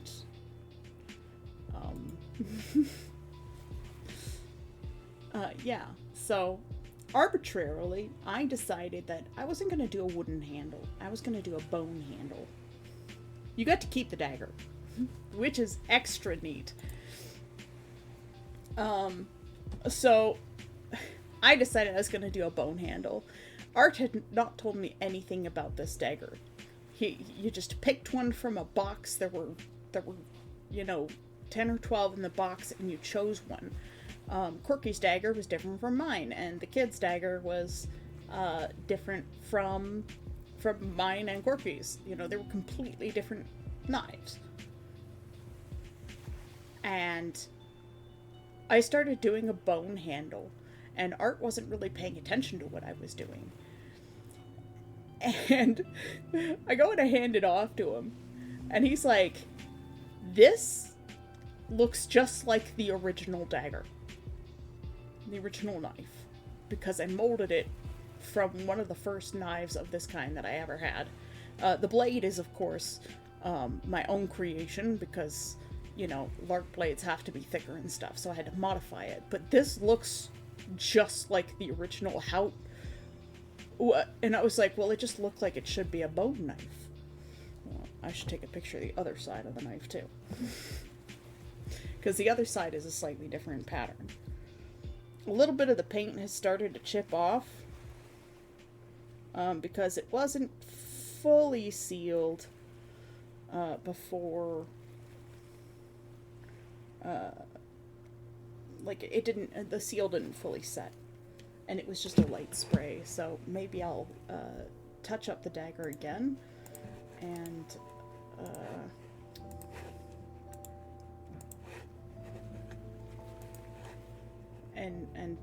seal it some more.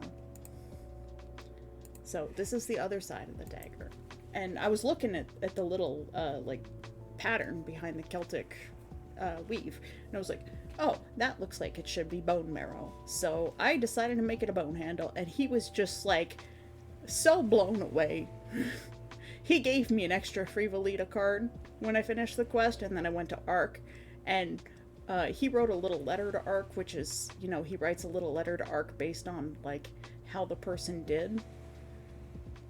And so Ark was like reading the letter, and he's like, I was telling him, like, how Art was, like, really happy with what I did. And Ark's like, yep, sure.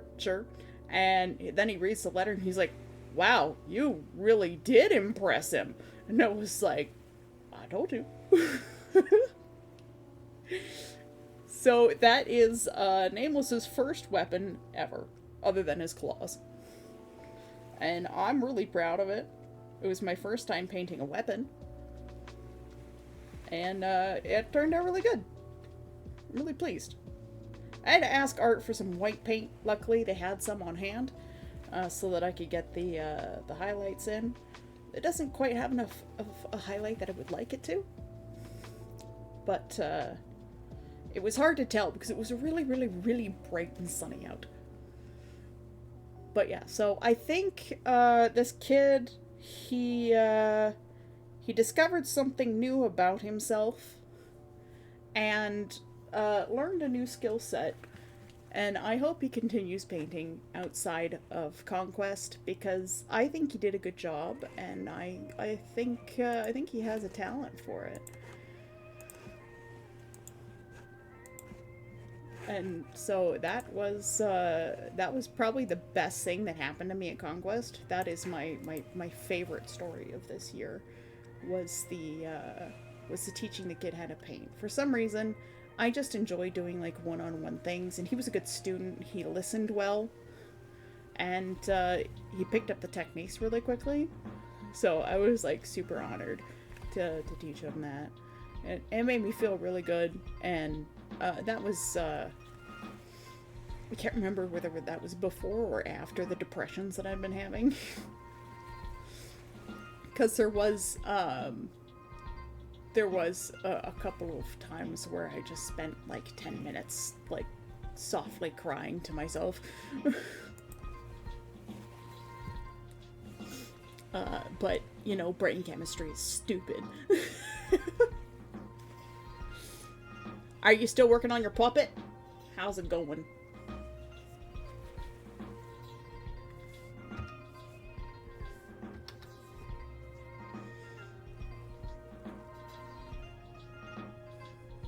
Also, she is so muscular, and I love it. And I'm so afraid to touch that one calf muscle, but it's like, I need to make a little bit of a change in there. And I'm like, the painting is so good right there. It's like that one hand I didn't want to change, and now I can't get that same feel. You've been busy? It's okay. As long as you don't give up on it. It's all that matters. Things may take a long time, but as long as you don't give up on them, that's all that matters. It's kind of like this painting. Like, it looked pretty okay when I started out today. You know, this is, we'll turn that off. You know, this is where we were this morning, and this is where we are now. And like, the improvement on the body alone is just wild. Now, I need to make a little bit of fixes, but the arms are so much better. Like, they have a place, right? The hand, though, I've got to recover that hand, because that hand is just, it's so good that, like, I need to bring it back. And I'd like to pull the colors from it, too, because the colors got a little bit messed up. And I almost feel like now I've made her thighs too small, so now I think I have to make them just a little bit bigger again. So, like, her bottom half needs to be just a smidge bigger. Because I've modified her top half to match the bottom half. Now the bottom half is just a little bit too small.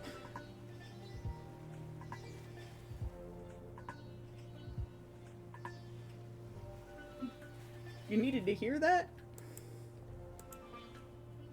Hey, look, sometimes small changes make the biggest difference.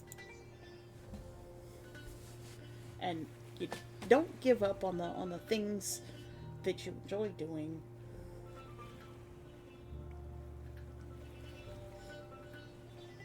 And sometimes you need to make decisions that are scary and uncomfortable to get the right effect. Necromancer, thank you. Necromancer Dark is hosting a guest. Welcome Lucky Lisa 4 to the island. Thank you for hosting Lucky Lisa, or Lucky Lisa as TTS likes to say. You can't say my name either, it's fine. Welcome to the continuation of NecroCon. I really appreciate that, like, people are still coming back after being gone for, like, almost a little over 2 weeks, I think it is now. I feel so appreciated and loved, and I am so grateful that you guys still swing by and show up. It's just, I can't express how grateful I am. Looking at the tiny thumbnail now, I need to lengthen one of the upper arms just a little bit. You were gone for a weekend in the woods? I hope you enjoyed your week in the woods. I was in a horse field with like 10,000 other people, but it was fun. It was good fun. This one, I need to lengthen this. We'll fix the tail afterwards.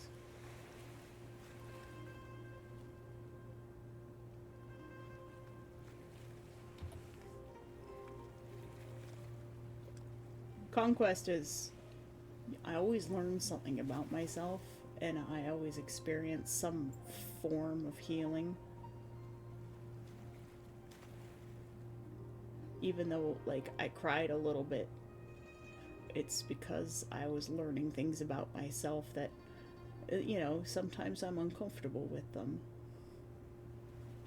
The fact that, you know, struggle even in a fantasy world, the struggles that I face in this world are the same, where, like, I'm a little bit too shy to bother people in person, so I feel left out, and I'm confused, and I get left behind a lot, and I feel useless to everybody around me, and that's difficult to cope with.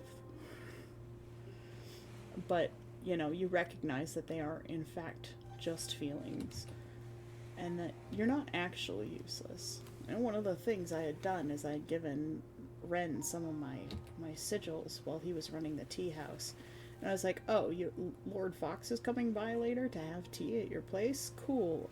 Can you give him these sigils? Because I haven't found, like, a moment alone with him. Like, everybody wants to play with Kit and Maddie because they're really cool. And they run the camp. And, you know, they're the famous YouTubers, even though they don't seem to quite realize that their channel is now a big channel. And so they're still operating on small channel mentality, and it's hard to find a moment with them.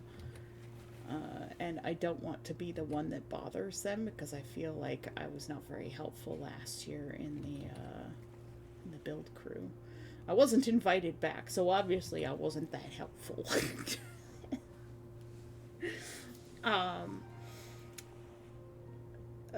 And so, like, I found out that Lord Fox had given the sigils that I made to other members of the military and the mages and stuff. And that ended up making me feel really useful. And finding out later that he had given one because Adrian was having a scene where he was possessed by a demon or something in the middle of camp. And I had used my most powerful sigil, which I was saving for a good scene. And someone else pulled out one of my sigils and ended up using it too. And it was the tabaxi named Kareem. And he found out afterwards that they were made by a demon, but he's like a cleric, like a holy cleric. And he was like, I wish I had known that before I used it. And I'm like, oh, no. It's fine. They're purification seals. They're meant for taking out demons. They're just happen to be made by someone who's descendant of demons. What better person to have the knowledge to take out demons than a demon? And then, like, he was kind of, like, skeeved out by Nameless for a little while after finding out he was a literal demon. and then, like, he started to warm up to Nameless, and then we kind of became friends. So I think next year, if he's there, I'm going to give him a shell. Because I would like to play with Mr. Not a Cat. He gets very upset when people call him a cat. Because he's a tabaxian. Well, tabaxi are cats. But he's very clear on the I am not a cat, don't call me a cat, don't tell me to use my cat-like reflexes. He gets very upset. Kind of like how Nameless always got very upset whenever somebody called him a girl at first. And then he's just like, yeah, whatever.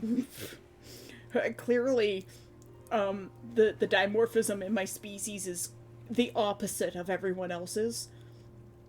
And so, like, the excuse I give is that Nameless was turned immortal quite young, and so he hadn't quite reached full, like, masculine development when he was struck with agelessness as part of his curse. And so he will never grow to be, like, a full adult male Demora, which are more masculine than Nameless is. He's still got that, like, I'm a boy, almost, but, yeah, the women are also bigger and stronger. So if you're a big buff lady who wants to play, like, a badass warrior demoness, who kicks ass and takes names and chews bubblegum all at the same time, and is a pretty but Amazonian type lady, like, you would make the perfect Demora. Because that's what the Demora women are. They're stronger, faster, and beefier, and more vicious than the men. That's just the way I wrote their society, because I was like, you know what, I think this could be interesting to play. And I also hate playing female characters, because I'm a gender-neutral potato.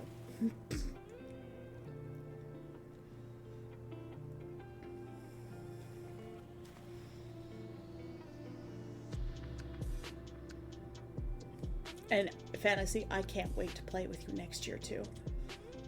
I think it will be a shitload of fun.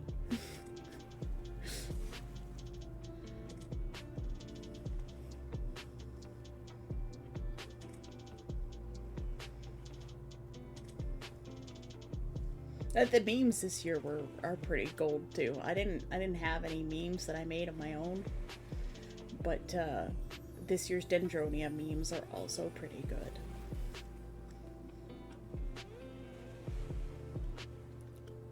And I am very pleased with how this painting is going, because she is buff. Like, please step on me buff. And adding the ears peeking through the hair, definitely needed that. Taking out the distracting pentagram from her chest, also needed that. We've got a little bit of jewelry coming in, making its way into the painting. I like to put maybe a little bit around her neck, just to add a little bit of draw to the chest.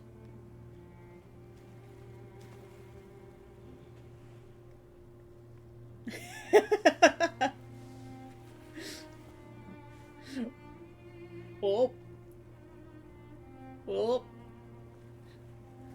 Havarti doesn't want to say such embarrassing things.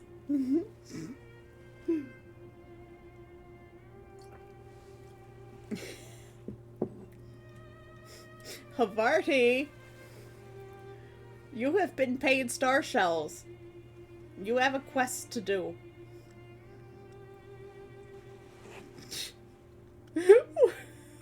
What is that emote? I love it. That's beautiful. They're right up there with this one.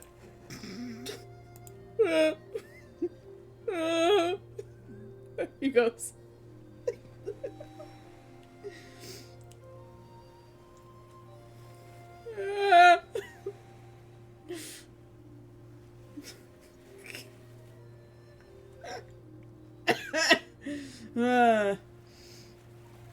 You know, for how crusty I was feeling earlier, I actually feel really good right now. Other than, you know, tired and crusty. But I think the painting's going very, very well. I think I needed the break from streaming, because I feel so re-energized.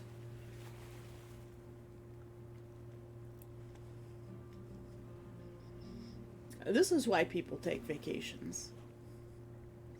It's shocking. I've never been in a situation where I've, like, needed a break from something that's, like, technically work. Because I've never really had a real, quote-unquote, job before. At least I don't have to go anywhere for my quote-unquote job. And I can say what I want, and I don't have to answer to a boss. And not having to travel for work is actually really nice. But also then you end up staying inside all the time.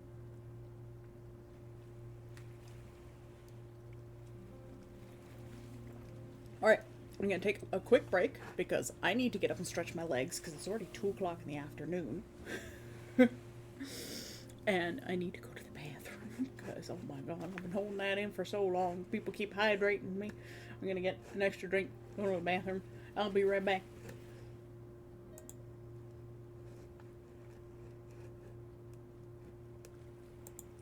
There's no music on that screen, so I'm just going to turn off my mic on this one.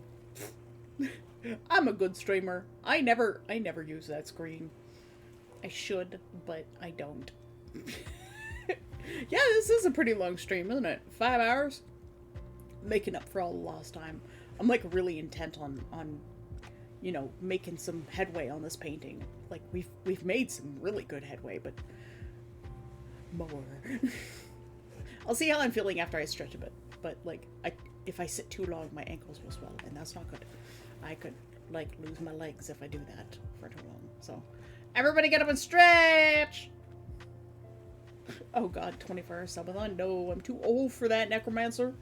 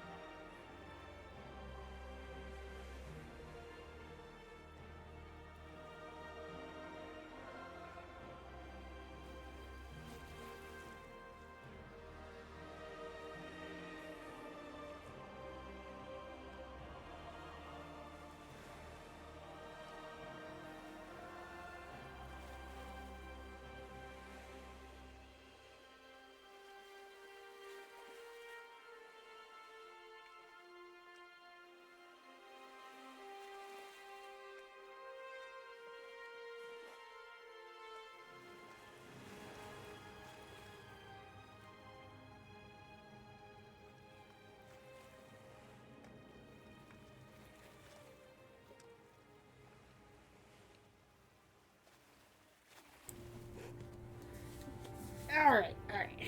I'm back. 24-hour subathon. You guys are dreaming. Way too old for that shit. I'm 40 now. Too old for all-nighters. Except for when I'm traveling on airplanes, apparently. Then I'm like 2 days. Technically speaking. Left on Sunday night, arrived Monday morning.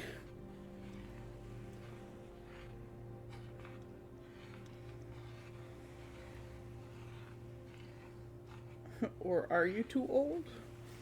Huh? I go play make-believe in Germany. I also made oatmeal as my lunch because I have stuff to use up from camping.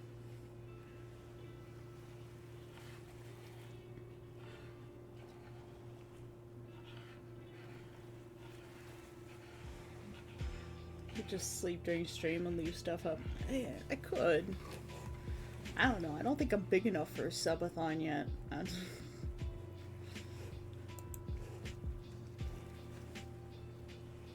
And like, there's no reason for me to do a subathon. Like, my Twitch anniversary isn't until February. My birthday's already passed. I'm not gonna like depend on Necromancer to give people subs to run the subathon. That's kind of nah. Necromancer already gives so much. I don't want it. My oatmeal's too hot to eat.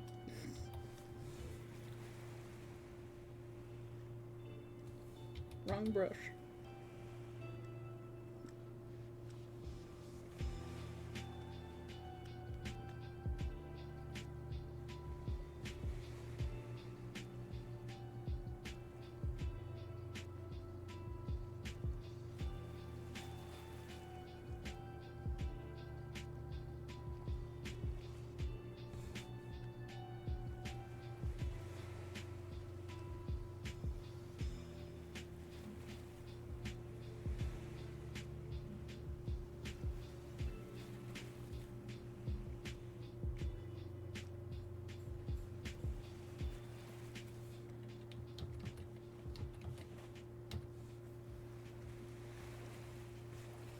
$24-hour stream? I don't know, maybe. We'll see how long this one goes for. Although my tracking, is already at 51%. So double this amount of time, that's about the maximum I can go for before my tracking breaks down.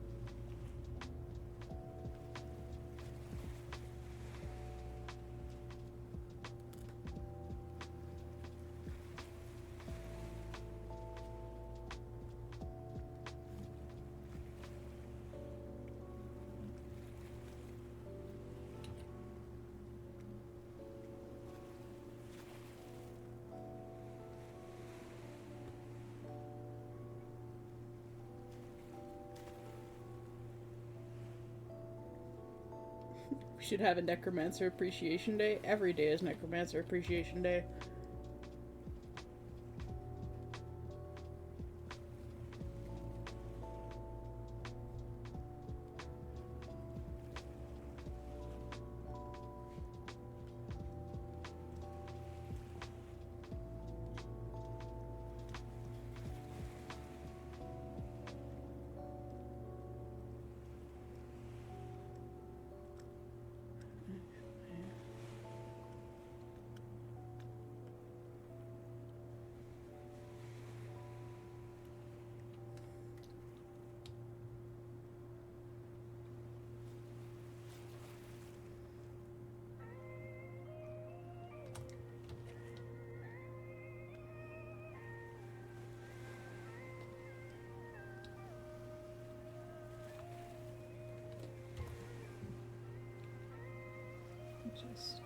ever so slightly bigger. Too much, too much, too much.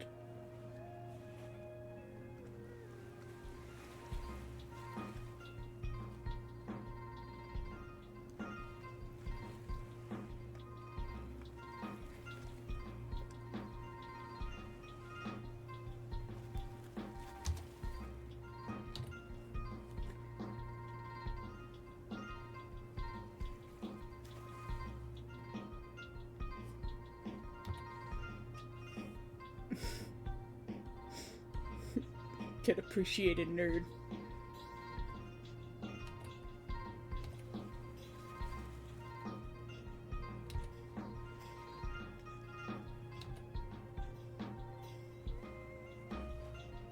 I hope Necromancer does understand how much I appreciate him and his patronage and always gifting subs and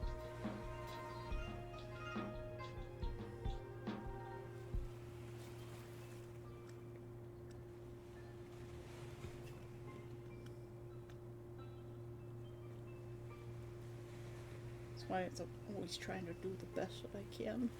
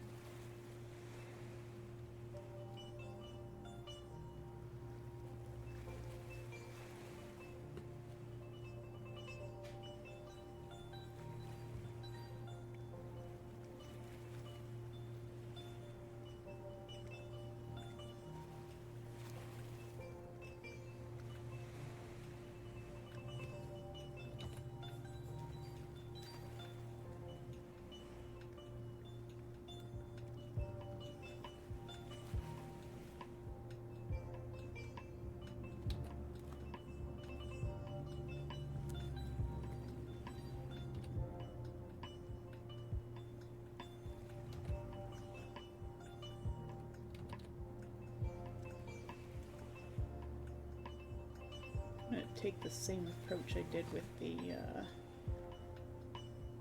hand on the previous version.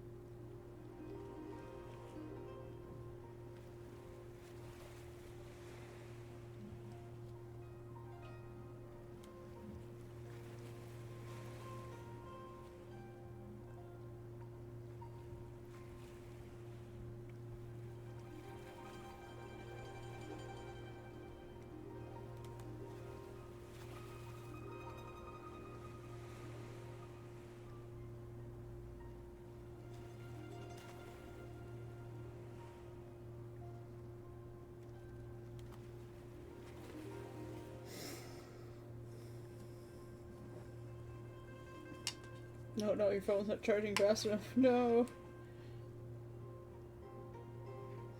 Tickling does not work on this one.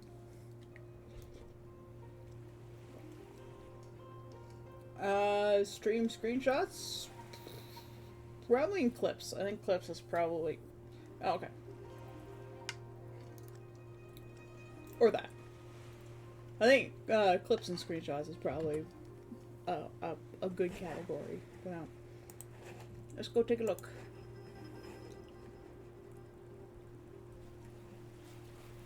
I should probably put an icon on the clips channel. Nyah! The face of intense concentration, and also the more like a, what are you doing?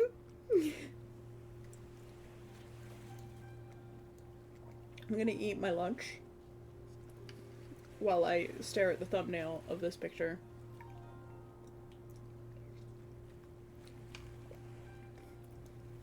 I'm starting to bring in some color back onto her body because she was looking a little pasty.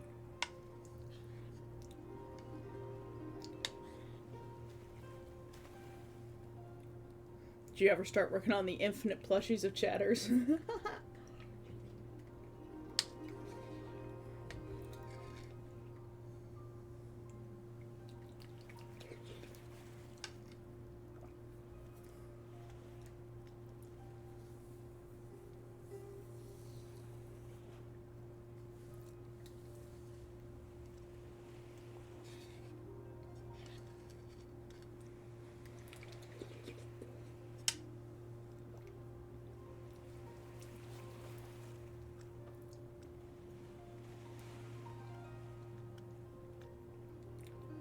Oh yeah, I'm so happy with how this is turning out.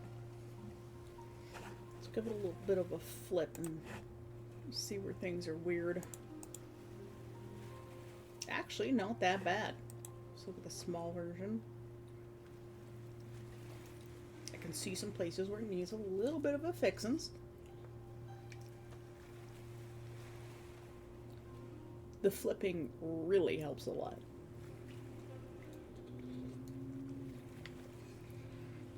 Like, I could have made this perfectly symmetrical, but I don't think it would look as good. So it would be unnatural.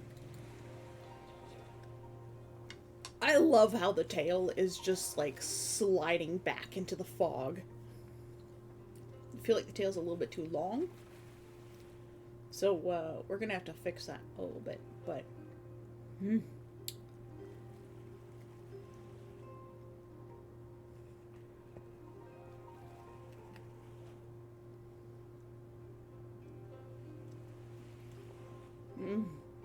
Yeah, no, she's looking good. I am very pleased with this.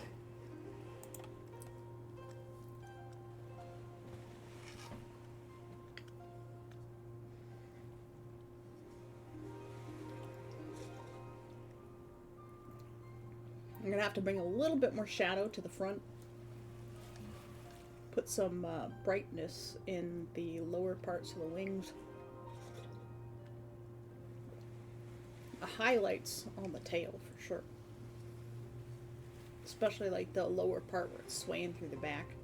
But yeah, I think the tail's a little bit long, so we'll shift things around a bit, make it a smidge smaller, because that is quite a long tail.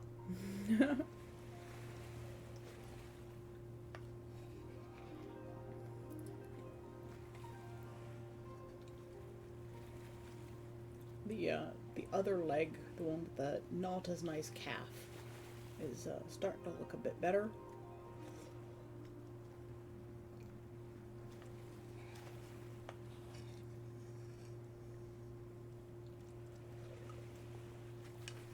I want to get more of that red reflected on the leg, I think.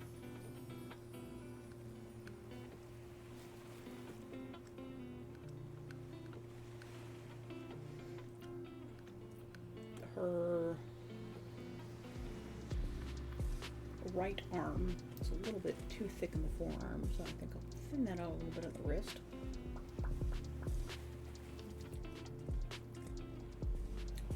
Her left elbow, or the crook of her arm, needs a bit of work. I think I put in too much of the tail in there. And I'd like to get a little bit of the pink light reflected from her wings onto her body as well.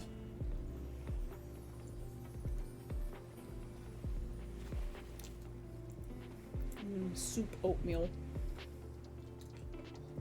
A soup meal.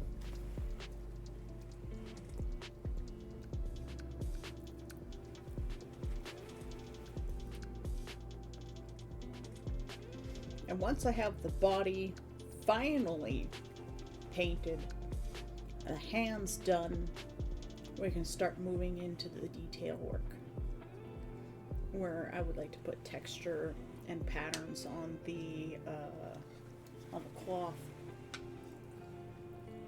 and of course the jewelry that we have just on the upper layer. Maybe some magical runes, some brighter highlights. Definitely need to work on her face a little bit more,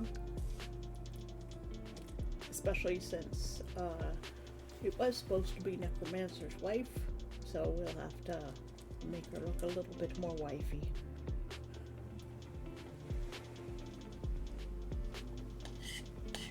But I have to do that off stream because I have to use portrait reference, and I don't want to put Necromancer's wife's face all over my channel.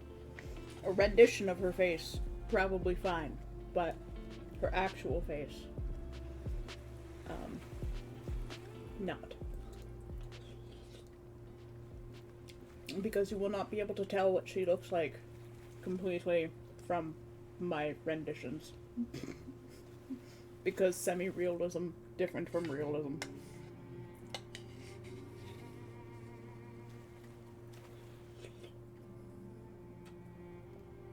But God, I love the way the tail is like blending into the smoke. I might put some like smoke curls around it, like it's swishing through the fog there. Give it a little bit more life.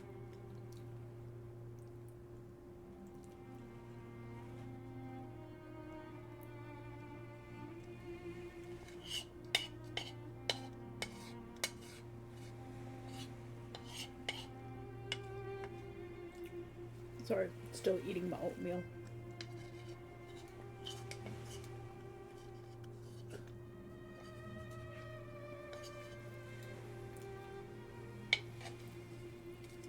As long as you pick it up on stream.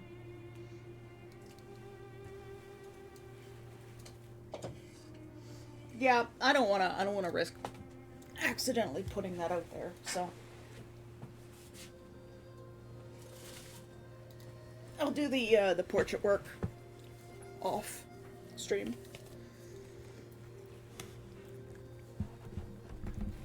I just don't want to risk it because you know me, I'm scuffed and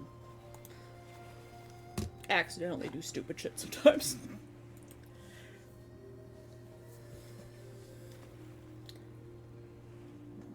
I want to make sure my clients are comfortable. I will do my best. Every time one of those little faces falls down, sometimes I get scared by them. Just like, ah.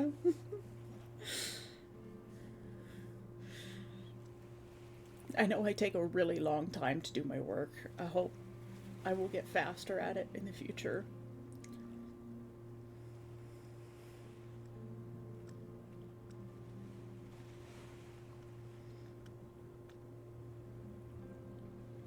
I certainly hope so, because I kind of need to.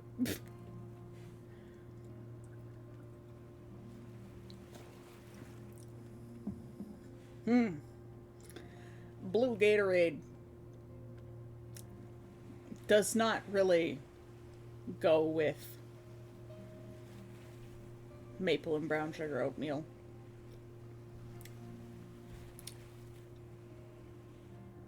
Gross. Now you know, for sure, they do not go well together. Yeah, you'd imagine, but then again, sometimes there are combinations of things that you would imagine do not taste good, and then they do end up tasting good, like Coca-Cola and peanut butter. Those taste really good together. Like, really good. So, but now you know for sure. Maple and brown sugar oatmeal does not go well with Cool Blue Gatorade.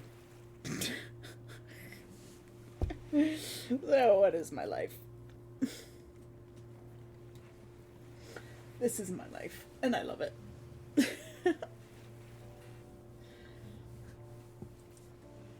I'm getting a bit of a headache. That's probably I've been staring at the screen so intensely. Which is also why I can't do a 24-hour subathon.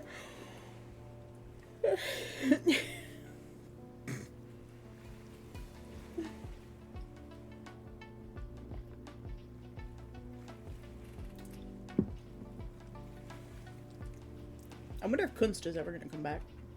Their name means art. Well, Kunst is art.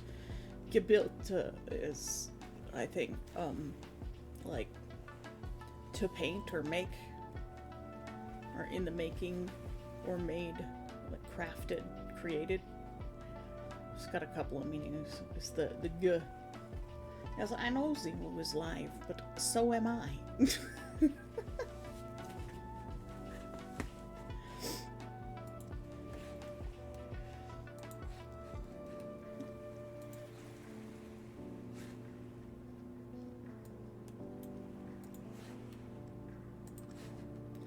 I wasn't even, like, on my channel. Still no Evan, huh? Is everything alright with him? Oh my god, there's so many people online. What the heck?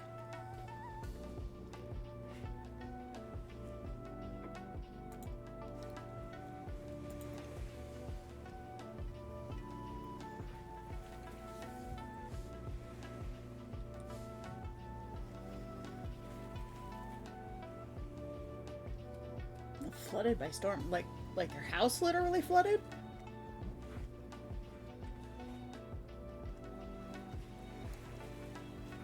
Or they just got a lot of storms?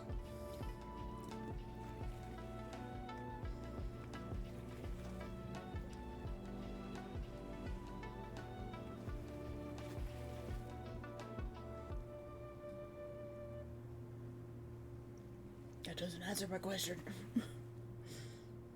Like they actually were flooded.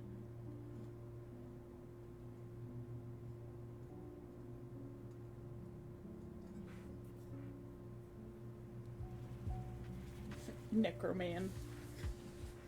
Well, I hope everything's alright.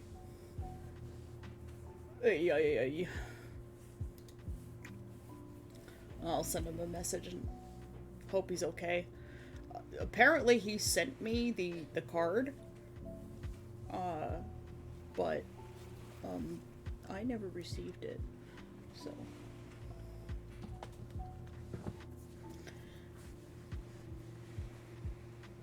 I don't know when he sent it either. Oh, on their Discord? Okay. I'll go take a look. I'm in so many Discords.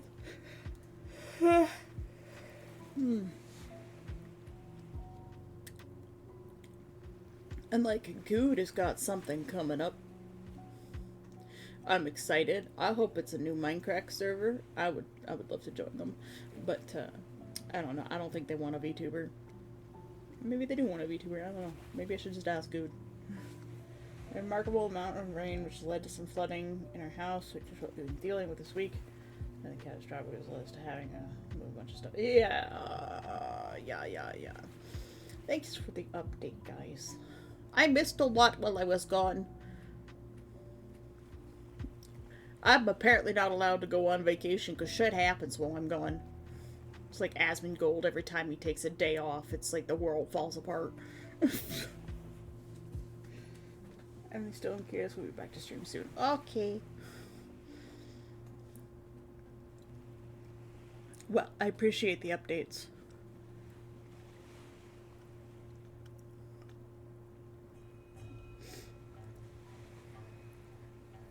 I'm glad to see that Good is making content again. I missed Good. I mean, it's just like a Minecraft episode every, like, 3 weeks or something, but it's, you know, it's like the good old days. I love listening to his stories and his screaming. I missed his screaming. And his laughter.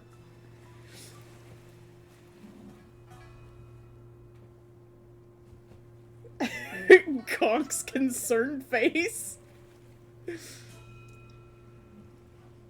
Good has a particular scream and a particular laugh, and his laugh is sort of what he became famous for.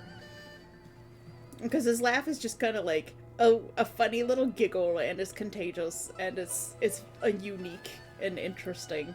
And he has lots of like weird shenanigan stories. I don't have any of those things because I never did anything that would be considered like bad or wrong or incorrect. Like I said, I was born old. Now I'm living my life.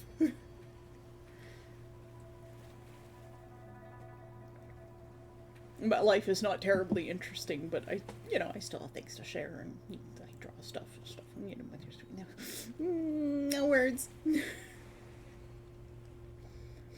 But Conk, if you don't know who Good is, he's Good Boulderfist.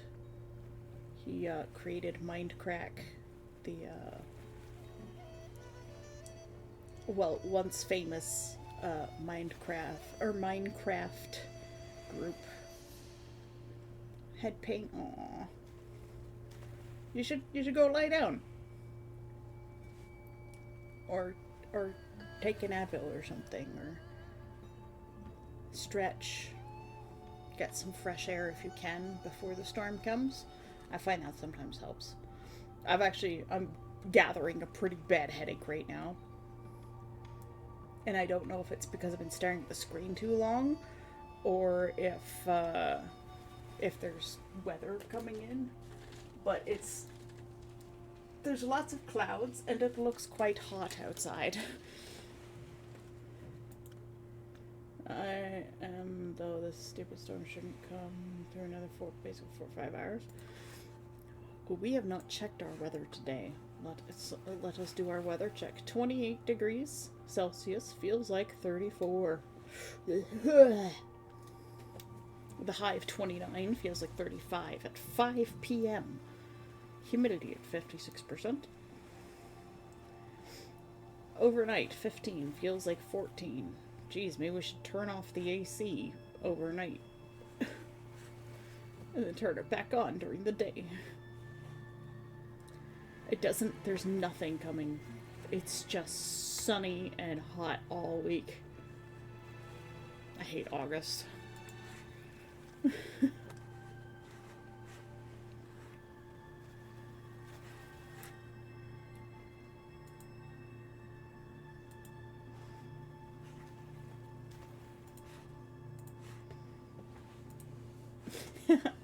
Mewjuice is sending me pictures of her kitten. He's a beautiful, lanky boy.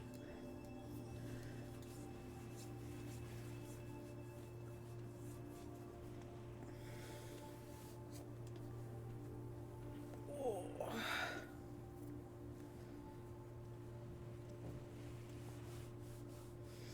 Wow, my desk is so clean. It hasn't been this clean in months.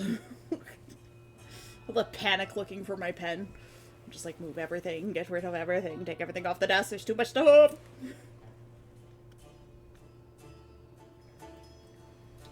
Back to thinking. Thinking is good.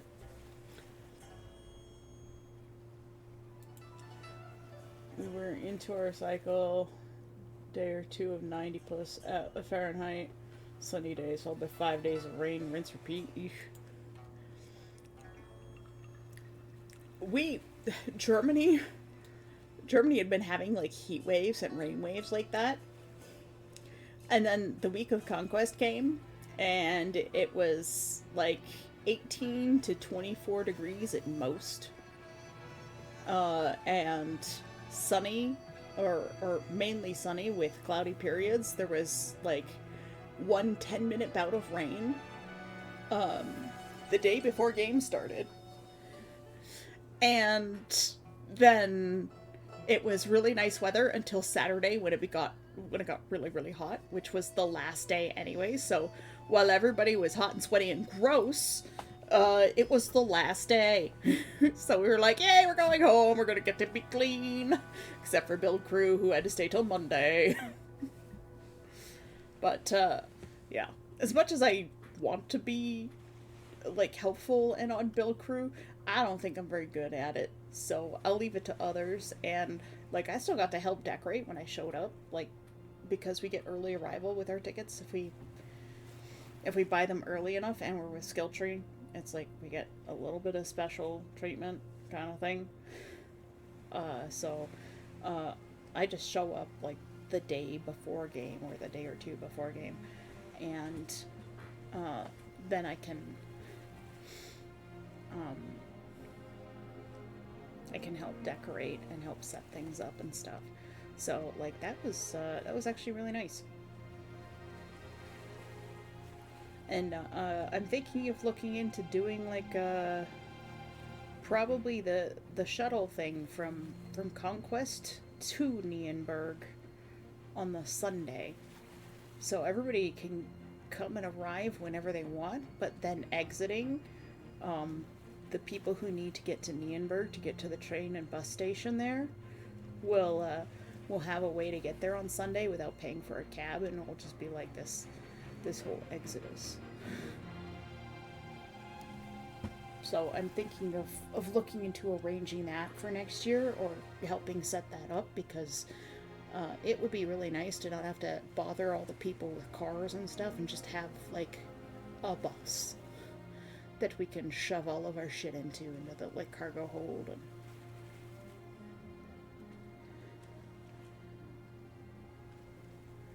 what kind of dragon from D&D is my puppet?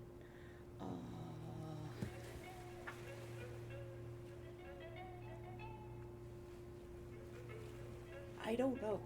I'm not familiar with the different types of D&D dragons. I don't pay much attention to them, to be honest. It depends what kind of attributes you want. What do you think will be fun for you to make? What's your favorite color, Conk?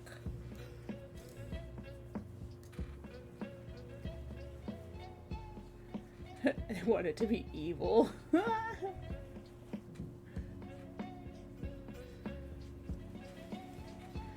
should make it your favorite color.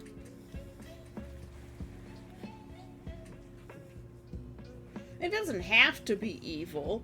I know, like, they assign alignments to certain dragons, but I don't know. I think that's Dragonist. I think you can be a good black dragon. If you want to be. It's just, you know, typically they're raised as evil dragons. They breathe acid.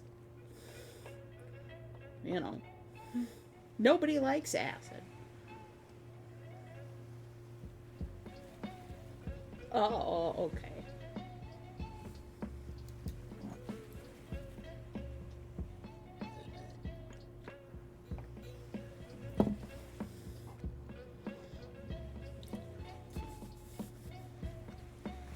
Can you imagine, like, having tamed dragons from the D&D world in, like, modern day? Black dragons would be so useful in, like, industrial settings. Red dragons, too, I think. Just the sheer heat they produce. It's like, no, we don't need, you know, industrial smelteries. We've got a red dragon. What?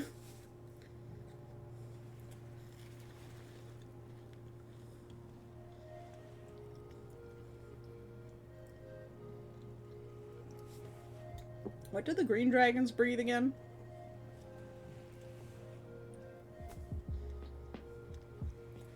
Can't remember. Blue dragons would be pretty handy. Yep. Lightning. Or is that ice? The white dragons were ice, weren't they? And the blues are lightning.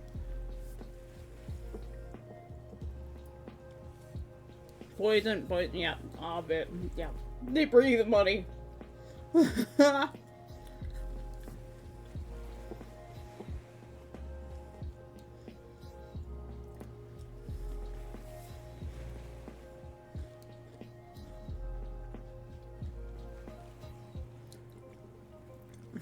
A dragon, like, opens his mouth and tries to breathe its attack on you, and it's just broccoli. Earth dragons.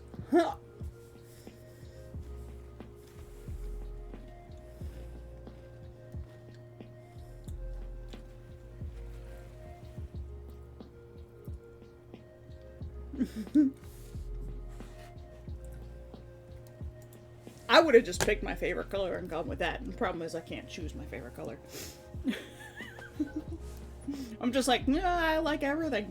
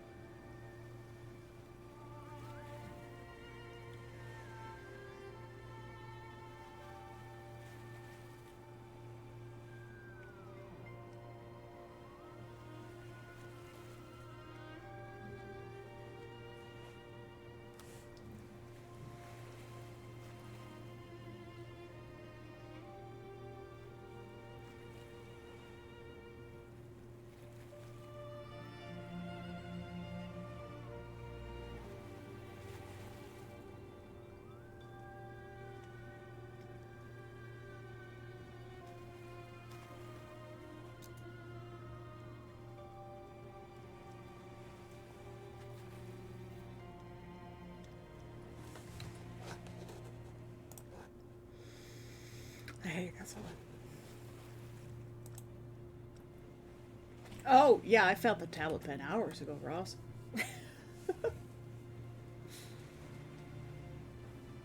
But welcome back.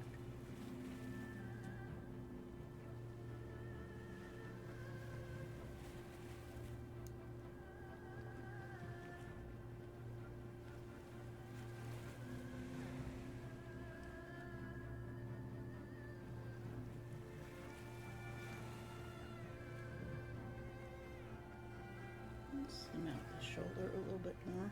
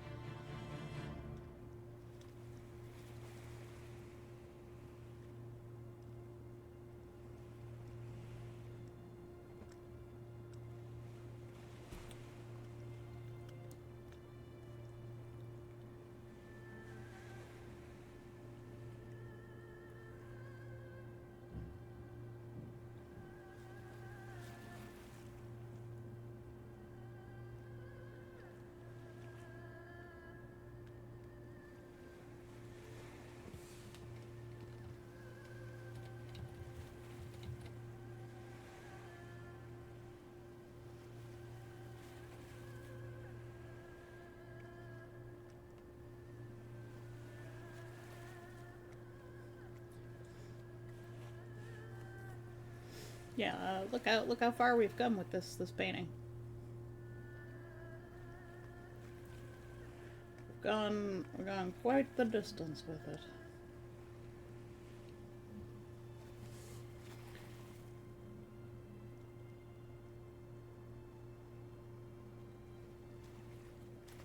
Gonna have to get in here and play around with this calf I don't want to, but it needs work.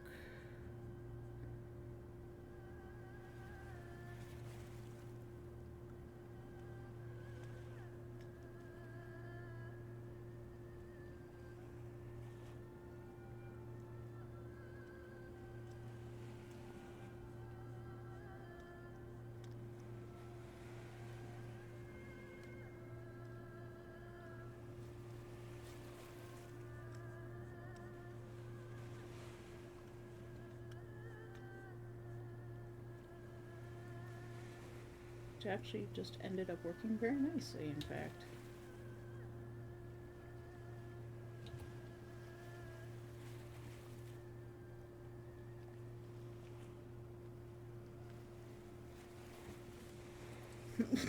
We all need work, yeah, really.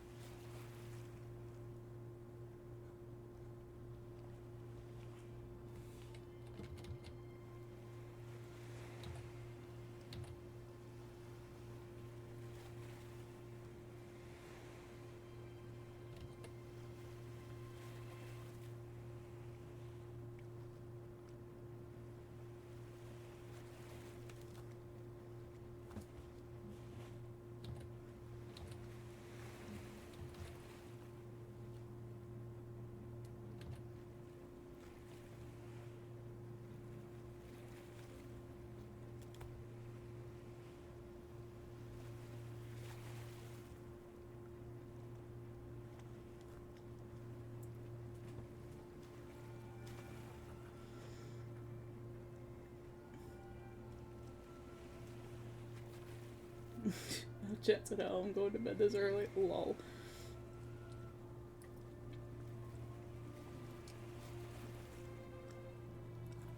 Fantasy never sleeps.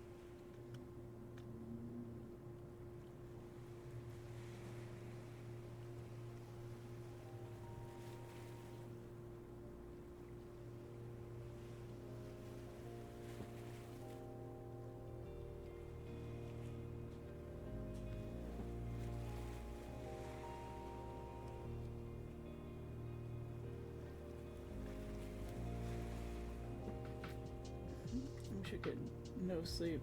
I need too much since the meds I start having sleep apnea, so I need to get a CPAP. Oh no.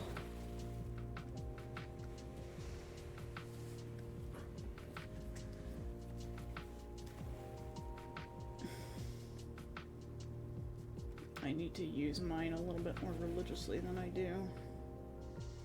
I need to be responsible.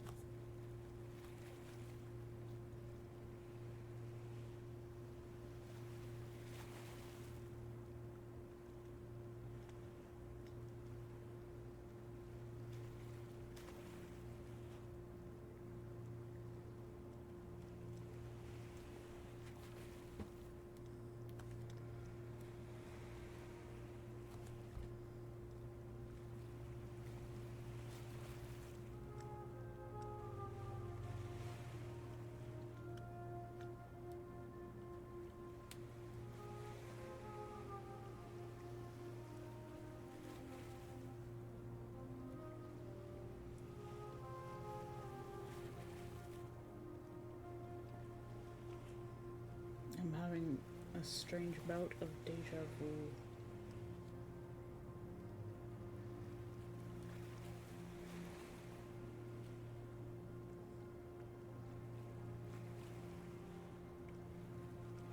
It's very weird.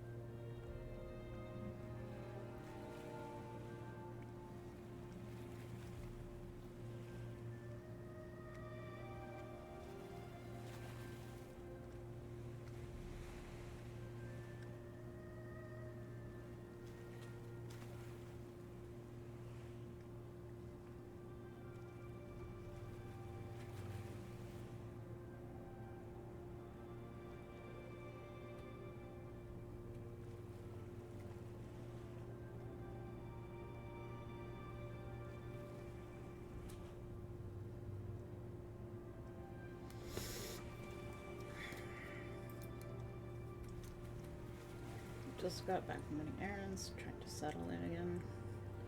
And the wife has said several times that she's had to push me because she hears me stop breathing. I don't know if she's comfortable for. Oh no. Well, I hope you can get something worked out soon.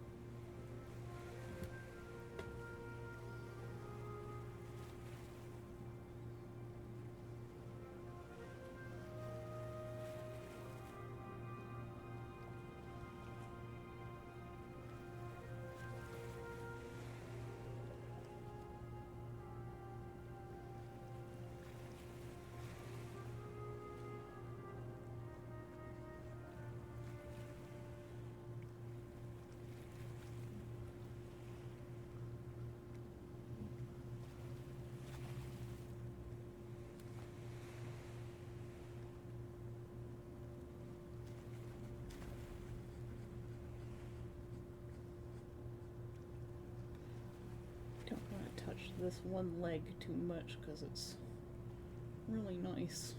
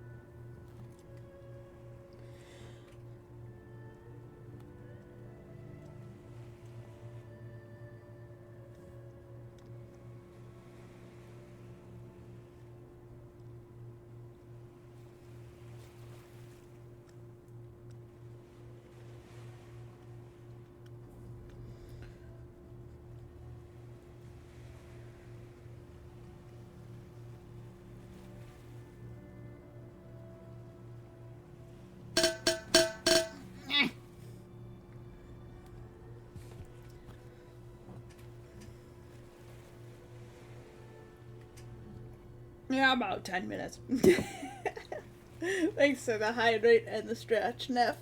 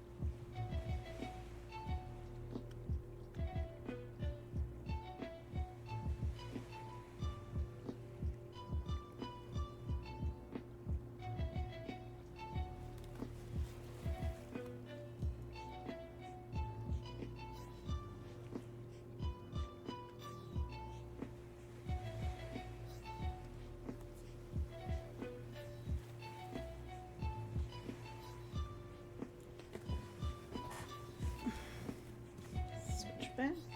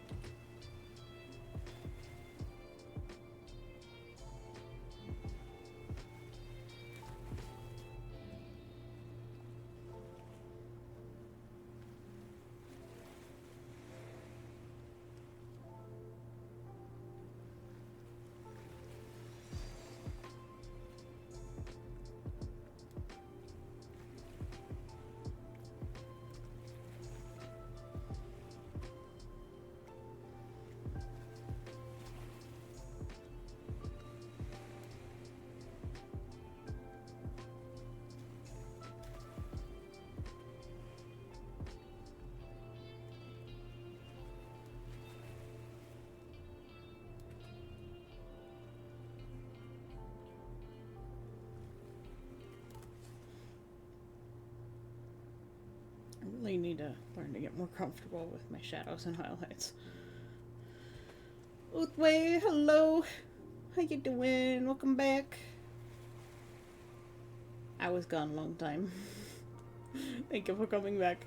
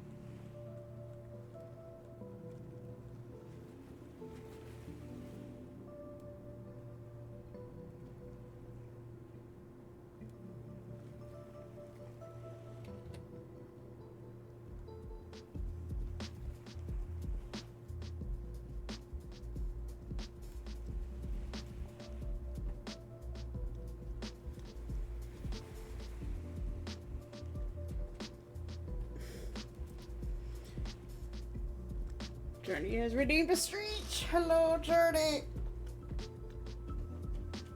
How you doing? Welcome back to the stream.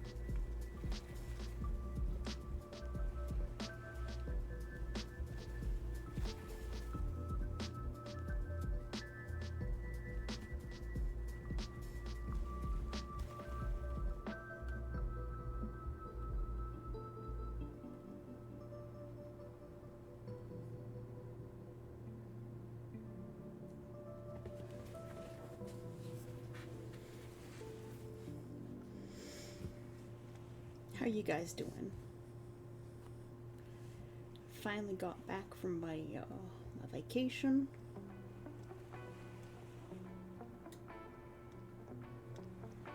I'm able to stream again.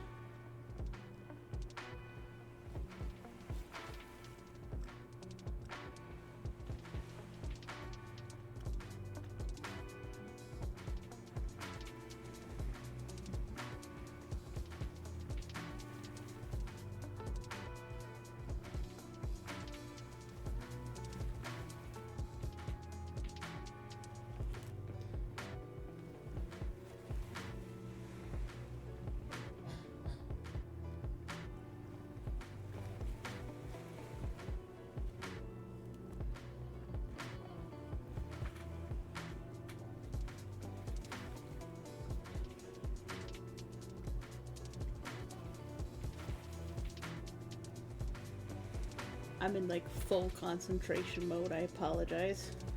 We've done a lot of work on this painting today. We went from this to this.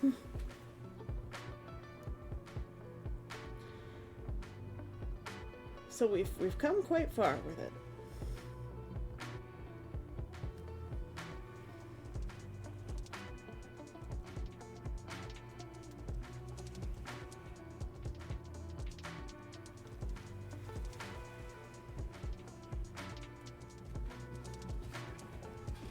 It is. I'm very excited for it. It's come a long way. It's doing very well.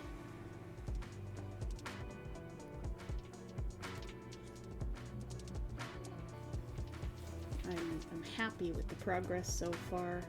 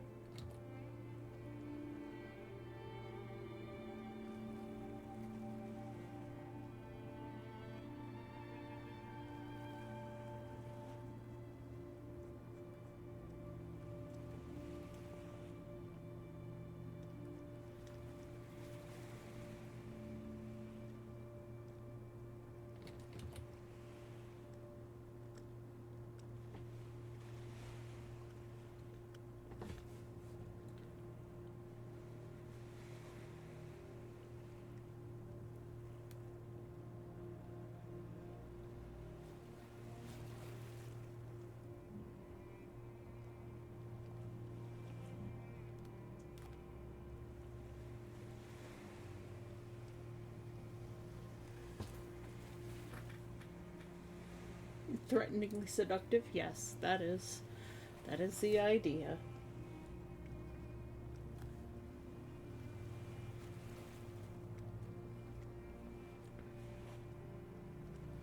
Just trying to add some life and color back into her because she got a little bit washed out.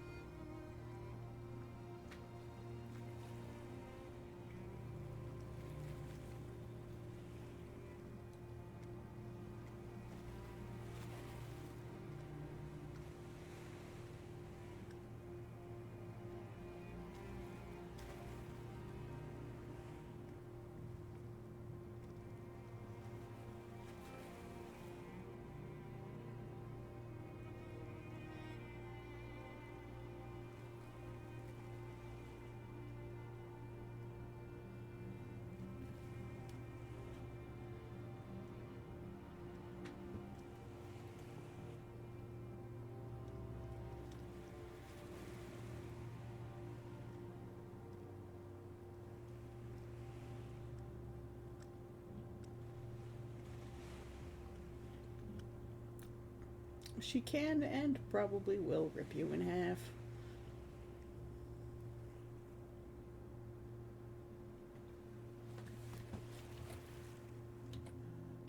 Their bones.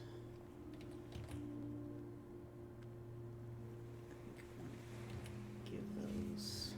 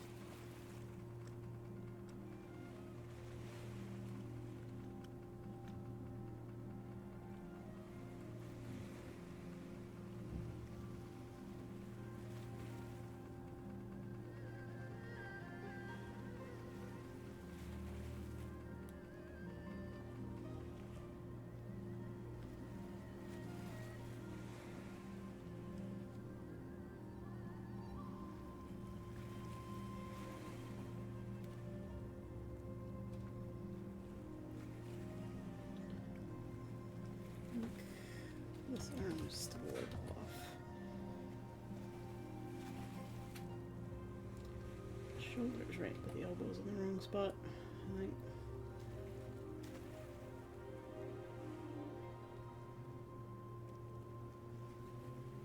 Yeah.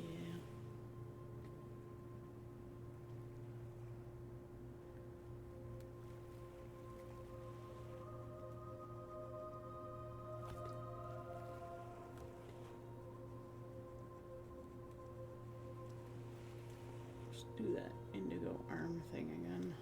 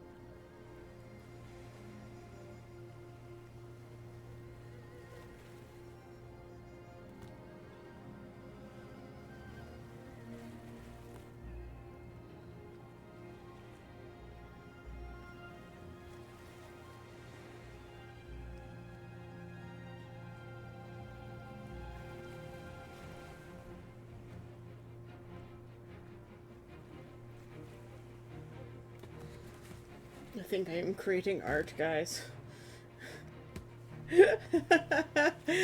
Havarti just refuses to read that.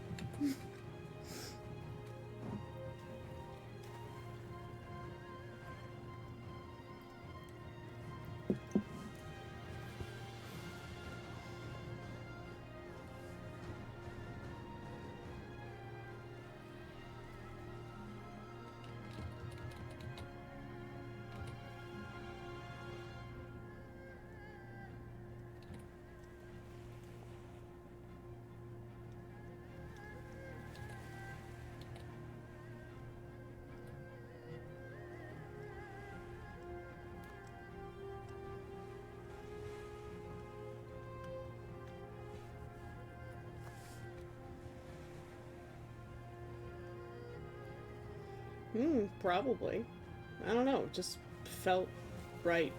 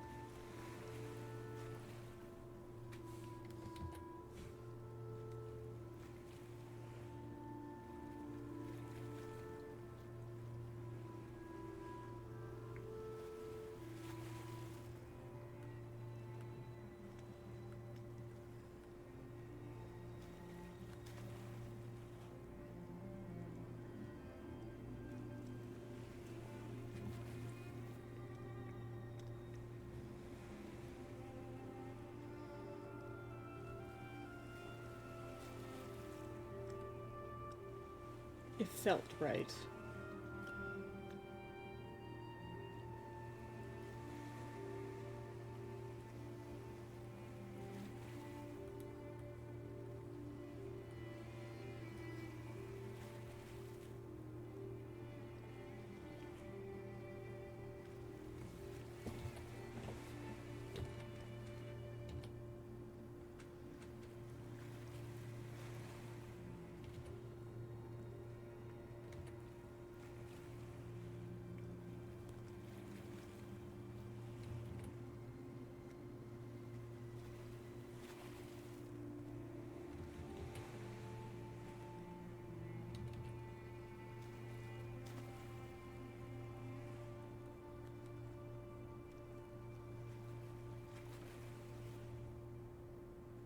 I'm probably spending far too long on this painting, but I'm really enjoying it too.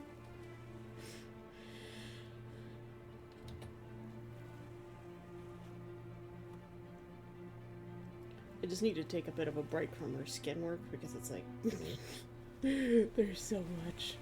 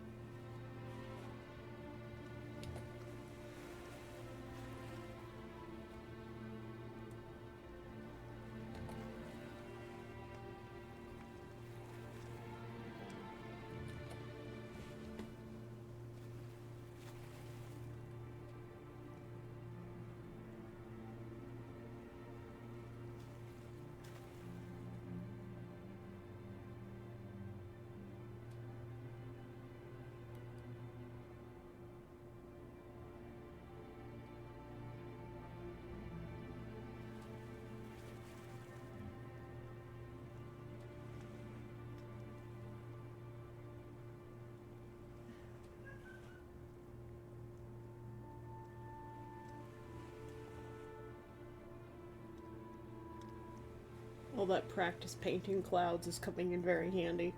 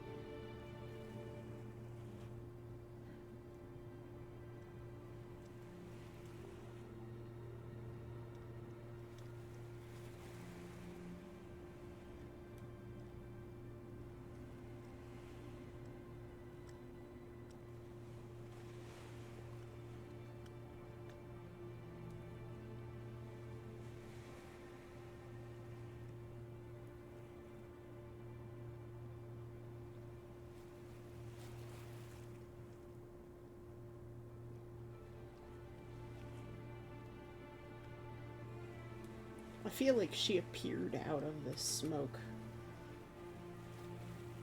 And this smoke is what's building up into her clothes and her form. And just the darkness seeping out from underneath her. I don't know why I started doing this, but I did, and I'm glad that I did.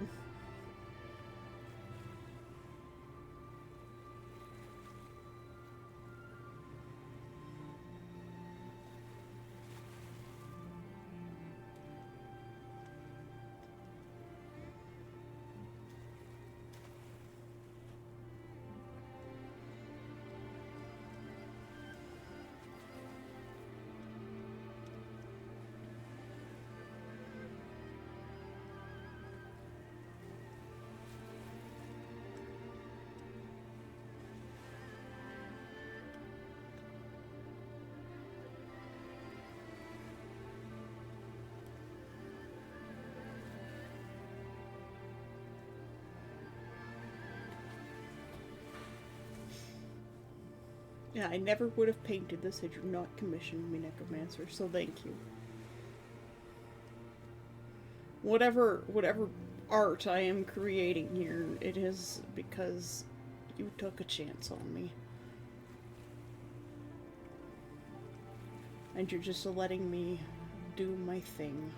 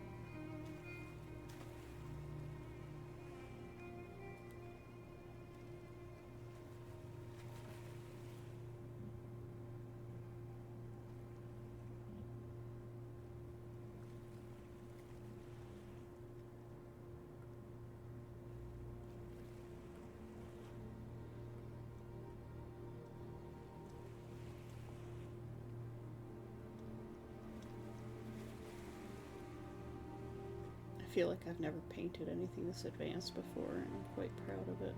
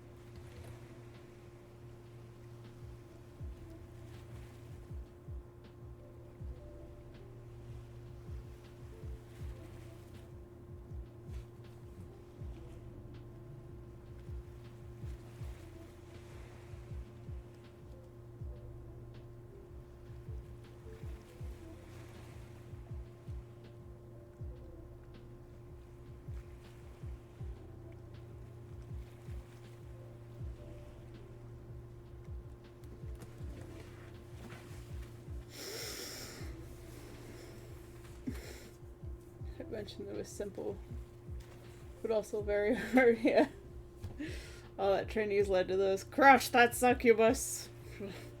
Her thighs are gonna crush me. And Nafa's boot in my snoot! It is the boot snoot! Like the troop snoot. But it is the snoot that gets booped. The boop snoot.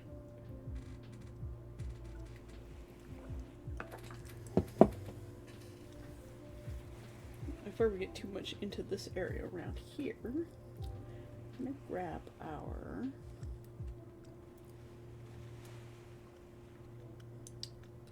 airbrush.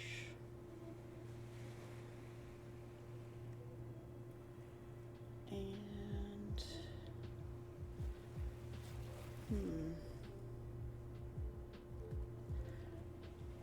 saturation.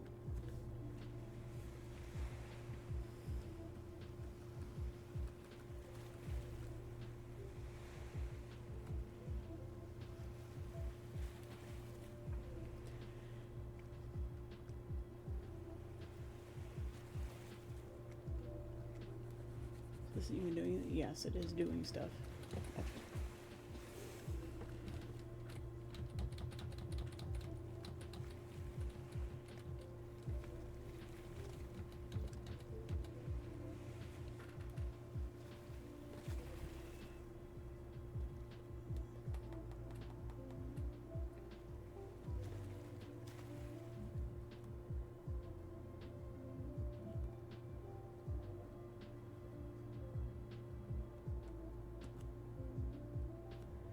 Trying to bring some color back into her, you know?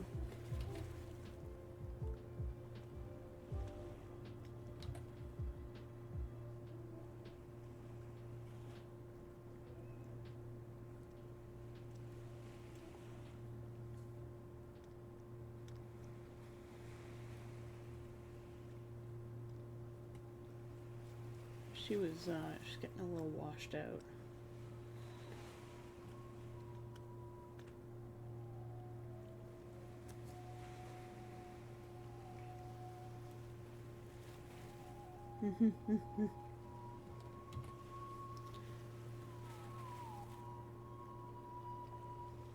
So let's see how far we've come today. From that to that. Marked improvement. We're back to no hands still, but breaks out kung fu moves to defend against being assaulted.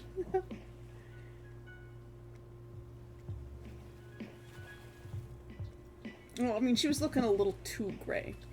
We want people to be focused on her, and right now the biggest, brightest colors were like her wings and the dress. So I wanted to have some color that draws your eye back into her.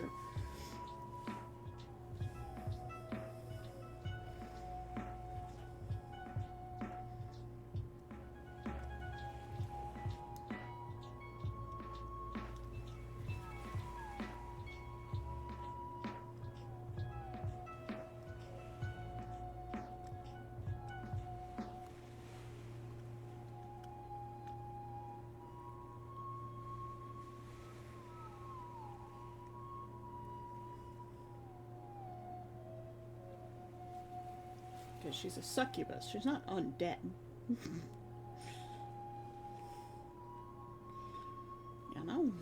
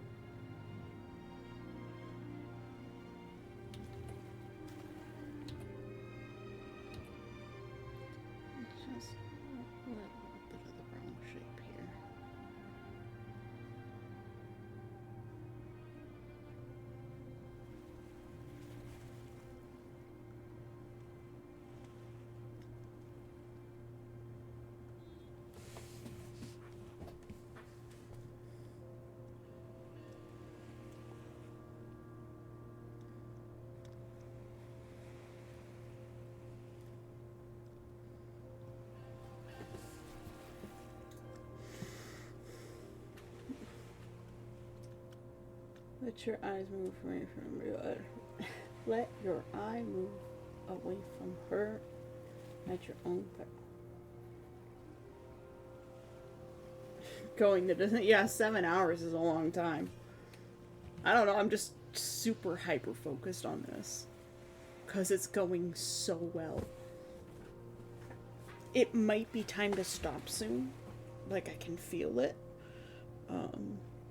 Mostly because I should step away from this for the day just to give my brain a rest on what's happening, but I love what is happening around the dress right now and like how far we've come in terms of like making this better, because like this is all right as a picture, right? It's all right, but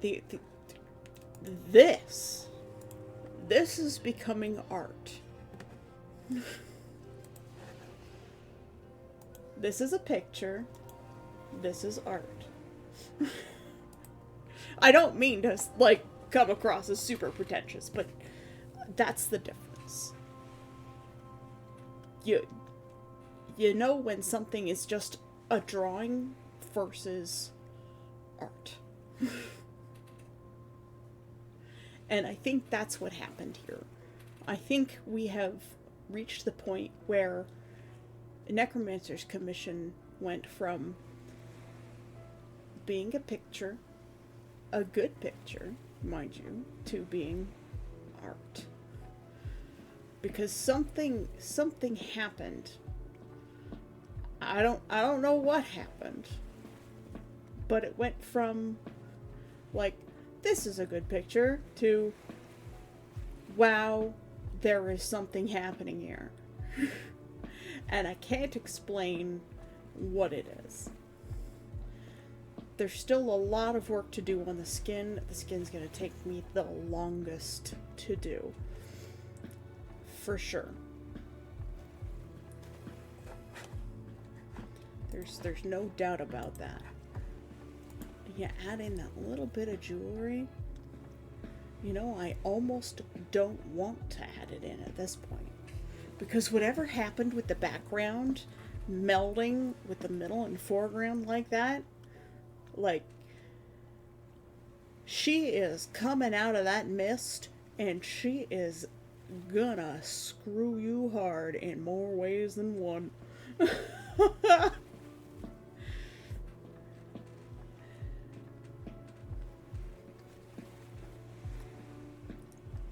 And I think it all stemmed from me erasing that tail and just slapping it in there and becoming part of the mist. I even dared to touch that one calf muscle. Just to tweak it just a little bit, and it turned out great. I gotta try and replicate that on the other side, but not exactly, because, you know, symmetry is boring. But damn. Like, she is looking so good. And I wish I could paint this picture forever because I am enjoying it. Yeah, I touched the calf. You didn't notice that, did you? But I did. I touched the calf and I made it better. I enhanced the muscle just a little bit, brought out a little bit of the shading where it, you see the point where it meets into the curve of the shin and the ankle. Just enhance that line just a little bit. And I reshaped the shin and the knee. I need to reshape the knee on the other side as well to match, because right now it's the wrong shape. I know it's the wrong shape. I'll know it's the right shape when I get the shape right. It's the same thing with the upper arms. The shape is still not quite right, and I'll know when I get it right.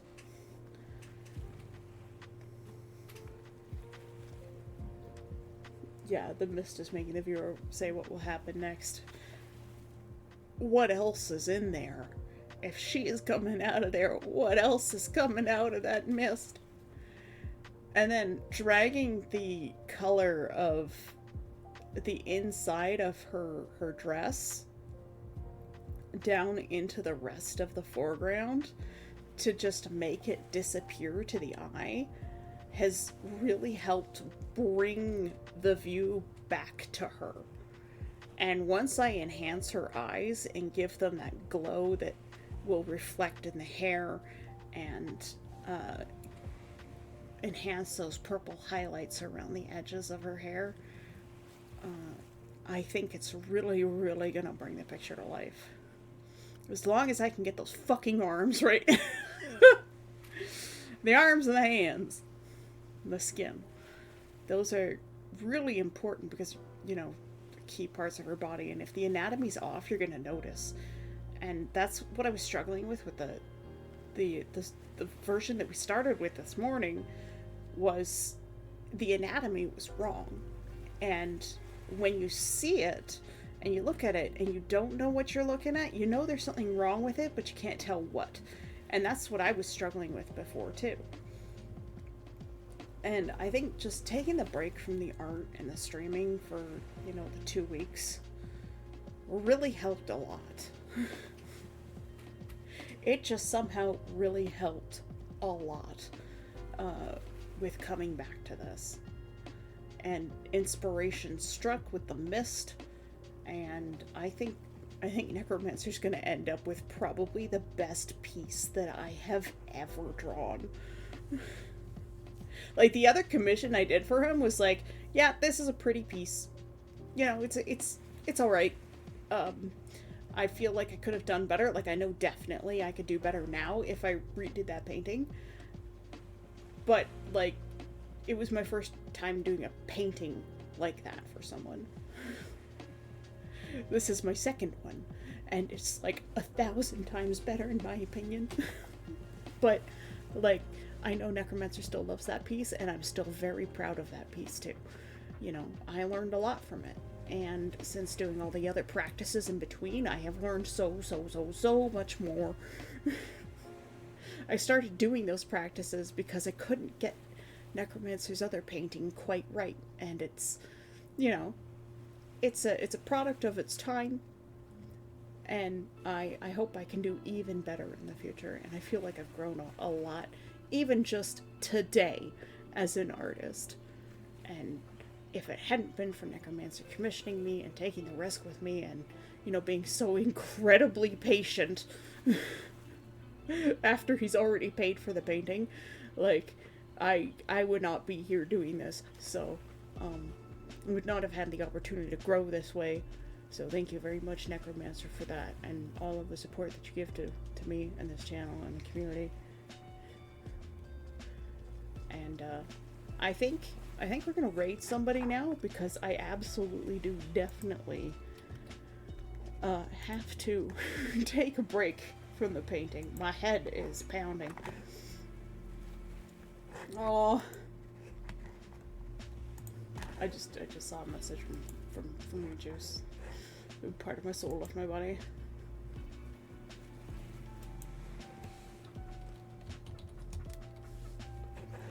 Someone's coming to view the apartment tomorrow, apparently. I hate that. I don't want that. Someone's coming to view the apartment between 10 a.m. and 2 p.m. and I am very displeased about that.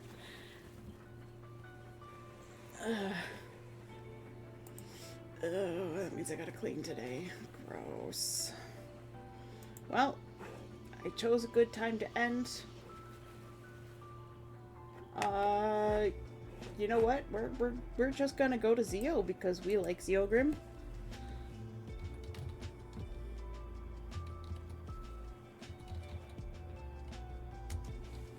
So that's what we're going to do.